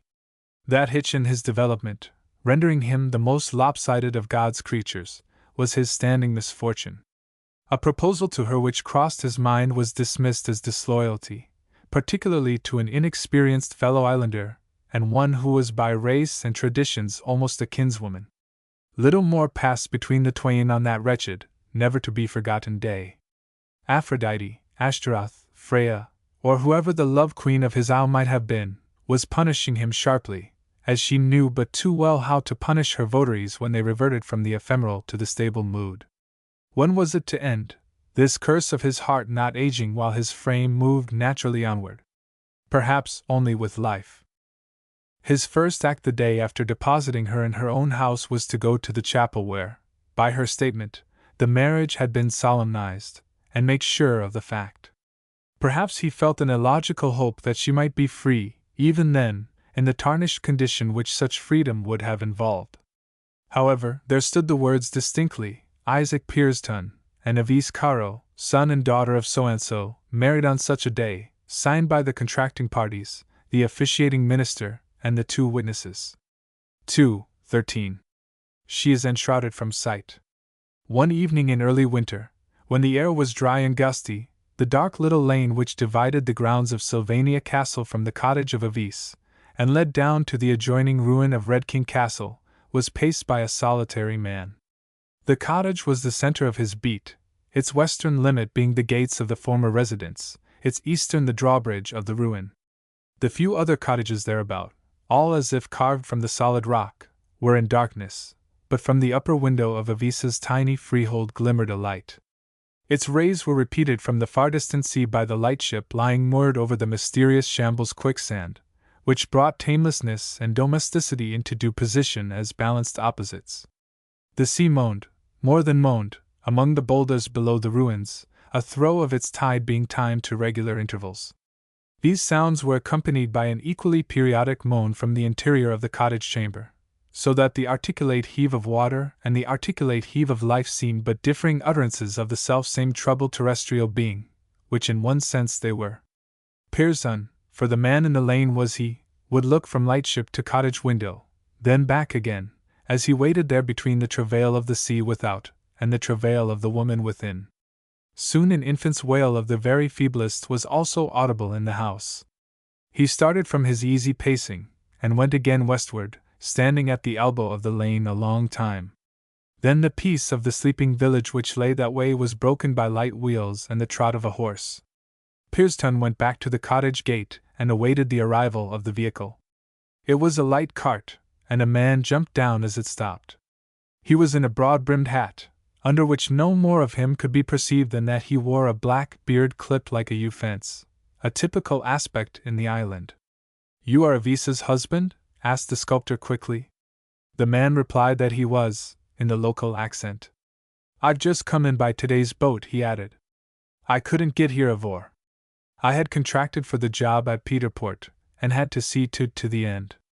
"Well," said Pierston, "your coming means that you are willing to make it up with her?" I don't know but I be," said the man. "Mid so well do that as anything else.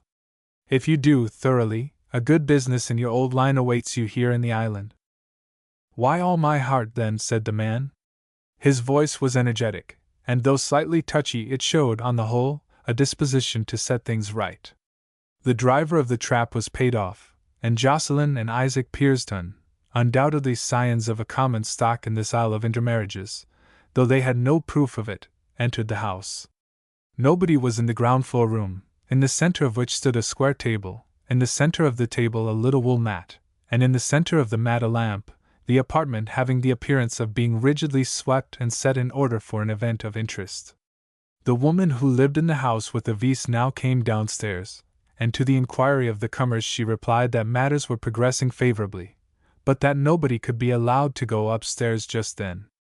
After placing chairs and viands for them she retreated, and they sat down, the lamp between them, the lover of the sufferer above, who had no right to her, and the man who had every right to her, but did not love her.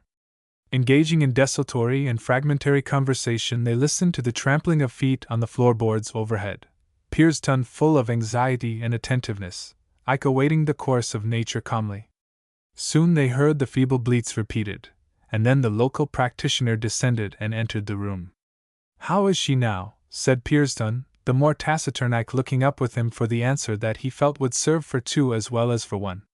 "Doing well, remarkably well," replied the professional gentleman, with a manner of having said it in other places, and his vehicle not being at the door he sat down and shared some refreshment with the others. When he had departed, Mrs. Stockwell again stepped down, and informed them that Ike's presence had been made known to his wife. The truant courier seemed rather inclined to stay where he was and finish the mug of ale, but Pearson quickened him, and he ascended the staircase. As soon as the lower room was empty, Pearson leant with his elbows on the table, and covered his face with his hands. Ike was absent no great time. Descending with a proprietary mien that had been lacking before, he invited Jocelyn to ascend likewise, since she had stated that she would like to see him. Jocelyn went up the crooked old steps, the husband remaining below. Avis, though white as the sheets, looked brighter and happier than he had expected to find her, and was apparently very much fortified by the pink little lump at her side. She held out her hand to him. "I just wanted to tell ye," she said, striving against her feebleness, "I thought it would be no harm to see you, though 'tis rather soon. To tell ye how very much I thank you for getting me settled again with Ike. He is very glad to come home again, too, he says. Yes, you've done a good many kind things for me, sir." Whether she were really glad, or whether the words were expressed as a matter of duty, Pearson did not attempt to learn. He merely said that he valued her thanks. "Now, Avis," he added tenderly, "I resign my guardianship of you. I hope to see your husband in a sound little business here in a very short time." "I hope so, for baby's sake," she said, with a bright sigh. "Would you like to see her, sir?" "The baby?" "Oh yes, your baby. You must christen her, Avis." "Yes, so I will," she murmured readily, and disclosed the infant with some timidity. "I hope you forgive me, sir, for concealing my thoughtless marriage. If you forgive me for making love to you." "Yes." "How were you to know?" "I wish." Pearson bade her good-bye, kissing her hand, turned from her and the incipient being whom he was to meet again under very altered conditions, and left the bedchamber with a tear in his eye. "Here in death that dream," said he. Hymen, in secret or overt guise, seemed to haunt Pearson just at this time with undignified mockery which savored rather of harlequin than of the torch-bearer. 2 days after parting in a lone island from the girl he had so disinterestedly loved, he met in Piccadilly his friend Summers, wonderfully spruced up, and hastening along with a preoccupied face. "My dear fellow," said Summers, "what do you think? I was charged not to tell you, but hang it, I may just as well make a clean breast of it now as later." "What, you are not going to," began Pearson, with divination. "Yes. What I said on impulse 6 months back I am about to carry out in cold blood." Nicola and I began in jest and ended in earnest. "We are going to take one another next month for good and all." Part Third. A young man of 63. She returns for the new season. 20 years had spread their films over the events which wound up with the reunion of the second Avis and her husband, and the hoary peninsula called an island looked just the same as before, though many who had formerly projected their daily shadows upon its unrelieved summer whiteness ceased now to disturb the colorless sunlight there. The general change, nevertheless, was small. The silent ships came and went from the wharf, the chisels clinked in the quarries. File after file of whitey brown horses, in strings of 8 or 10, painfully dragged down the hill the square blocks of stone on the antediluvian wooden wheels just as usual. The light ship winked every night from the quicksands to the Beale lantern, and the Beale lantern glared through its eyeglass on the ship. The canine gnawing audible on the pebble bank had been repeated ever since at each tide, but the pebbles remained undevoured. Men drank, smoked, and spat in the inns with only a little more adulteration in their refreshments, and a trifle less dialect in their speech than of yore. But one figure had never been seen on the Channel rock in the interval, the form of Pearson the sculptor, whose first use of the chisel that rock had instigated. He had lived abroad a great deal, and in fact, at this very date he was staying at an hotel in Rome. Though he had not once set eyes on Avise since parting from her in the room with her firstborn, he had managed to obtain tidings of her from time to time during the interval. In this way Pearson learnt that, shortly after their resumption of a common life in her house, Ike had ill-used her, till fortunately, the business to which Jocelyn had assisted him chancing to prosper, he became immersed in its details, and allowed Avise to pursue her household courses without interference, initiating that kind of domestic reconciliation which is so calm and durable, having as its chief ingredient neither hate nor love, but an all-embracing indifference. At first Pearson had sent her sums of money privately, fearing lest her husband should deny her material comforts. But he soon found, to his great relief, that such help was unnecessary, social ambition prompting Ike to set up as quite a gentleman islander, and to allow Avise a scope for show which he would never have allowed in mere kindness. Being in Rome, as aforesaid, Pearson returned one evening to his hotel to dine, after spending the afternoon among the busts in the long gallery of the Vatican. The unconscious habit, common to so many people, of tracing likes and unlikes had often led him to discern, or to fancy he discerned, in the Roman atmosphere, in its lights and shades, and particularly in its reflected or secondary lights, something resembling the atmosphere of his native promontory. Perhaps it was that in each case the eye was mostly resting on stone, that the quarries of ruins in the Eternal City reminded him of the quarries of Maiden Rock at home. This being in his mind when he sat down to dinner at the common table, he was surprised to hear an American gentleman, who sat opposite, mention the name of Pearson's birthplace. The American was talking to a friend about a lady, an English widow, whose acquaintance they had renewed somewhere in the Channel Islands during a recent tour, after having known her as a young woman who came to San Francisco with her father and mother many years before. Her father was then a rich man just retired from the business of a stone merchant in the Isle of Slingers, but he had engaged in large speculations, and had lost nearly all his fortune. Jocelyn further gathered that the widowed daughter's name was Mrs. Levere, that she had a stepson, her husband having been a Jersey gentleman, a widower, and that the stepson seemed to be a promising and interesting young man. Pearson was instantly struck with the perception that these and other allusions, though general, were in accord with the history of his long-lost Marcia. He hardly felt any desire to hunt her up after nearly 20 years of separation, but he was impressed enough to resolve to exchange a word with the strangers as soon as he could get opportunity. He could not well attract their attention through the plants upon the wide table, and even if he had been able he was disinclined to ask questions in public. He waited until dinner was over, and when the strangers withdrew Pearson withdrew in their rear. They were not in the drawing-room, and he found that they had gone out. There was no chance of overtaking them, but Pearson, waked to restlessness by their remarks, wandered up and down the adjoining Piazza di Spagna, thinking they might return.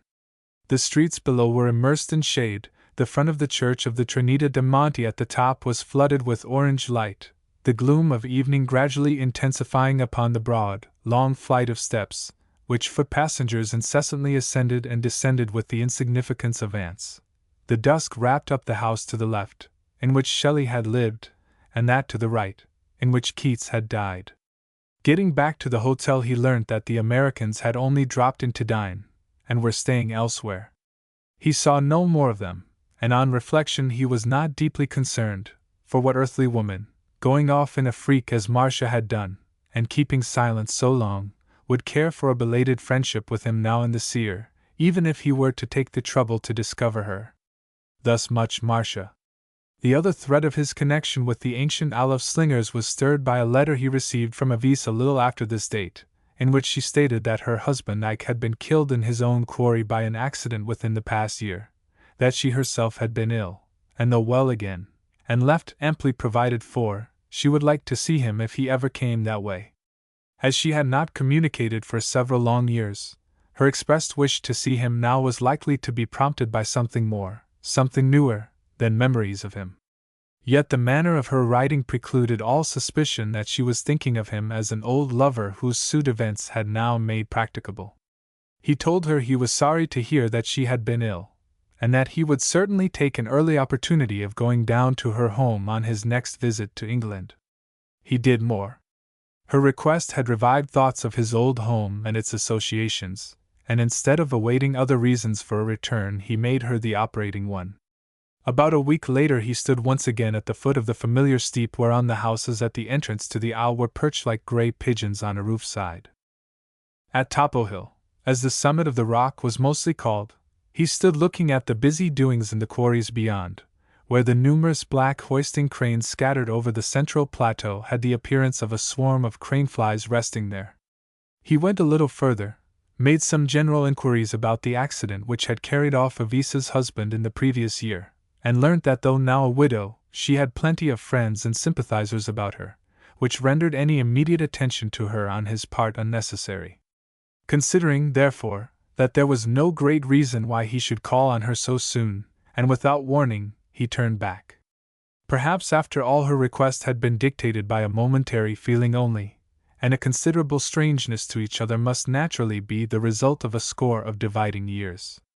Descending to the bottom, he took his seat in the train on the shore, which soon carried him along the bank, and round to the watering place 5 miles off, at which he had taken up his quarters for a few days. Here, as he stayed on, his local interests revived. Whenever he went out he could see the island that was once his home lying like a great snail upon the sea across the bay. It was the spring of the year. Local steamers had begun to run, and he was never tired of standing on the thinly occupied deck of one of these as it skirted the island and revealed to him on the cliffs far up its height the ruins of Red King Castle, behind which the little village of East Quarriers lay. Thus matters went on, if they did not rather stand still, for several days before Pearsdon redeemed his vague promise to seek Avis out. And in the meantime he was surprised by the arrival of another letter from her by a roundabout route. She had heard, she said, that he had been on the island, and imagined him therefore to be staying somewhere near. Why did he not call as he had told her he would do? She was always thinking of him, and wishing to see him. Her tone was anxious, and there was no doubt that she really had something to say which she did not want to write. He wondered what it could be, and started the same afternoon. Avis, who had been little in his mind of late years, began to renew for herself a distinct position therein. He was fully aware that since his earlier manhood a change had come over his regard of womankind. Once the individual had been nothing more to him than the temporary abiding place of the typical or ideal. Now his heart showed its bent to be a growing fidelity to the specimen, with all her pathetic flaws of detail, which flaws, so far from sending him further, increased his tenderness. This maturer feeling, if finer and higher, was less convenient than the old.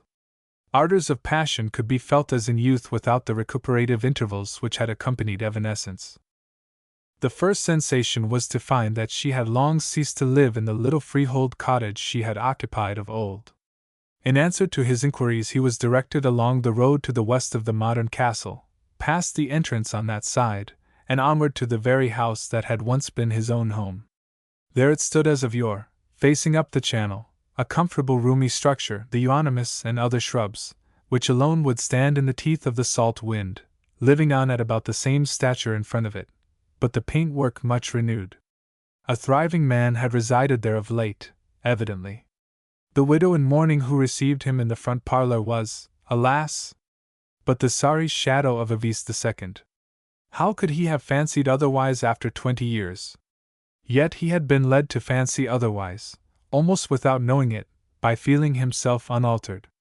Indeed, curiously enough, nearly the first words she said to him were, "Why, you are just the same." Just the same. Yes, I am Avis, he answered sadly, for this inability to ossify with the rest of his generation threw him out of proportion with the time. Moreover, while wearing the aspect of comedy, it was of the nature of tragedy. It is well to be you, sir, she went on. I have had troubles to take the bloom off me. Yes, I have been sorry for you. She continued to regard him curiously, with humorous interest, and he knew what was passing in her mind, that this man, to whom she had formerly looked up as to a person far in advance of her along the lane of life, seemed now to be a well-adjusted contemporary, the pair of them observing the world with fairly level eyes. He had come to her with warmth for a vision which, on reaching her, he found to have departed, and though fairly weaned by the natural reality, he was so far staunch as to linger hankeringly. They talked of past days, his old attachment, which she had then despised, being now far more absorbing and present to her than to himself. She unmistakably won upon him as he sat on. A curious closeness between them had been produced in his imagination by the discovery that she was passing her life within the house of his own childhood. Her similar surname meant little here, but it was also his, and added to the identity of domicile, lent a strong suggestiveness to the accident. This is where I used to sit when my parents occupied the house, he said, placing himself beside that corner of the fireplace which commanded a view through the window. I could see a bough of tamarisk wave outside at that time, and beyond the bough, the same abrupt grassy waste towards the sea, and at night the same old lightship blinking far out there. Place yourself on the spot, to please me. She set her chair where he indicated, and Piers Dunn stood close beside her, directing her gaze to the familiar objects he had regarded thence as a boy. Her head and face, the latter thoughtful and worn enough, poor thing, to suggest a married life none too comfortable, were close to his breast, and with a few inches further incline, would have touched it. And now you are the inhabitant, I the visitor, he said. I am glad to see you here, so glad, Avis. You are fairly well provided for, I think I may assume that. He looked round the room at the solid mahogany furniture, and at the modern piano and show bookcase. Yes, Ike left me comfortable. 'Twas he who thought of moving from my cottage to this larger house. He bought it, and I can live here as long as I choose to. Apart from the decline of his adoration to friendship, there seemed to be a general convergence of positions which suggested that he might make amends for the desertion of Avis the first by proposing to this Avis when a me time should arrive. If he did not love her as he had done when she was a slim thing catching mice in his rooms in London, he could surely be content at his age with comradeship. After all, she was only 40 to his 60. The feeling that he really could be thus content was so convincing that he almost believed the luxury of getting old and reposeful was coming to his restless, wandering heart at last. Well, you have come at last, sir, she went on, and I am grateful to you. I did not like writing, and yet I wanted to be straightforward. Have you guessed at all why I wished to see you so much that I could not help sending twice to you? I have tried, but cannot. Try again. It is a pretty reason, which I hope you'll forgive. I am sure I shan't unriddle it. But I'll say this on my own account before you tell me. I have always taken a lingering interest in you, which you must value for what it is worth. It originated, so far as it concerns you personally, with the sight of you in that cottage round the corner, 19 or 20 years ago, when I became tenant of the castle opposite. But that was not the very beginning. The very beginning was a score of years before that, when I, a young fellow of 21, coming home here, from London, to see my father, encountered a tender woman as like you as your double, was much attracted by her as I saw her day after day flit past this window, till I made it my business to accompany her in her walks awhile. I, as you know, was not a staunch fellow, and it all ended badly. But at any rate you, her daughter, and I are friends. Ah! There she is! Suddenly exclaimed Avis, whose attention had wandered somewhat from his retrospective discourse. She was looking from the window towards the cliffs, where, upon the open ground quite near at hand, a slender female form was seen rambling along. She is out for a walk, Avis continued. I wonder if she is going to call here this afternoon? She is living at the castle opposite as governess. Oh, she's... Yes. Her education was very thorough, better even than her grandmother's. I was the neglected one, and her father and myself both vowed that there should be no complaint on that score about her. We christened her Avise, to keep up the name, as you requested. I wish you could speak to her. I am sure you would like her. Is that the baby? Faltered Jocelyn. Yes, the baby. The person signified, now much nearer, was a still more modernized, up-to-date edition of the two Avises of that blood with whom he had been involved more or less for the last 40 years.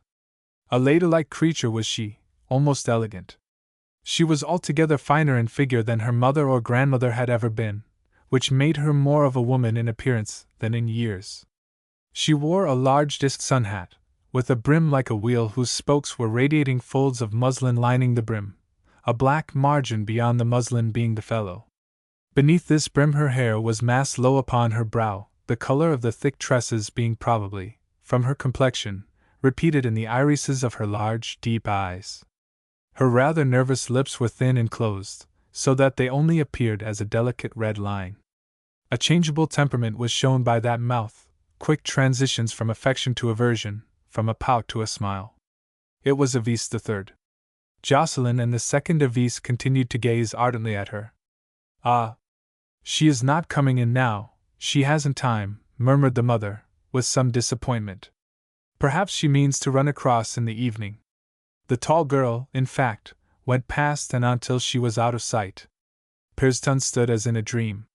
It was the very she, in all essential particulars, and with an intensification of general charm, who had kissed him 40 years before.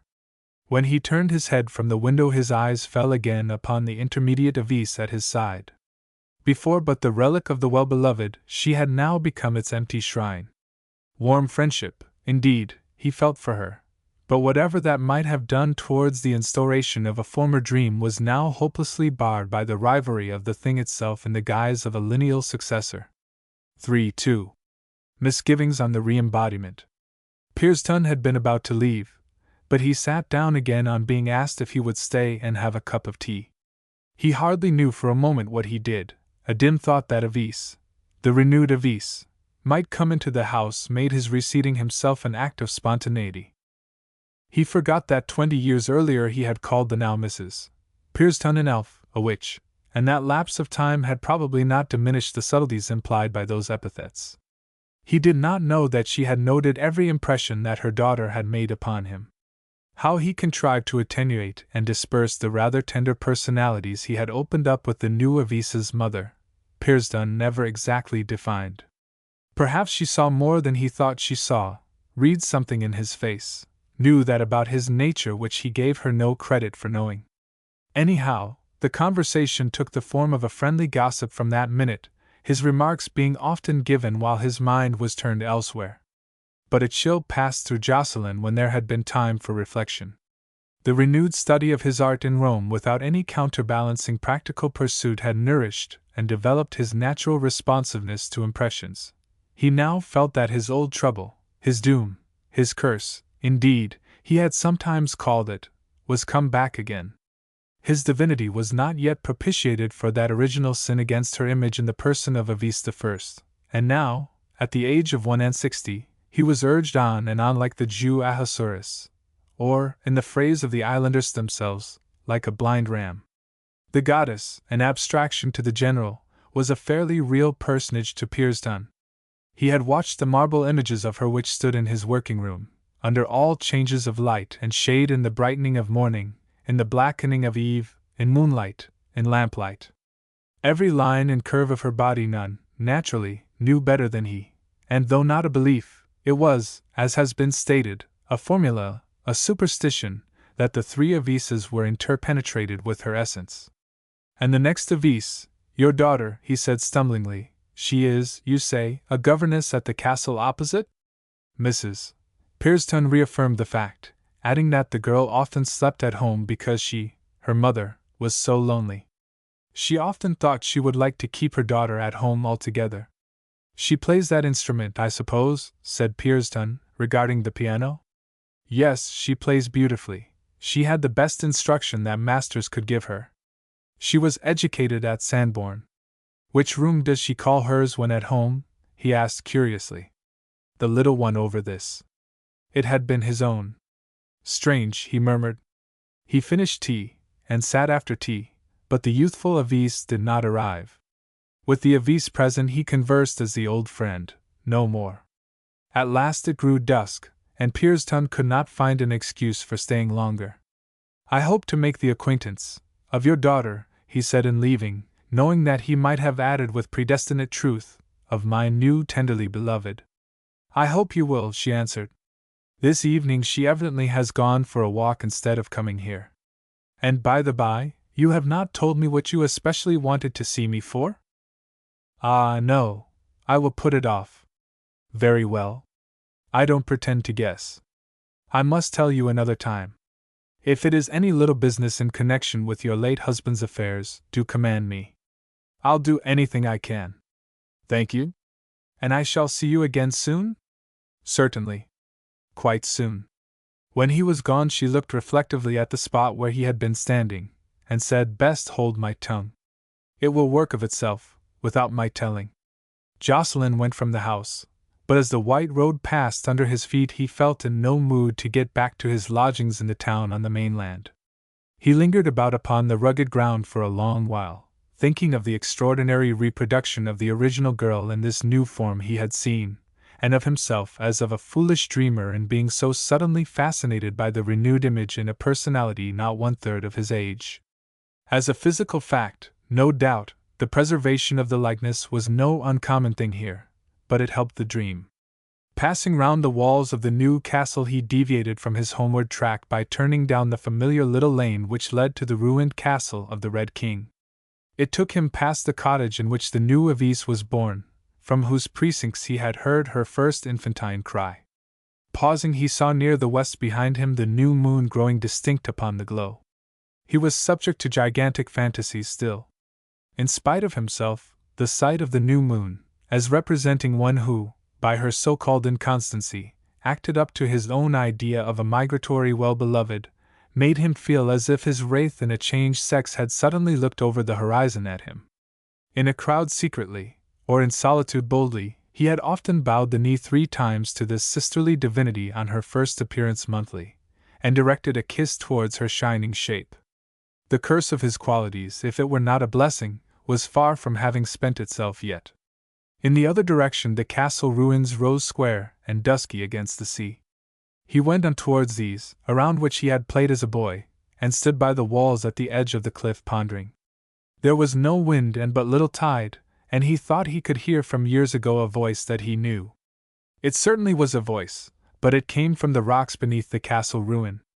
Mrs. Atway. A silence followed, and nobody came. The voice spoke again. John Stoney.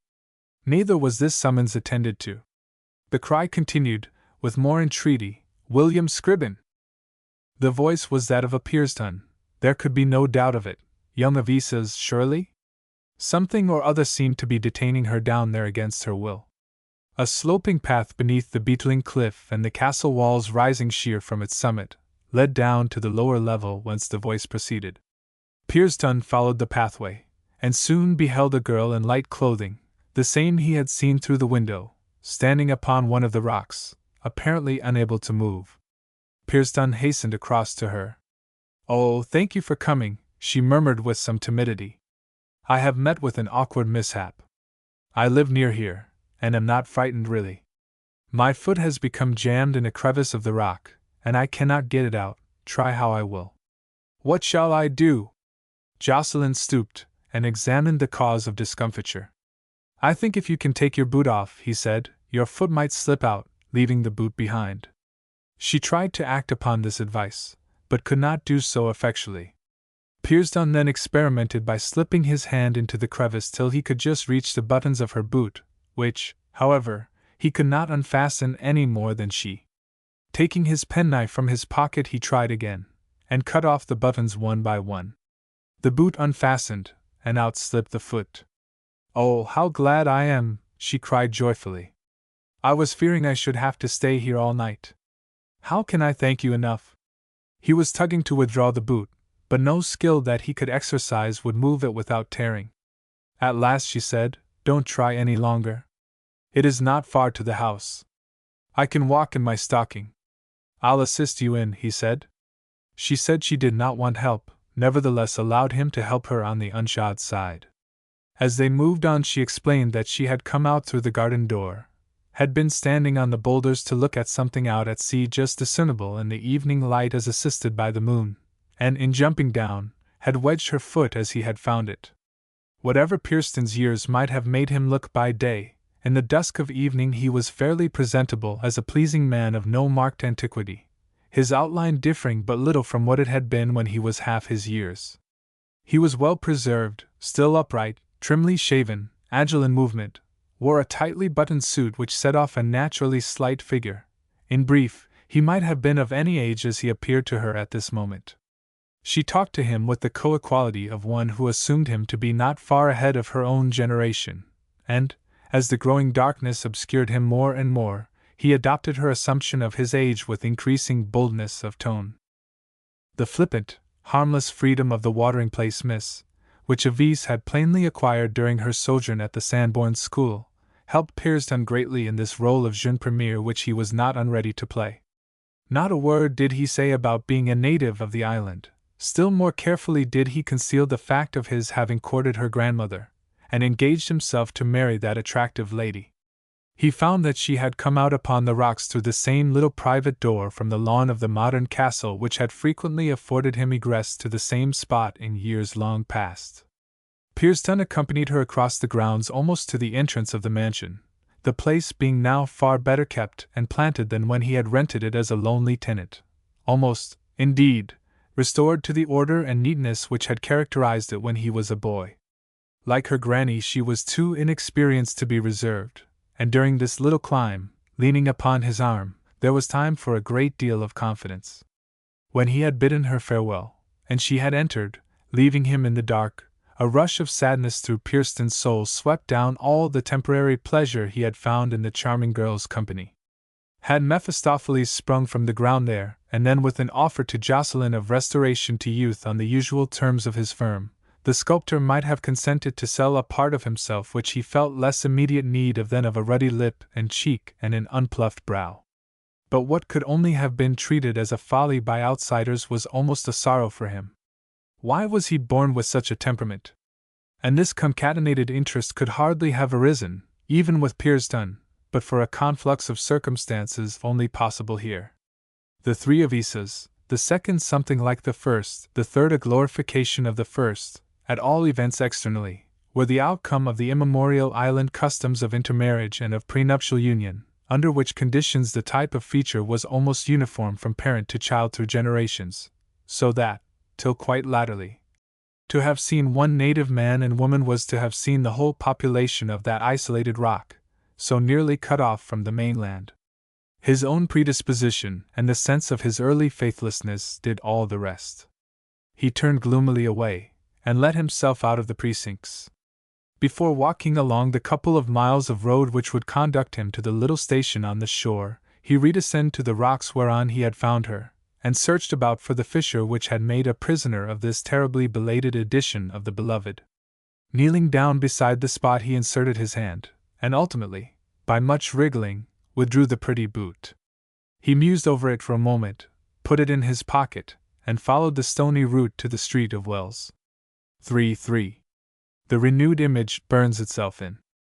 There was nothing to hinder Pearson in calling upon the new Avise's mother as often as he should choose, beyond the 5 miles of intervening railway and additional mile or two of clambering over the heights of the island.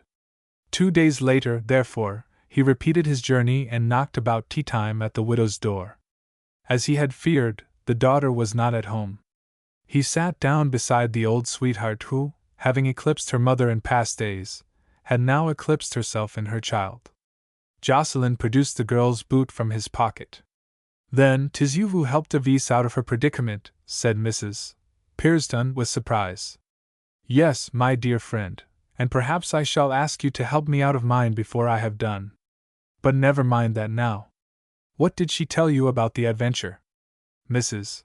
Pearson was looking thoughtfully upon him. "Well, 'tis rather strange it should have been you, sir," she replied. She seemed to be a good deal interested. I thought it might have been a younger man, a much younger man. It might have been as far as feelings were concerned. Now, Avis, I'll to the point at once. Virtually, I have known your daughter any number of years. When I talk to her, I can anticipate every turn of her thought, every sentiment, every act, so long did I study those things in your mother and in you. Therefore, I do not require to learn her. She was learnt by me in her previous existences. Now, don't be shocked. I am willing to marry her. I should be overjoyed to do it, if there would be nothing preposterous about it, or that would seem like a man making himself too much of a fool, and so degrading her in consenting. I can make her comparatively rich, as you know, and I would indulge her every whim. There is the idea, bluntly put. It would set right something in my mind that has been wrong for 40 years. After my death she would have plenty of freedom and plenty of means to enjoy it. Mrs. Isaac Pearson seemed only a little surprised, certainly not shocked. Well, if I didn't think you might be a bit taken with her, she said with an arch simplicity which could hardly be called unaffected. Knowing the set of your mind, from my little time with you years ago, nothing you could do in this way would astonish me. But you don't think badly of me for it? Not at all. By the by, did you ever guess why I asked you to come? But never mind it now, the matter is past. Of course, it would depend upon what Avis felt. Perhaps she would rather marry a younger man. And suppose a satisfactory younger man should not appear? Mrs. Pearson showed in her face that she fully recognized the difference between a rich bird in hand and a young bird in the bush. She looked him curiously up and down. I know you would make anybody a very nice husband, she said. I know that you would be nicer than many men half your age, and though there is a great deal of difference between you and her, there have been more unequal marriages, that's true. Speaking as her mother, I can say that I shouldn't object to you, sir, for her, provided she liked you. That is where the difficulty will lie. I wish you would help me to get over that difficulty, he said gently.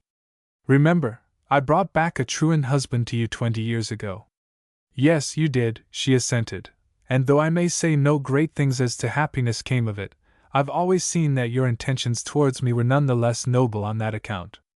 I would do for you what I would do for no other man, and there is one reason in particular which inclines me to help you with Avis, that I should feel absolutely certain I was helping her to a kind husband. Well, that would remain to be seen. I would, at any rate, try to be worthy of your opinion. Come, Avis, for old time's sake, you must help me. You never felt anything but friendship in those days, you know, and that makes it easy and proper for you to do me a good turn now. After a little more conversation, his old friend promised that she really would do everything that lay in her power. She did not say how simple she thought him not to perceive that she had already, by writing to him, been doing everything that lay in her power, had created the feeling which prompted his entreaty. And to show her good faith in this promise, she asked him to wait till later in the evening, when Avis might possibly run across to see her. Pearson, who fancied he had won the younger Avis's interest, at least by the part he had played upon the rocks the week before, had a dread of encountering her in full light till he should have advanced a little further in her regard. He accordingly was perplexed at this proposal, and seeing his hesitation, Mrs. Pearson suggested that they should walk together in the direction whence Avis would come, if she came at all. He welcomed the idea, and in a few minutes they started, strolling along under the now strong moonlight, and when they reached the gates of Sylvania Castle, turning back again towards the house. After 2 or 3 such walks up and down, the gate of the castle grounds clicked, and a form came forth which proved to be the expected one. As soon as they met, the girl recognized in her mother's companion the gentleman who had helped her on the shore, and she seemed really glad to find that her chivalrous assistant was claimed by her parent as an old friend. She remembered hearing at divers times about this worthy London man of talent and position, whose ancestry were people of her own isle, and possibly, from the name, of a common stock with her own. And you have actually lived in Sylvania Castle yourself, Mr. Pearson? Asked Avis the daughter, with her innocent young voice. Was it long ago? Yes, it was some time ago, replied the sculptor, with a sinking at his heart lest she should ask how long. It must have been when I was away, or when I was very little. I don't think you were away. But I don't think I could have been here. No, perhaps you couldn't have been here. I think she was hiding herself in the parsley bed, said Avisa's mother blandly. They talked in this general way till they reached Mrs. Pearson's house. But Jocelyn resisted both the widow's invitation and the desire of his own heart, and went away without entering. To risk, by visibly confronting her, the advantage that he had already gained, or fancied he had gained, with the reincarnate Avise required more courage than he could claim in his present mood. Such evening promenades as these were frequent during the waxing of that summer moon. On one occasion, as they were all good walkers, it was arranged that they should meet halfway between the island and the town in which Pearson had lodgings. It was impossible that by this time the pretty young governess should not have guessed the ultimate reason of these rambles to be a matrimonial intention, but she inclined to the belief that the widow rather than herself was the object of Pearson's regard, though why this educated and apparently wealthy man should be attracted by her mother, whose homeliness was apparent enough to the girl's more modern training, she could not comprehend. They met accordingly in the middle of the pebble bank, Pearson coming from the mainland, and the women from the peninsular rock. Crossing the wooden bridge which connected the bank with the shore proper, they moved in the direction of Henry VIII's castle, on the verge of the Ragstone Cliff. Like the Red King's castle on the island, the interior was open to the sky, and when they entered and the full moon streamed down upon them over the edge of the enclosing masonry, the whole present reality faded from Jocelyn's mind under the press of memories. Neither of his companions guessed what Pearson was thinking of. It was in this very spot that he was to have met the grandmother of the girl at his side, and in which he would have met her had she chosen to keep the appointment, a meeting which might, nay, must, have changed the whole current of his life. Instead of that, 40 years had passed, 40 years of severance from Avise, till a secondly renewed copy of his sweetheart had arisen to fill her place. But he, alas, was not renewed. And of all this the pretty young thing at his side knew nothing. Taking advantage of the younger woman's retreat to view the sea through an opening of the walls, Pearson appealed to her mother in a whisper. Have you ever given her a hint of what my meaning is? No?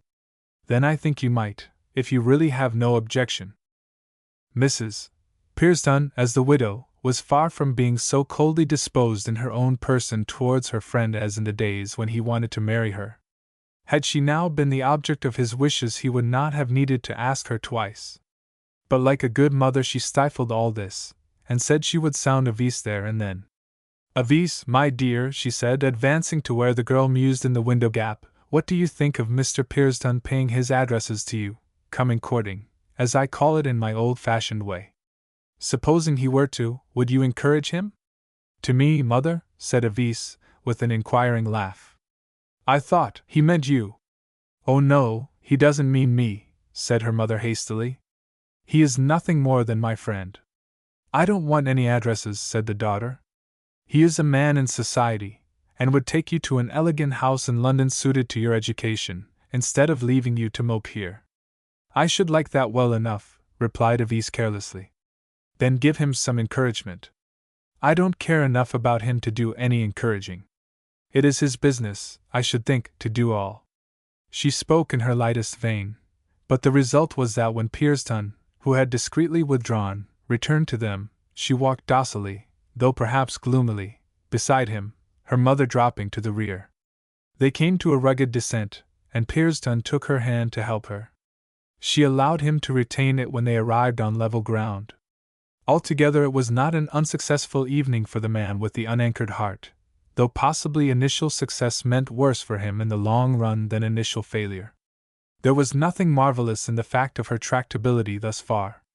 In his modern dress and style, under the rays of the moon, he looked a very presentable gentleman indeed, while his knowledge of art and his travelled manners were not without their attractions for a girl who with one hand touched the educated middle class and with the other the rude and simple inhabitants of the Isle.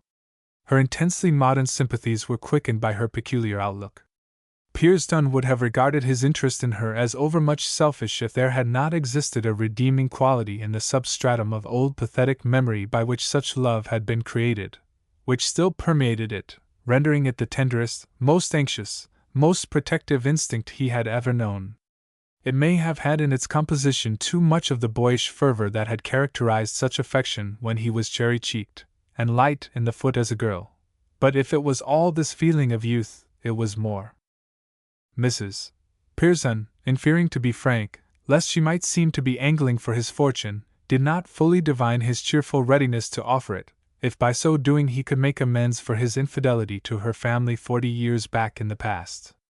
Time had not made him mercenary, and it had quenched his ambitions, and though his wish to wed Avise was not entirely a wish to enrich her, the knowledge that she would be enriched beyond anything that she could have anticipated was what allowed him to indulge his love.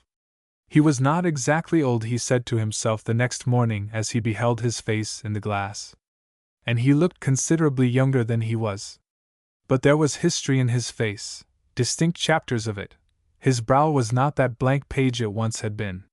He knew the origin of that line in his forehead. It had been traced in the course of a month or two by past troubles.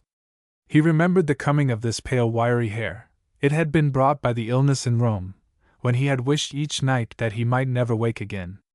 This wrinkled corner, that drawn bit of skin, they had resulted from those months of despondency when all seemed going against his art, his strength, his happiness. "You cannot live your life and keep it, Jocelyn," he said. Time was against him and love, and time would probably win. "When I went away from the first Avise," he continued with whimsical misery, "I had a presentiment that I should ache for it some day. And I am aching, have ached ever since this jade of an ideal learnt the unconscionable trick of inhabiting one image only. Upon the whole, he was not without a bodement that it would be folly to press on. 3-4. A dash for the last incarnation. This desultory courtship of a young girl, which had been brought about by her mother's contrivance, was interrupted by the appearance of Summers and his wife and family on the Budmouth esplanade. Alfred Summers, once the youthful, picturesque as his own paintings, was now a middle-aged family man with spectacles worn, too, with the single object of seeing through them, and a row of daughters tailing off to infancy, who at present added appreciably to the income of the bathing machine women established along the sands. Mrs. Summers, once the intellectual, emancipated Mrs. Pynavon, had now retrograded to the petty and timid mental position of her mother and grandmother, giving sharp, strict regard to the current literature and art that reached the innocent presence of her long perspective of girls, with the view of hiding every skull and skeleton of life from their dear eyes. She was another illustration of the rule that succeeding generations of women are seldom marked by cumulative progress, their advance as girls being lost in their recession as matrons, so that they move up and down the stream of intellectual development like flotsam in a tidal estuary. And this perhaps not by reason of their faults as individuals, but of their misfortune as child-rearers. The landscape painter, now an academician like Pearson himself, rather popular than distinguished, had given up that peculiar and personal taste in subjects which had marked him in times past, executing instead many pleasing aspects of nature addressed to the furnishing householder through the middling critic, and really very good of their kind.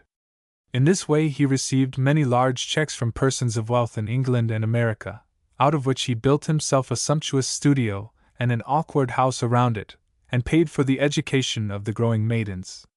The vision of Summers's humble position as jackal to this lion of a family and house and studio and social reputation, Summers, to whom strange conceits and wild imaginings were departed joys never to return, led Pearson, as the painter's contemporary, to feel that he ought to be one of the bygones likewise, and to put on an air of unromantic bufferism. He refrained from entering Avise's peninsula for the whole fortnight of Summers's stay in the neighboring town, although its grey poetical outline, throned along the sea, greeted his eyes every morn and eve across the roadstead. When the painter and his family had gone back from their bathing holiday, he thought that he, too, would leave the neighborhood. To do so, however, without wishing at least the elder Avise goodbye would be unfriendly, considering the extent of their acquaintance. One evening, knowing this time of day to suit her best, he took the few minutes' journey to the rock along the thin connecting string of junction, and arrived at Mrs. Pearson's door just after dark. A light shone from an upper chamber.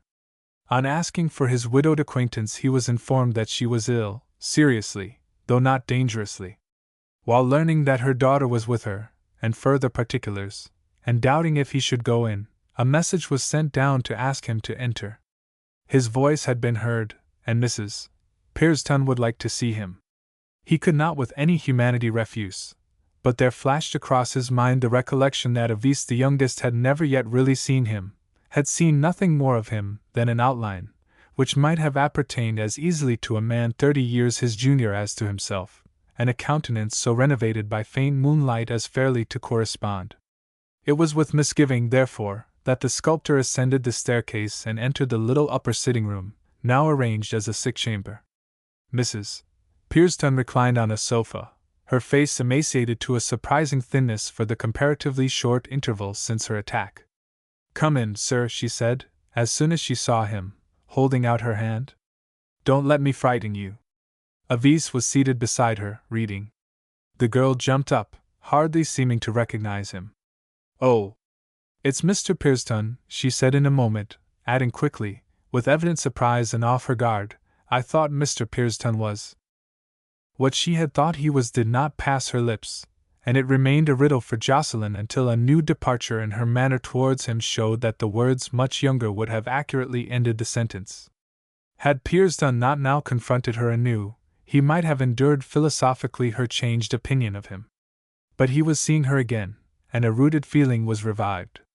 Pearson now learned for the first time that the widow had been visited by sudden attacks of this sort not infrequently of late years.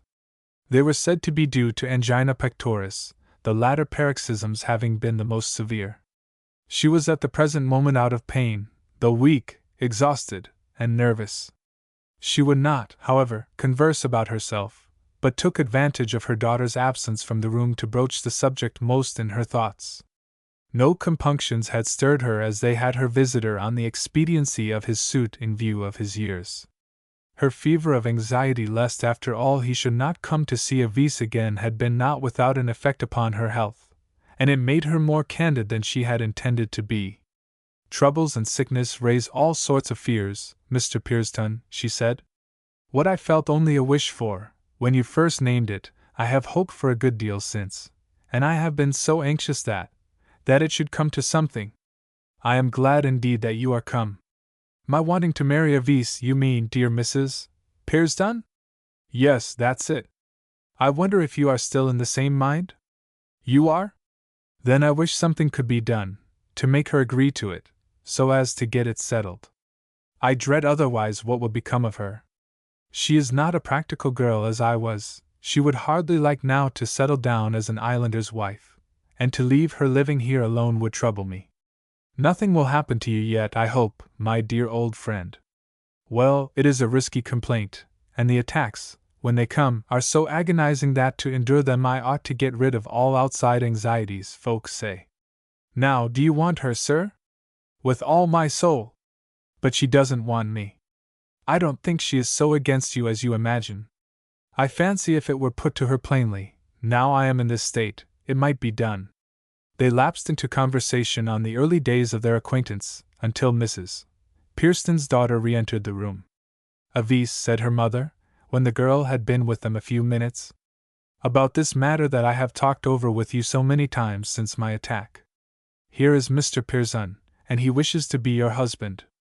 He is much older than you, but in spite of it, that you will ever get a better husband I don't believe. Now, will you take him, seeing the state I am in, and how naturally anxious I am to see you settled before I die?" "But you won't die, mother! You are getting better." "Just for the present only. Come, he is a good man and a clever man, and a rich man. I want you, oh so much, to be his wife. I can say no more." Avis looked appealingly at the sculptor, and then on the floor.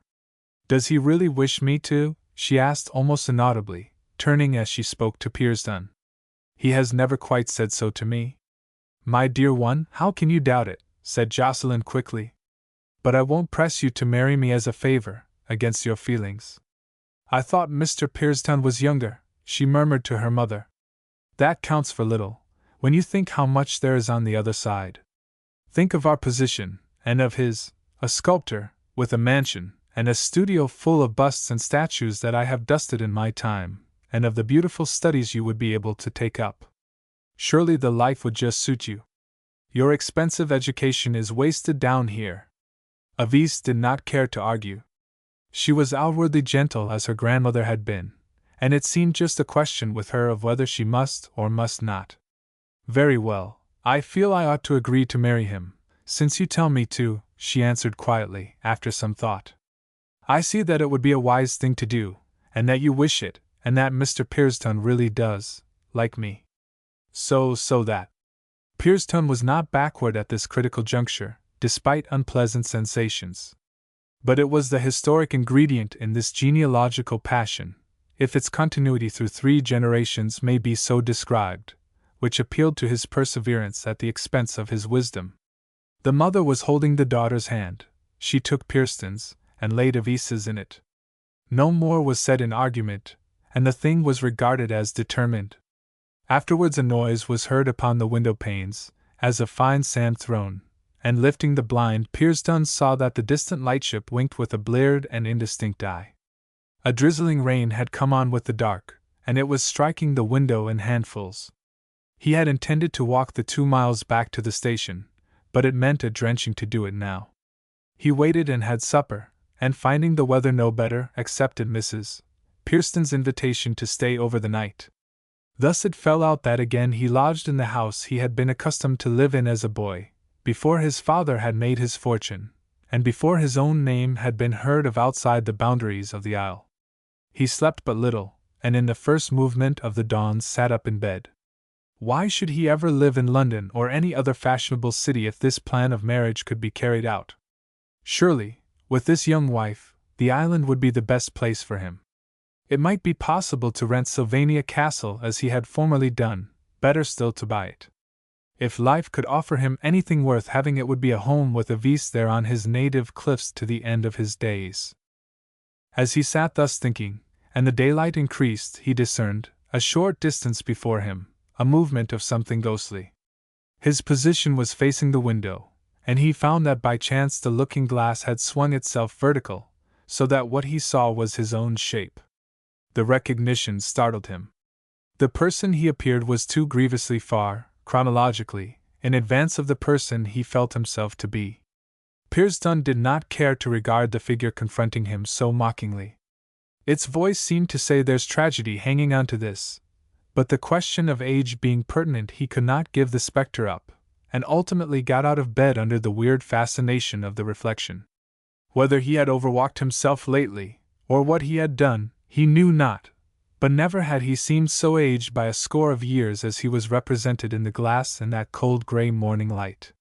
While his soul was what it was, why should he have been encumbered with that withering carcass, without the ability to shift it off for another, as his ideal beloved had so frequently done? By reason of her mother's illness, Elise was now living in the house, and on going downstairs, he found that they were to breakfast en tête-à-tête.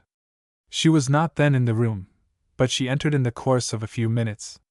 Pearson had already heard that the widow felt better this morning, and elated by the prospect of sitting with Elise at this meal, he went forward to her joyously. As soon as she saw him in the full stroke of day from the window, she started, and he then remembered that it was their first meeting under the solar rays. She was so overcome that she turned and left the room as if she had forgotten something. When she re-entered, she was visibly pale. She recovered herself, and apologized. She had been sitting up the night before the last, she said, and was not quite so well as usual. There may have been some truth in this, but Pearson could not get over that first scared look of hers. It was enough to give daytime stability to his night views of a possible tragedy lurking in this wedding project. He determined that, at any cost to his heart, there should be no misapprehension about him from this moment. Miss Pearson, he said as they sat down, since it is well you should know all the truth before we go any further, that there may be no awkward discoveries afterwards, I am going to tell you something about myself, if you are not too distressed to hear it. No, let me hear it. I was once the lover of your mother, and wanted to marry her, only she wouldn't, or rather couldn't, marry me. Oh, how strange, said the girl, looking from him to the breakfast things, and from the breakfast things to him. Mother has never told me that. Yet of course you might have been. I mean, you are old enough. He took the remark as a satire she had not intended. Oh yes, quite old enough, he said grimly. Almost too old. Too old for mother? How's that? Because I belong to your grandmother. No? How can that be? I was her lover likewise. I should have married her if I had gone straight on instead of round the corner. But you couldn't have been, Mr. Pearson. You are not old enough? Why, how old are you? You have never told me. I am very old. My mother's, and my grandmother's, said she, looking at him no longer as at a possible husband, but as a strange fossilized relic in human form. Pearson saw it, but meaning to give up the game, he did not care to spare himself.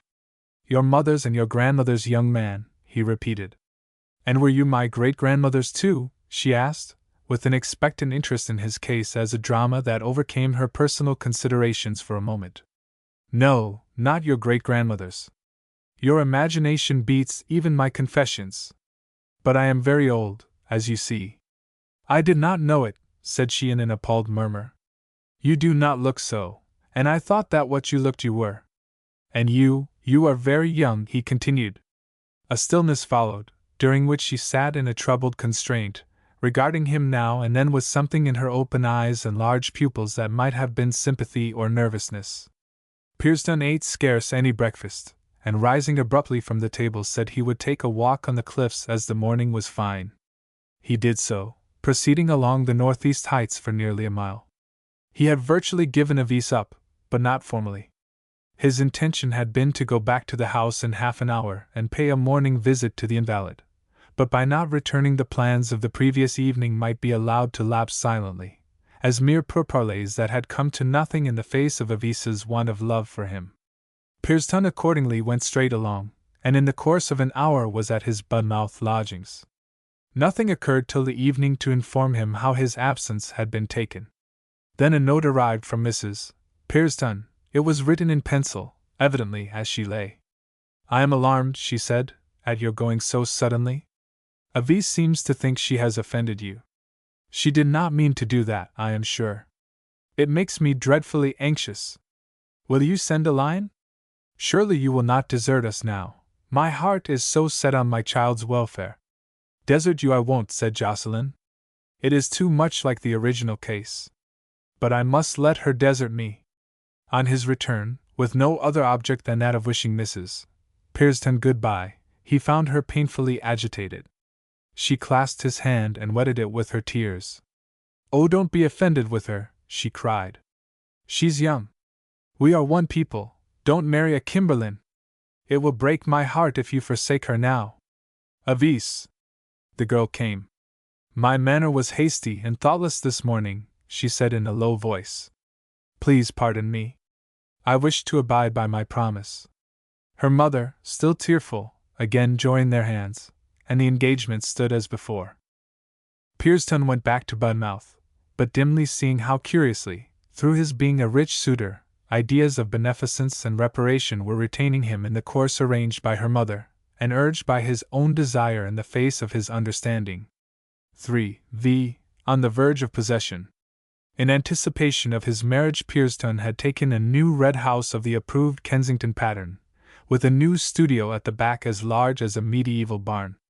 Hither, in collusion with the elder Avis, whose health had mended somewhat, he invited mother and daughter to spend a week or two with him, thinking thereby to exercise on the latter's imagination an influence which was not practicable while he was a guest at their house, and by interesting his betrothed in the fitting and furnishing of this residence to create in her an ambition to be its mistress. It was a pleasant, reposeful time to be in town. There was nobody to interrupt them in their proceedings, and, it being out of the season, the largest tradesmen were as attentive to their wants as if those firms had never before been honored with a single customer whom they really liked. Pearson and his guests, almost equally inexperienced, for the sculptor had nearly forgotten what knowledge of householding he had acquired earlier in life, could consider and practice thoroughly a species of skeleton drill in receiving visitors when the pair should announce themselves as married and at home in the coming winter season. Avis was charming, even if a little cold. He congratulated himself yet again that time should have reserved for him this final chance for one of the line. She was somewhat like her mother, whom he had loved in the flesh, but she had the soul of her grandmother, whom he had loved in the spirit, and, for that matter, loved now. Only one criticism had he to pass upon his choice. Though in outward semblance her grandam idealized, she had not the first of Isa's candor, but rather her mother's closeness. He never knew exactly what she was thinking and feeling. Yet he seemed to have such prescriptive rights in women of her blood that her occasional want of confidence did not deeply trouble him. It was one of those ripe and mellow afternoons that sometimes color London with their golden light at this time of the year, and produce those marvelous sunset effects which, if they were not known to be made up of kitchen coal smoke and animal exhalations, would be rapturously applauded. Behind the perpendicular, oblique, zigzagged, and curved zinc tallboys, that formed a gray pattern not unlike early Gothic numerals against the sky, the men and women on the tops of the omnibuses saw an irradiation of topaz hues, darkened here and there into richest russet. There had been a sharp shower during the afternoon, and Pearson, who had to take care of himself, had worn a pair of galoshes on his short walk in the street. He noiselessly entered the studio, inside which some gleams of the same mellow light had managed to creep, and where he guessed he should find his prospective wife and mother-in-law awaiting him with tea. But only Avise was there, seated beside the teapot of brown delf, which, as artists, they affected, her back being toward him. She was holding her handkerchief to her eyes, and he saw that she was weeping silently. In another moment he perceived that she was weeping over a book. By this time she had heard him, and came forward. He made it appear that he had not noticed her distress, and they discussed some arrangements of furniture. When he had taken a cup of tea she went away, leaving the book behind her. Pearson took it up. The volume was an old schoolbook, Stevenard's Lectures Françaises, with her name in it as a pupil at Sanborn High School, and date markings denoting lessons taken at a comparatively recent time, for Avise had been but a novice as governess when he discovered her. For a schoolgirl, which she virtually was, to weep over a schoolbook was strange. Could she have been affected by some subject in the readings? Impossible. Pearson fell to thinking, and zest died for the process of furnishing, which he had undertaken so gaily. Somehow, the bloom was again disappearing from his approaching marriage. Yet he loved Avise more and more tenderly. He feared sometimes that in the solicitousness of his affection he was spoiling her by indulging her every whim. He looked round the large and ambitious apartment, now becoming clouded with shades, out of which the white and cadaverous countenances of his studies, casts, and other lumber peered meditatively at him, as if they were saying, "What are you going to do now, old boy?" They had never looked like that while standing in his past homely workshop, where all the real labors of his life had been carried out. What should a man of his age, who had not for years done anything to speak of, certainly not to add to his reputation as an artist, want with a new place like this? It was all because of the elect lady, and she apparently did not want him. Pearson did not observe anything further in Avise to cause him misgiving till one dinner time, a week later, towards the end of the visit. Then, as he sat himself between her and her mother at their limited table, he was struck with her nervousness, and was tempted to say, "Why are you troubled, my little dearest?" in tones which disclosed that he was as troubled as she. "Am I troubled?" she said with a start, turning her gentle hazel eyes upon him. "Yes, I suppose I am. It is because I have received a letter from an old friend." "You didn't show it to me," said her mother. "No, I tore it up." "Why?" "It was not necessary to keep it, so I destroyed it." Mrs. Pearson did not press her further on the subject, and Avise showed no disposition to continue it. They retired rather early, as they always did, but Pearson remained pacing about his studio a long while, musing on many things, not the least being the perception that to wed a woman may be by no means the same thing as to be united with her. The old friend of Avise's remark had sounded very much like lover. Otherwise, why should the letter have so greatly disturbed her? There seemed to be something uncanny, after all, about London, in its relation to his contemplated marriage. When she had first come up she was easier with him than now. And yet his bringing her there had helped his cause.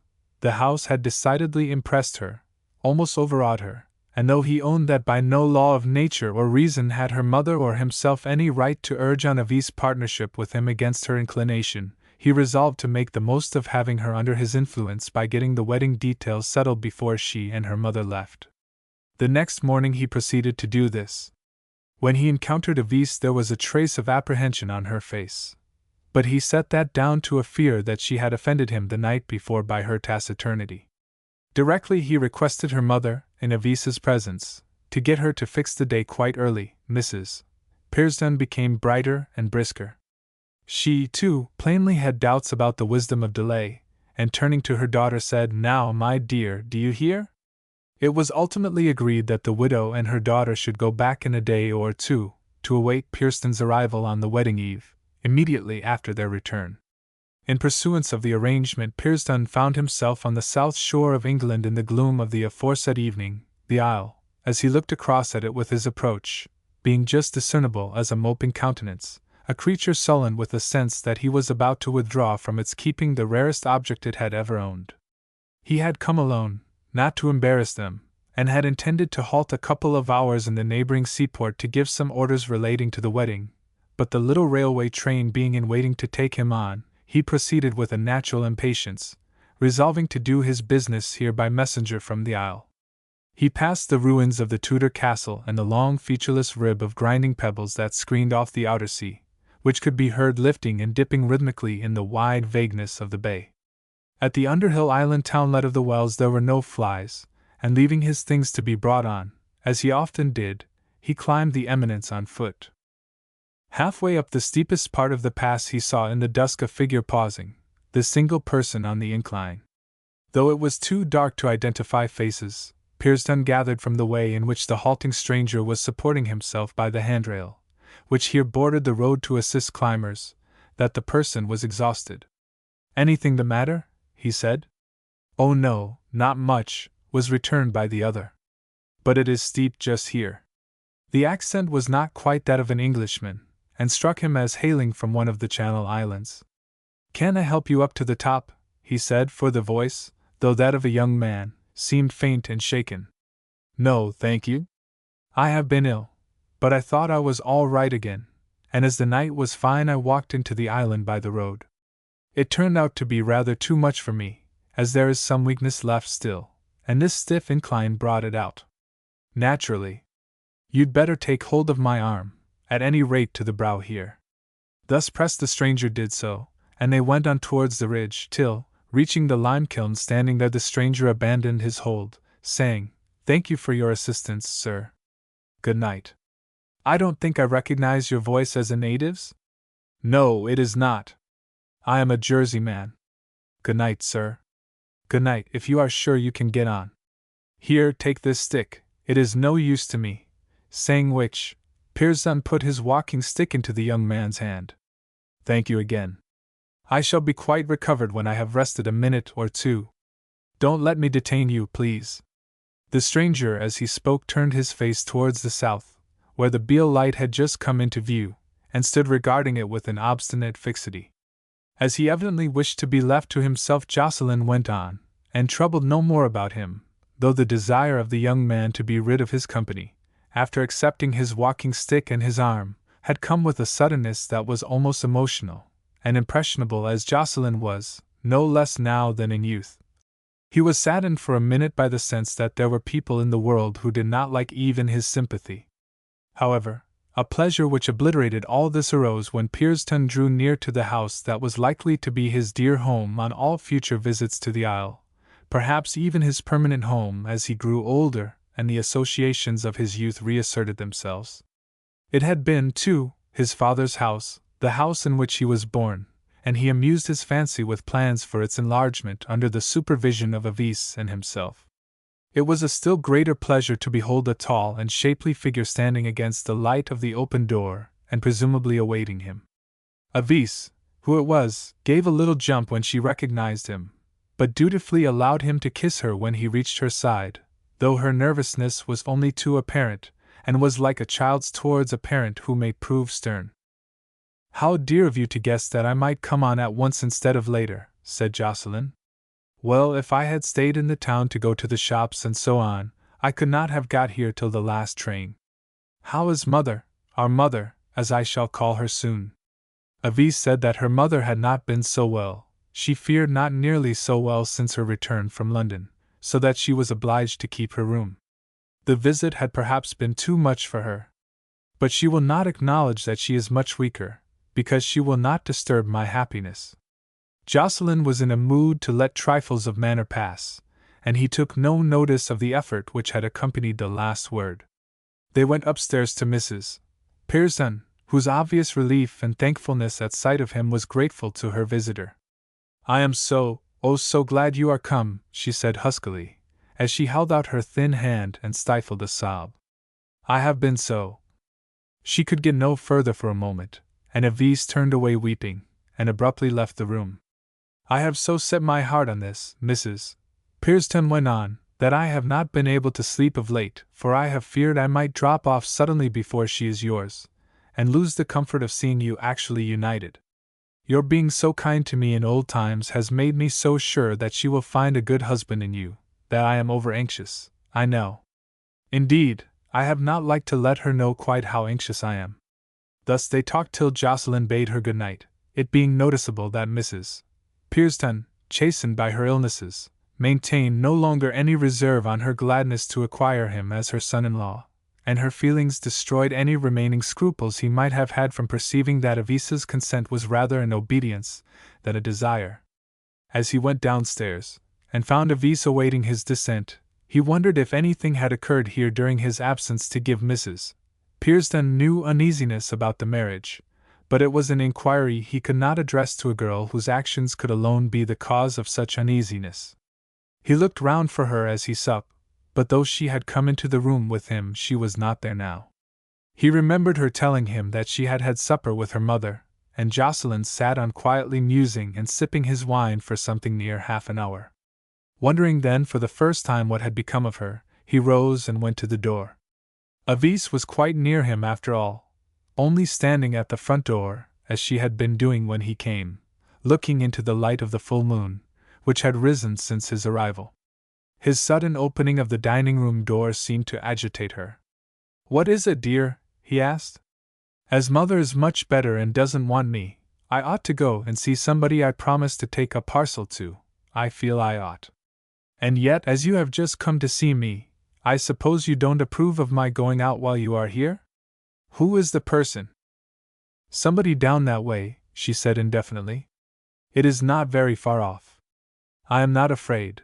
I go out often by myself at night hereabout." He reassured her good-humoredly. "If you really wish to go, my dear, of course I don't object. I have no authority to do that till tomorrow, and you know that if I had it I shouldn't use it." "Oh, but you have! Mother being an invalid, you are in her place, apart from tomorrow." "Nonsense, darling. Run across to your friend's house by all means if you want to." "And you'll be here when I come in?" "No, I am going down to the inn to see if my things are brought up." "But hasn't Mother asked you to stay here? The spare room was got ready for you." "Dear me, I am afraid I ought to have told you. She did ask me. But I have some things coming, directed to the inn, and I had better be there. So I'll wish you good night, though it is not late. I will come in quite early tomorrow, to inquire how your mother is going on, and to wish you good morning. You will be back again quickly this evening?" "Oh, yes." "And I needn't go with you for company?" "Oh, no, thank you. It is no distance." Pearson then departed, thinking how entirely her manner was that of one to whom a question of doing anything was a question of permission and not of judgment. He had no sooner gone than Avise took a parcel from a cupboard, put on her hat and cloak, and following by the way he had taken till she reached the entrance to Sylvania Castle, there stood still. She could hear Pearson's footsteps passing down East Quarriers to the inn, but she went no further in that direction. Turning into the lane on the right, of which mention has so often been made, she went quickly past the last cottage, and having entered the gorge beyond she clambered into the ruin of the Red King's or Bow-and-Arrow Castle, standing as a square black mass against the moonlit, indefinite sea. 3:6. The well-beloved is, where? Mrs. Pearson passed a restless night, but this she let nobody know, nor, what was painfully evident to herself, that her prostration was increased by anxiety and suspense about the wedding on which she had too much set her heart. During the very brief space in which she dozed, Avise came into her room. As it was not infrequent for her daughter to look in upon her thus, she took little notice, merely saying to assure the girl, "I am better, dear. Don't come in again. Get to sleep yourself." The mother, however, went thinking anew. She had no apprehensions about this marriage. She felt perfectly sure that it was the best thing she could do for her girl.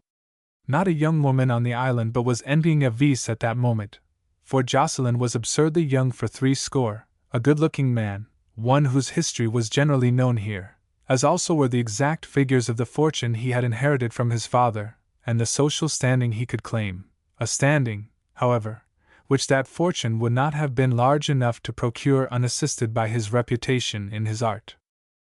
But Avis had been weak enough, as her mother knew, to indulge in fancies for local use from time to time, and Mrs. Pearson could not help congratulating herself that her daughter had been so docile in the circumstances. Yet to every one except, perhaps, Avis herself, Jocelyn was the most romantic of lovers. Indeed, was there ever such a romance as that man embodied in his relations to her house? Rejecting the first Avis, the second had rejected him, and to rally to the third with final achievement was an artistic and tender finish to which it was ungrateful in anybody to be blind. The widow thought that the second Avis might probably not have rejected Pearson on that occasion in the London studio so many years ago if destiny had not arranged that she should have been secretly united to another when the proposing moment came. But what had come was best. "My God," she said at times that night, "to think my aim in writing to him should be fulfilling itself like this." When all was right and done, what a success upon the whole her life would have been. She who had begun her career as a cottage girl, a small quarry owner's daughter, had sunk so low as to the position of laundress, had engaged in various menial occupations, had made an unhappy marriage for love which had, however, in the long run, thanks to Jocelyn's management, much improved her position, was at last to see her daughter secure what she herself had just missed securing, and established in a home of affluence and refinement. Thus the sick woman excited herself as the hours went on. At last, in her tenseness, it seemed to her that the time had already come at which the household was stirring, and she fancied she heard conversation in her daughter's room. But she found that it was only 5 o'clock, and not yet daylight. Her state was such that she could see the hangings of the bed tremble with her tremors. She had declared overnight that she did not require any one to sit up with her, but she now rang a little handbell, and in a few minutes a nurse appeared, Ruth Stockwell, an island woman and neighbor, whom Mrs. Pearson knew well, and who knew all Mrs. Pearson's history. "I am so nervous that I can't stay by myself," said the widow. "And I thought I heard Becky dressing Miss Avis in her wedding things." "Oh no, not yet, ma'am. There's nobody up. But I'll get you something." When Mrs. Pearson had taken a little nourishment, she went on, "I can't help frightening myself with thoughts that she won't marry him. You see, he is older than Avis." "Yes, he is," said her neighbor. "But I don't see how anything can hinder the wedding now. Avis, you know, had fancies, at least one fancy for another man, a young fellow of 25. And she's been very secret and odd about it. I wish she had raved and cried and had it out, but she's been quite the other way. I know she's fond of him still." "What, that young Frenchman, Mr. Lever aux Sanborn?" "I've heard a little of it. But I should say there wasn't much between 'em." "I don't think there was. But I've a sort of conviction that she saw him last night. I believe it was only to bid him good-bye, and return him some books he had given her. But I wish she had never known him. He is rather an excitable, impulsive young man, and he might make mischief. He isn't a Frenchman, though he has lived in France. His father was a Jersey gentleman, and on his becoming a widower he married as his second wife a native of this very island. That's mainly why the young man is so at home in these parts." "Ah, now I follow ye. She was a Bencombe, his stepmother. I heard something about her years ago." "Yes. Her father had the biggest stone trade on the island at one time, but the name is forgotten here now. He retired years before I was born. However, Mother used to tell me that she was a handsome young woman, who tried to catch Mr. Pearson when he was a young man, and scandalized herself a bit with him. She went off abroad with her father, who had made a fortune here, but when he got over there he lost it nearly all in some way. Years after she married this Jersey man, Mr. Lever, who had been fond of her as a girl, and she brought up his child as her own. Mrs. Pearson paused, but as Ruth did not ask any question, she presently resumed her self-relieving murmur. How Miss Avis got to know the young man was in this way. When Mrs. Lever's husband died, she came from Jersey to live at Sanborn, and made it her business one day to cross over to this place to make inquiries about Mr. Jocelyn Pearson. As my name was Pearson, she called upon me with her son, and so Avis and he got acquainted. When Avis went back to Sanborn to the finishing school, they kept up the acquaintance in secret. He taught French somewhere there, and does still, I believe. Well, I hope she'll forget Anne. He isn't good enough. I hope so, I hope so. Now I'll try to get a little nap. Ruth Stockwell went back to her room, where, finding it would not be necessary to get up for another hour, she lay down again and soon slept. Her bed was close to the staircase, from which it was divided by a lath partition only, and her consciousness either was or seemed to be aroused by light brushing touches on the outside of the partition, as of fingers feeling the way downstairs in the dark. The slight noise passed, and in a few seconds she dreamt or fancied she could hear the unfastening of the back door. She had nearly sunk into another sound sleep when precisely the same phenomena were repeated, fingers brushing along the wall close to her head, downward, the soft opening of the door, its close, and silence again. She now became clearly awake. The repetition of the process had made the whole matter a singular one. Early as it was, the first sounds might have been those of the housemaid descending, though why she should have come down so stealthily, and in the dark, did not make itself clear. But the second performance was inexplicable. Ruth got out of bed and lifted her blind. The dawn was hardly yet pink, and the light from the sandbank was not yet extinguished. But the bushes of euonymus against the white palings of the front garden could be seen, also the light surface of the road winding away like a ribbon to the north entrance of Sylvania Castle, thence round to the village, the cliffs, and the cove behind. Upon the road 2 dark figures could just be discerned, one a little way behind the other, but overtaking and joining the foremost as Ruth looked. After all, they might be quarriers or lighthouse keepers from the south of the island, or fishermen just landed from a night's work. There being nothing to connect them with the noises she had heard indoors, she dismissed the whole subject, and went to bed again. Jocelyn had promised to pay an early visit to ascertain the state of Mrs. Pearson's health after her night's rest, her precarious condition being more obvious to him than to Avis, and making him a little anxious. Subsequent events caused him to remember that while he was dressing he casually observed 2 or 3 boatmen standing near the cliff beyond the village, and apparently watching with deep interest what seemed to be a boat far away towards the opposite shore of South Wessex. At 8:30 he came from the door of the inn and went straight to Mrs. Pearson's. On approaching, he discovered that a strange expression which seemed to hang about the house front that morning was more than a fancy, the gate, door, and 2 windows being open, though the blinds of other windows were not drawn up, the whole lending a vacant, dazed look to the domicile, as of a person gaping in sudden stultification. Nobody answered his knock, and walking into the dining room he found that no breakfast had been laid.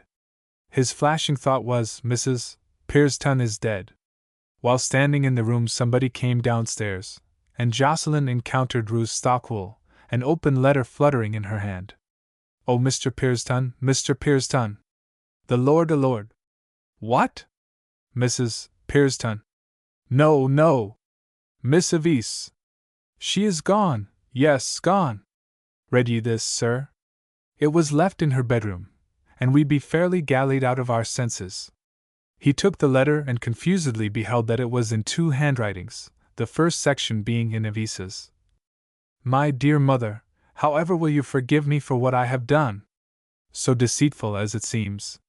And yet till this night I had no idea of deceiving either you or Mr. Pearson. Last night at 10 o'clock I went out, as you may have guessed, to see Mr. Lever for the last time, and to give him back his books, letters, and little presents to me.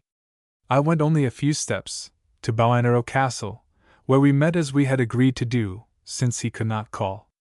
When I reached the place I found him there waiting, but quite ill. He had been unwell at his mother's house for some days, and had been obliged to stay in bed, but he had got up on purpose to come and bid me good-bye. The overexertion of the journey upset him, and though we stayed till 12 o'clock, he felt quite unable to go back home. Unable, indeed, to move more than a few yards.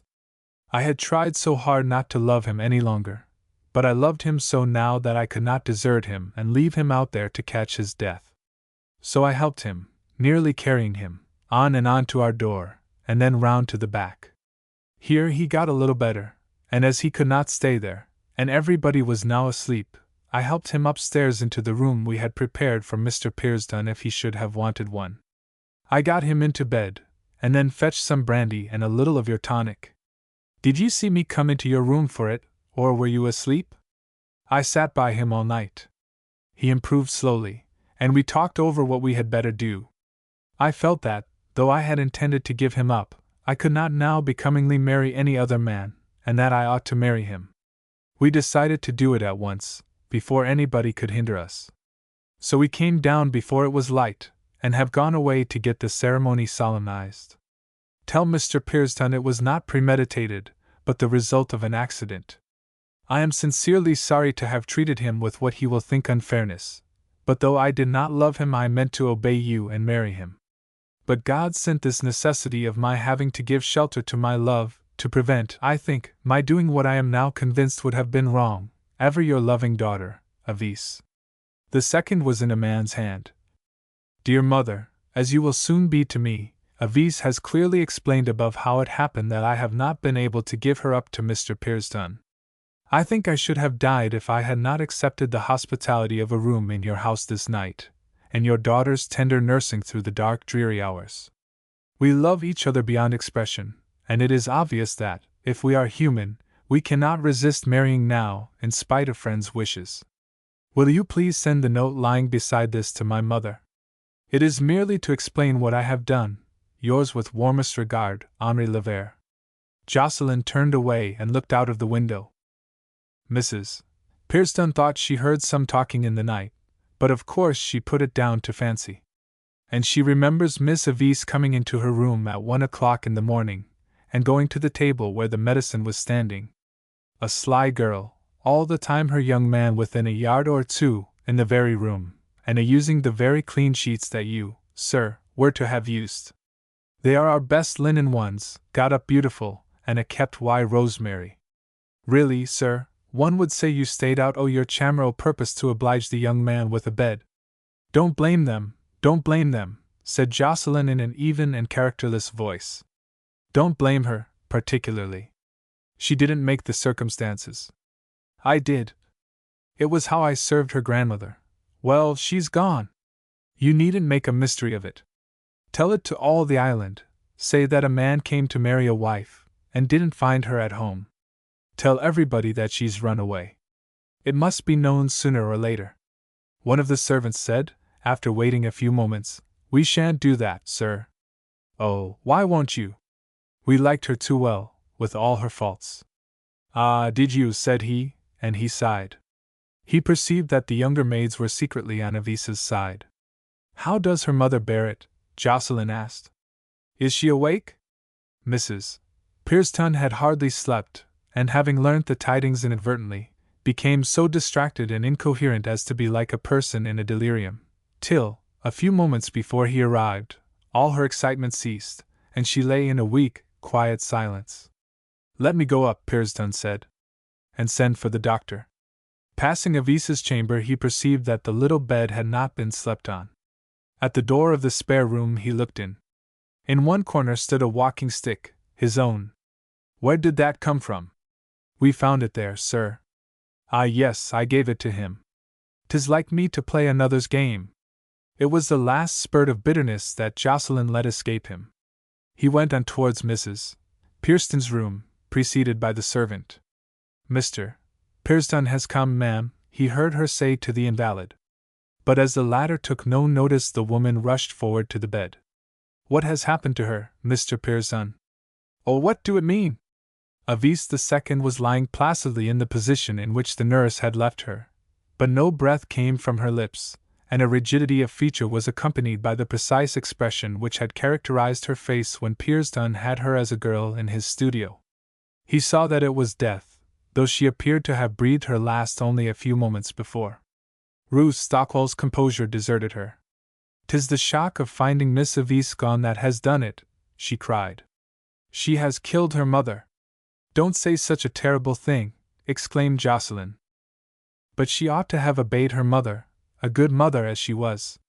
How she had set her heart upon the wedding, poor soul, and we couldn't help her knowing what had happened. Oh, how ungrateful young folk be! That girl will rue this morning's work." "We must get the doctor," said Pearson, mechanically, hastening from the room. When the local practitioner came, he merely confirmed their own verdict, and thought her death had undoubtedly been hastened by the shock of the ill news upon a feeble heart, following a long strain of anxiety about the wedding.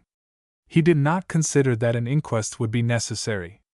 The two shadowy figures seen through the grey gauzes of the morning by Ruth, 5 hours before this time, had gone on to the open place by the north entrance of Sylvania Castle, where the lane to the ruins of the old castle branched off. A listener would not have gathered that a single word passed between them. The man walked with difficulty, supported by the woman. At this spot they stopped and kissed each other a long while.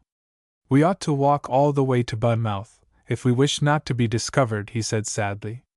"And I can't even get across the island, even by your help, darling. It is 2 miles to the foot of the hill."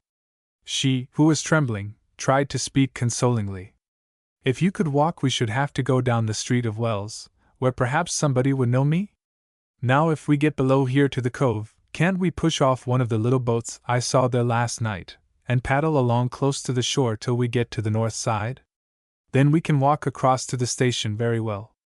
It is quite calm, and as the tide sets in that direction, it will take us along of itself, without much rowing. I've often got round in a boat that way." This seemed to be the only plan that offered, and abandoning the straight road they wound down the defile spanned further on by the old castle arch, and forming the original fosse of the fortress. The stroke of their own footsteps, lightly as these fell, was flapped back to them with impertinent gratuitousness by the vertical faces of the rock, so still was everything around. A little further, and they emerged upon the open ledge of the lower tier of cliffs, to the right being the sloping pathway leading down to the secluded creek at their base, the single practicable spot of exit from or entrance to the isle on this side by a seagoing craft, once an active wharf, whence many a fine public building had sailed, including St. Paul's Cathedral. The timorous shadowy shapes descended the footway, one at least of them knowing the place so well that she found it scarcely necessary to guide herself down by touching the natural wall of stone on her right hand, as her companion did. Thus, with quick suspensive breathings they arrived at the bottom, and trod the few yards of shingle which, on the forbidding shore hereabout, could be found at this spot alone. It was so solitary as to be unvisited often for 24 hours by a living soul. Upon the confined beach were drawn up 2 or 3 fishing lerrets, and a couple of smaller ones, beside them being a rough slipway for launching, and a boathouse of tarred boards. The two lovers united their strength to push the smallest of the boats down the slope, and floating it they scrambled in. The girl broke the silence by asking, "Where are the oars?" He felt about the boat, but could find none. "I forgot to look for the oars," he said. "They are locked in the boathouse, I suppose. Now we can only steer and trust to the current." The currents here were of a complicated kind. It was true, as the girl had said, that the tide ran round to the north, but at a special moment in every flood there set in along the shore a narrow reflux contrary to the general outer flow, called the southern by the local sailors. It was produced by the peculiar curves of coast lying east and west of the Beal. These bent southward in 2 back streams, the up-channel flow on each side of the peninsula, which 2 streams united outside the Beal, and there met the direct tidal flow, the confluence of the 3 currents making the surface of the sea at this point to boil like a pot, even in calmest weather. The disturbed area, as is well known, is called the Race. Thus, although the outer sea was now running northward to the roadstead, and the mainland of Wessex the southern ran in full force towards the Beal and the Race beyond, it caught the lovers' hapless boat in a few moments, and unable to row across it, mere river's width that it was, they beheld the grey rocks near them, and the grim wrinkled forehead of the isle above, sliding away northwards. They gazed helplessly at each other, though, in the long living faith of youth, without distinct fear. The undulations increased in magnitude, and swung them higher and lower. The boat rocked, received a smart slap of the waves now and then, and wheeled round, so that the lightship which stolidly winked at them from the quicksand, the single object which told them of their bearings, was sometimes on their right hand and sometimes on their left. Nevertheless, they could always discern from it that their course, whether stemwards or sternwards, was steadily south. A bright idea occurred to the young man. He pulled out his handkerchief and, striking a light, set it on fire. She gave him hers, and he made that flare up also. The only available fuel left was the small umbrella the girl had brought.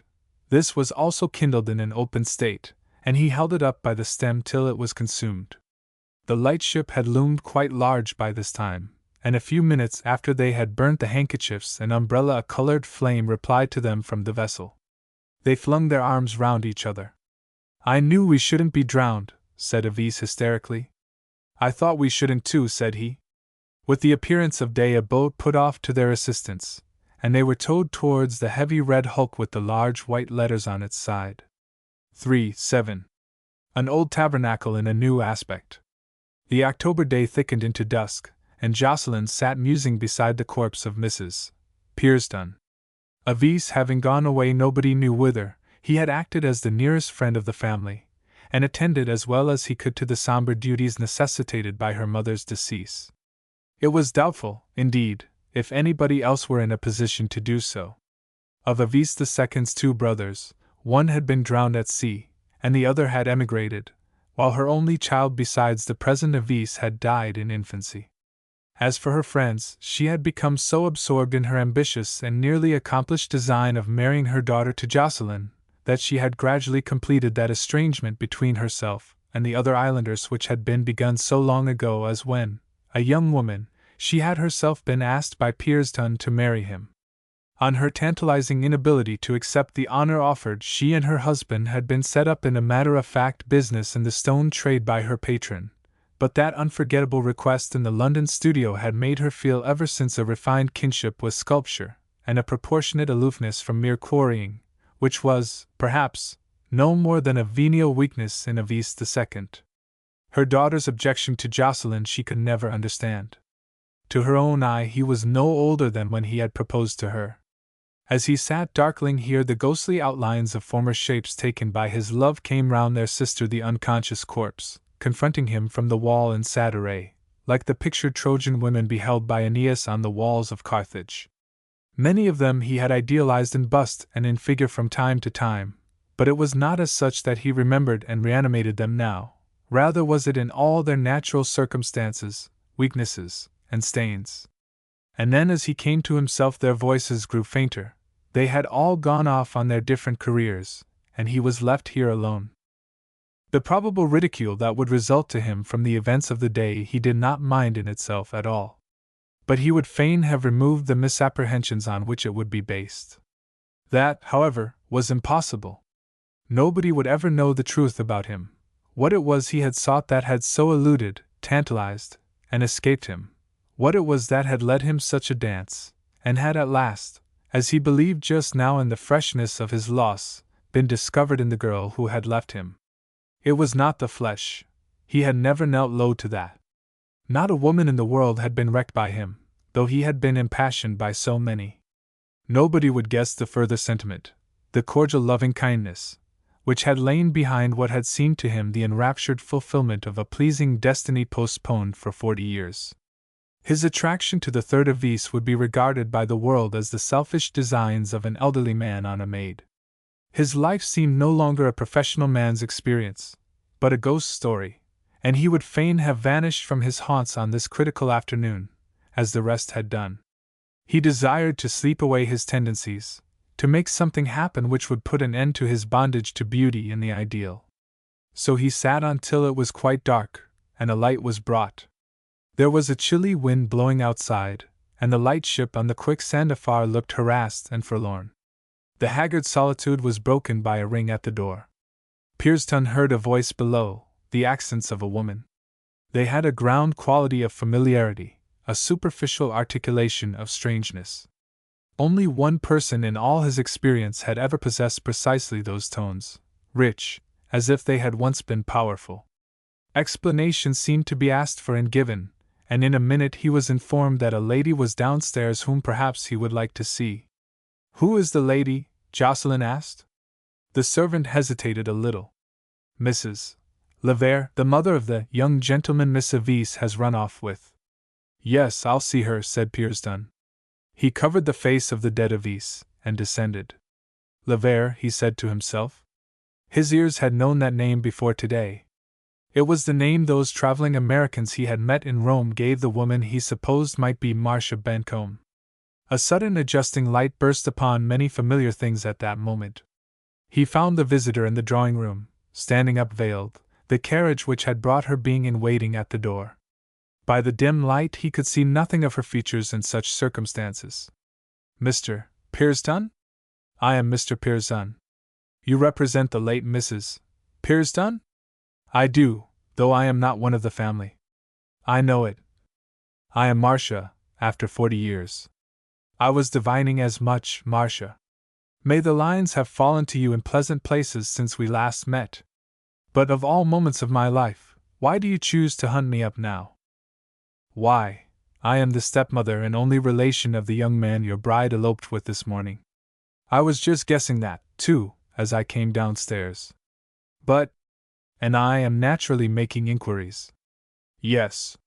Let us take it quietly, and shut the door." Marcia sat down. And he learned that the conjunction of old things and new was no accident. What Mrs. Pearsdon had discussed with her nurse and neighbor as vague intelligence, was now revealed to Jocelyn at first hand by Marcia herself. How, many years after their separation, and when she was left poor by the death of her impoverished father, she had become the wife of that bygone Jersey lover of hers, who wanted a tender nurse and mother for the infant left him by his first wife recently deceased.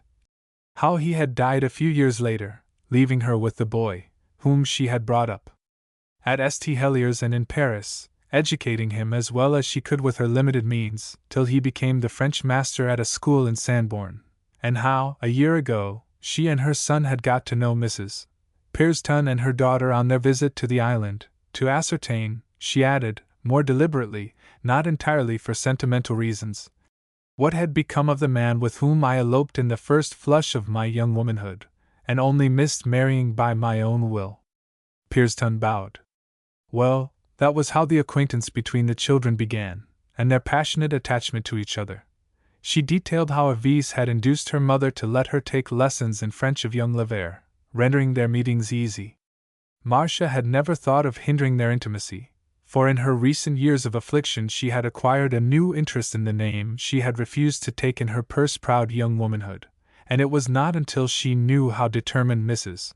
Pearsdon was to make her daughter Jocelyn's wife that she had objected to her son's acquaintance with Avise. But it was too late to hinder what had been begun. He had lately been ill, and she had been frightened by his not returning home the night before. The note she had received from him that day had only informed her that Avise and himself had gone to be married immediately, whither she did not know. "What do you mean to do?" she asked. "I do nothing, there is nothing to be done. It is how I served her grandmother, one of time's revenges." "Served her so for me?" "Yes. Now she me for your son." Marcia paused a long while thinking that over, till arousing herself she resumed, "But can't we inquire which way they went out of the island, or gather some particulars about them?" "Aye, yes. We will." And Pearsdon found himself as in a dream walking beside Marcia along the road in their common quest. He discovered that almost every one of the neighboring inhabitants knew more about the lovers than he did himself. At the corner some men were engaged in conversation on the occurrence. It was elusive only, but knowing the dialect, Pearsdon and Marcia gathered its import easily.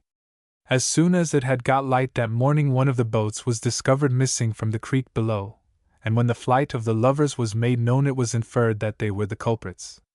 Unconsciously Pearsdon turned in the direction of the creek, without regarding whether Marcia followed him, and though it was darker than when Avise and Levere had descended in the morning he pursued his way down the incline till he reached the water side.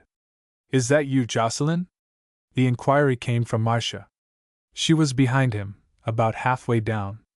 Yes, he said, noticing that it was the first time she had called him by his Christian name. I can't see where you are, and I am afraid to follow. Afraid to follow. How strangely that altered his conception of her. Till this moment she had stood in his mind as the imperious, invincible Marcia of old. There was a strange pathos in this revelation. He went back and felt for her hand. I'll lead you down, he said. And he did so. They looked out upon the sea, and the lightship shining as if it had quite forgotten all about the fugitives. I am so uneasy, said Marcia. Do you think they got safely to land? Yes, replied someone other than Jocelyn. It was a boatman smoking in the shadow of the boathouse. He informed her that they were picked up by the lightship men, and afterwards, at their request, taken across to the opposite shore, where they landed, proceeding thence on foot to the nearest railway station and entering the train for London. This intelligence had reached the island about an hour before. They'll be married tomorrow morning, said Marcia. So much the better. Don't regret it, Marcia. He shall not lose by it. I have no relation in the world except some 20th cousins in the Isle, of whom her father was one, and I'll take steps at once to make her a good match for him. As for me, I have lived a day too long. 3-8. Alas for this grey shadow, once a man! In the month of November which followed, Pearson was lying dangerously ill of a fever at his house in London. The funeral of the second Avis had happened to be on one of those drenching afternoons of the autumn, when the raw rain flies level as the missiles of the ancient inhabitants across the beaked promontory which has formed the scene of this narrative, scarcely alighting except against the upright sides of things sturdy enough to stand erect. One person only followed the corpse into the church as chief mourner, Jocelyn Pearson, fickle lover in the brief, faithful friend in the long run. No means had been found of communicating with Avis before the interment, though the death had been advertised in the local and other papers in the hope that it might catch her eye. So, when the pathetic procession came out of the church and moved round into the graveyard, a hired vehicle from Bournemouth was seen coming at great speed along the open road from Topo Hill. It stopped at the churchyard gate, and a young man and woman alighted and entered, the vehicle waiting.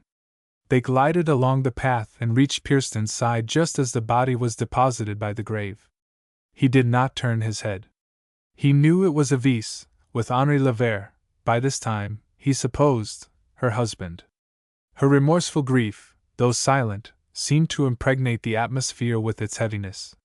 Perceiving that they had not expected him to be there, Pearson edged back, and when the service was over he kept still further aloof, an act of considerateness which she seemed to appreciate. Thus, by his own contrivance, neither Avis nor the young man held communication with Jocelyn by word or by sign. After the burial they returned as they had come. It was supposed that his exposure that day in the bleakest churchyard in Wessex, telling upon a distracted mental and bodily condition, had thrown Pearson into the chill and fever which held him swaying for weeks between life and death shortly after his return to town. When he had passed the crisis, and began to know again that there was such a state as mental equilibrium and physical calm, he heard a whispered conversation going on around him, and the touch of footsteps on the carpet.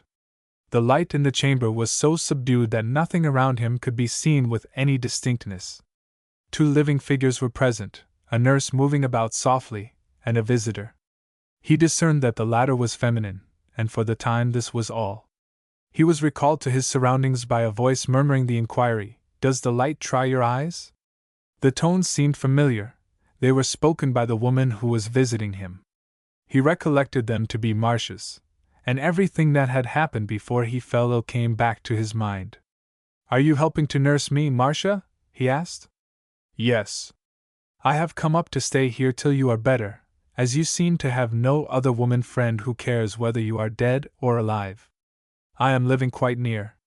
I am glad you have got round the corner. We have been very anxious. How good you are! And have you heard of the others? They are married. They have been here to see you, and are very sorry. She sat by you, but you did not know her. She was broken down when she discovered her mother's death, which had never once occurred to her as being imminent. They have gone away again. I thought it best she should leave, now that you are out of danger. Now you must be quiet till I come and talk again. Pearson was conscious of a singular change in himself, which had been revealed by this slight discourse. He was no longer the same man that he had hitherto been. The malignant fever, or his experiences, or both, had taken away something from him, and put something else in its place. During the next days, with further intellectual expansion, he became clearly aware of what this was. The artistic sense had left him, and he could no longer attach a definite sentiment to images of beauty recalled from the past. His appreciativeness was capable of exercising itself only on utilitarian matters, and recollection of Avisa's good qualities alone had any effect on his mind, of her appearance none at all. At first he was appalled, and then he said, "Thank God." Marcia, who, with something of her old absolutism, came to his house continually to inquire and give orders, and to his room to see him every afternoon, found out for herself in the course of his convalescence this strange death of the sensuous side of Jocelyn's nature. She had said that Avise was getting extraordinarily handsome, and that she did not wonder her stepson lost his heart to her, an inadvertent remark which she immediately regretted, in fear lest it should agitate him. He merely answered, however, "Yes, I suppose she is handsome. She's more, a wise girl who will make a good housewife in time." "I wish you were not handsome, Marcia." "Why?" "I don't quite know why." "Well, it seems a stupid quality to me. I can't understand what it is good for any more." "Oh, I as a woman think there's good in it." "Is there? Then I have lost all conception of it. I don't know what has happened to me. I only know I don't regret it. Robinson Crusoe lost a day in his illness. I have lost a faculty, for which loss Heaven be praised." There was something pathetic in this announcement, and Marcia sighed as she said, "Perhaps when you get strong it will come back to you." Pearson shook his head. It then occurred to him that never since the reappearance of Marcia had he seen her in full daylight, or without a bonnet and thick veil, which she always retained on these frequent visits, and that he had been unconsciously regarding her as the Marcia of their early time, a fancy which the small change in her voice well sustained. The stately figure, the good color, the classical profile, the rather large handsome nose and somewhat prominent, regular teeth, the full dark eye, formed still the Marcia of his imagination, the queenly creature who had infatuated him when the first Avise was despised and her successors unknown. It was this old idea which, in his revolt from beauty, had led to his regret at her assumed handsomeness. He began wondering now how much remained of that presentation after 40 years. "Why don't you ever let me see you, Marcia?" he asked. "Oh, I don't know." "You mean without my bonnet?" "You have never asked me to, and I am obliged to wrap up my face with this wool veil because I suffer so from aches in these cold winter winds, though a thick veil is awkward for any one whose sight is not so good as it was." The impregnable Marcia's sight not so good as it was, and her face in the aching stage of life, these simple things came as sermons to Jocelyn.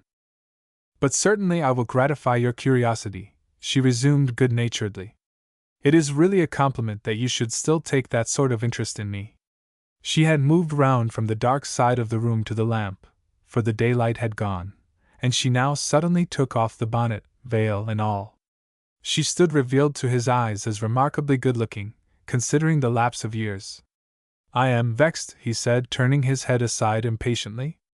"You are fair and 35, not a day more. You still suggest beauty.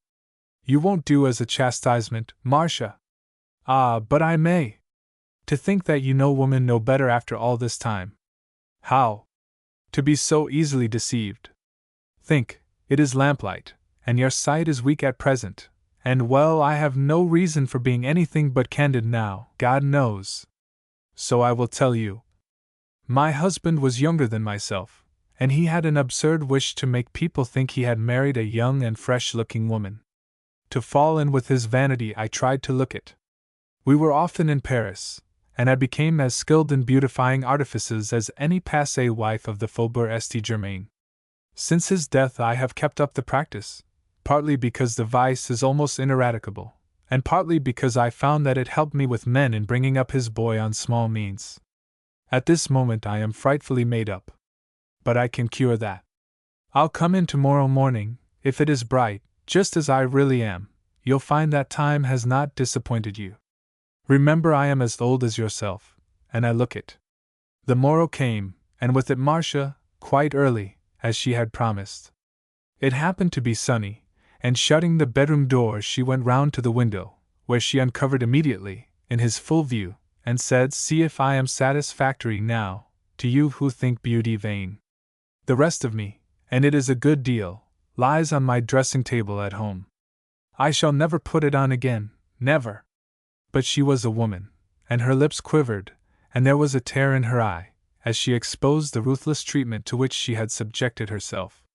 The cruel morning rays, as with Jocelyn under Avisa's scrutiny, showed in their full bareness, unenriched by addition, undisguised by the arts of color and shade, the thin remains of what had once been Marcia's majestic bloom. She stood the image and superscription of age, an old woman, pale and shriveled, her forehead ploughed, her cheek hollow, her hair white as snow. To this the face he once kissed had been brought by the raspings, chiselings, scourgings, bakings, freezings of 40 invidious years, by the thinkings of more than half a lifetime. "I am sorry if I shock you," she went on huskily but firmly, as he did not speak. "But the moth frets the garment somewhat in such an interval." "Yes, yes. Marcia, you are a brave woman. You have the courage of the great women of history. I can no longer love, but I admire you from my soul. Don't say I am great. Say I have begun to be passably honest. It is more than enough. Well, I'll say nothing then, more than how wonderful it is that a woman should have been able to put back the clock of time 30 years. It shames me now, Jocelyn. I shall never do it any more." As soon as he was strong enough, he got her to take him round to his studio in a carriage. The place had been kept aired, but the shutters were shut, and they opened them themselves.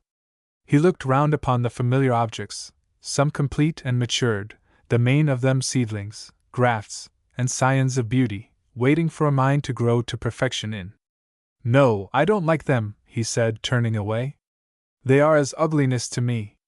I don't feel a single touch of kin with or interest in any one of them whatever. Jocelyn, this is sad." "No, not at all." He went again towards the door. "Now let me look round." He looked back, Marcia remaining silent. "The Aphrodites, how I insulted her fair form by those failures, the Freyas, the nymphs and fauns, Eves, Avisas, and other innumerable well-beloveds, I want to see them never any more. Instead of sweet smell there shall be stink, and there shall be burning instead of beauty," said the prophet. And they came away. On another afternoon they went to the National Gallery, to test his taste in paintings, which had formerly been good. As she had expected, it was just the same with him there.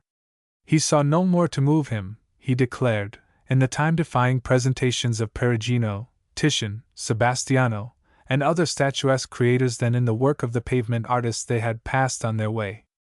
"It is strange," said she. "I don't regret it. That fever has killed the faculty which has, after all, brought me my greatest sorrows, if a few little pleasures. Let us be gone." He was now so well advanced in convalescence that it was deemed a most desirable thing to take him down into his native air. Marcia agreed to accompany him. "I don't see why I shouldn't," said she. "An old friendless woman like me, and you an old friendless man." "Yes. Thank heaven I am old at last. The curse is removed." It may be shortly stated here that after his departure for the Alpes and never again saw his studio, or its contents. He had been down there but a brief while when, finding his sense of beauty in art and nature absolutely extinct, he directed his agent in town to disperse the whole collection, which was done. His lease of the building was sold, and in the course of time another sculptor won admiration there from those who knew not Joseph. The next year his name figured on the retired list of academicians.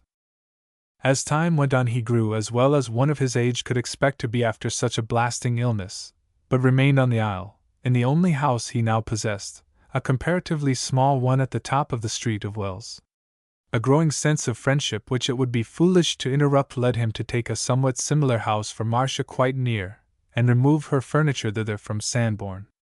Whenever the afternoon was fine he would call for her, and they would take a stroll together towards the Beale, or the ancient castle, seldom going the whole way, his sciatica and her rheumatism effectually preventing them, except in the driest atmospheres. He had now changed his style of dress entirely, appearing always in a homely suit of local make, and of the fashion of 30 years before, the achievement of a tailoress at East Quarriers. He also let his iron-gray beard grow as it would, and what little hair he had left from the baldness which had followed the fever. And thus, numbering in years but 62, he might have passed for 75. Though their early adventure as lovers had happened so long ago, its history had become known in the Isle with mysterious rapidity and fullness of detail. The gossip to which its bearing on their present friendship gave rise was the subject of their conversation on one of these walks along the cliffs. "It is extraordinary what an interest our neighbors take in our affairs," he observed. "They say, 'Those old folk ought to marry, better late than never.' That's how people are, wanting to round off other people's histories in the best machine-made conventional manner." "Yes. They keep on about it to me, too, indirectly." "Do they?" "I believe a deputation will wait upon us some morning, requesting in the interests of matchmaking that we will please to get married as soon as possible. How near we were to doing it 40 years ago, only you were so independent. I thought you would have come back and was much surprised that you didn't." "My independent ideas were not blameworthy in me, as an islander, though as a Kimberlin young lady perhaps they would have been. There was simply no reason from an islander's point of view why I should come back, since no result threatened from our union, and I didn't. My father kept that view before me, and I bowed to his judgment. And so the island ruled our destinies, though we were not on it. Yes, we are in hands not our own." "Did you ever tell your husband?" "No." "Did he ever hear anything?" "Not that I am aware." Calling upon her one day, he found her in a state of great discomfort. In certain gusty winds the chimneys of the little house she had taken here smoked intolerably, and one of these winds was blowing then.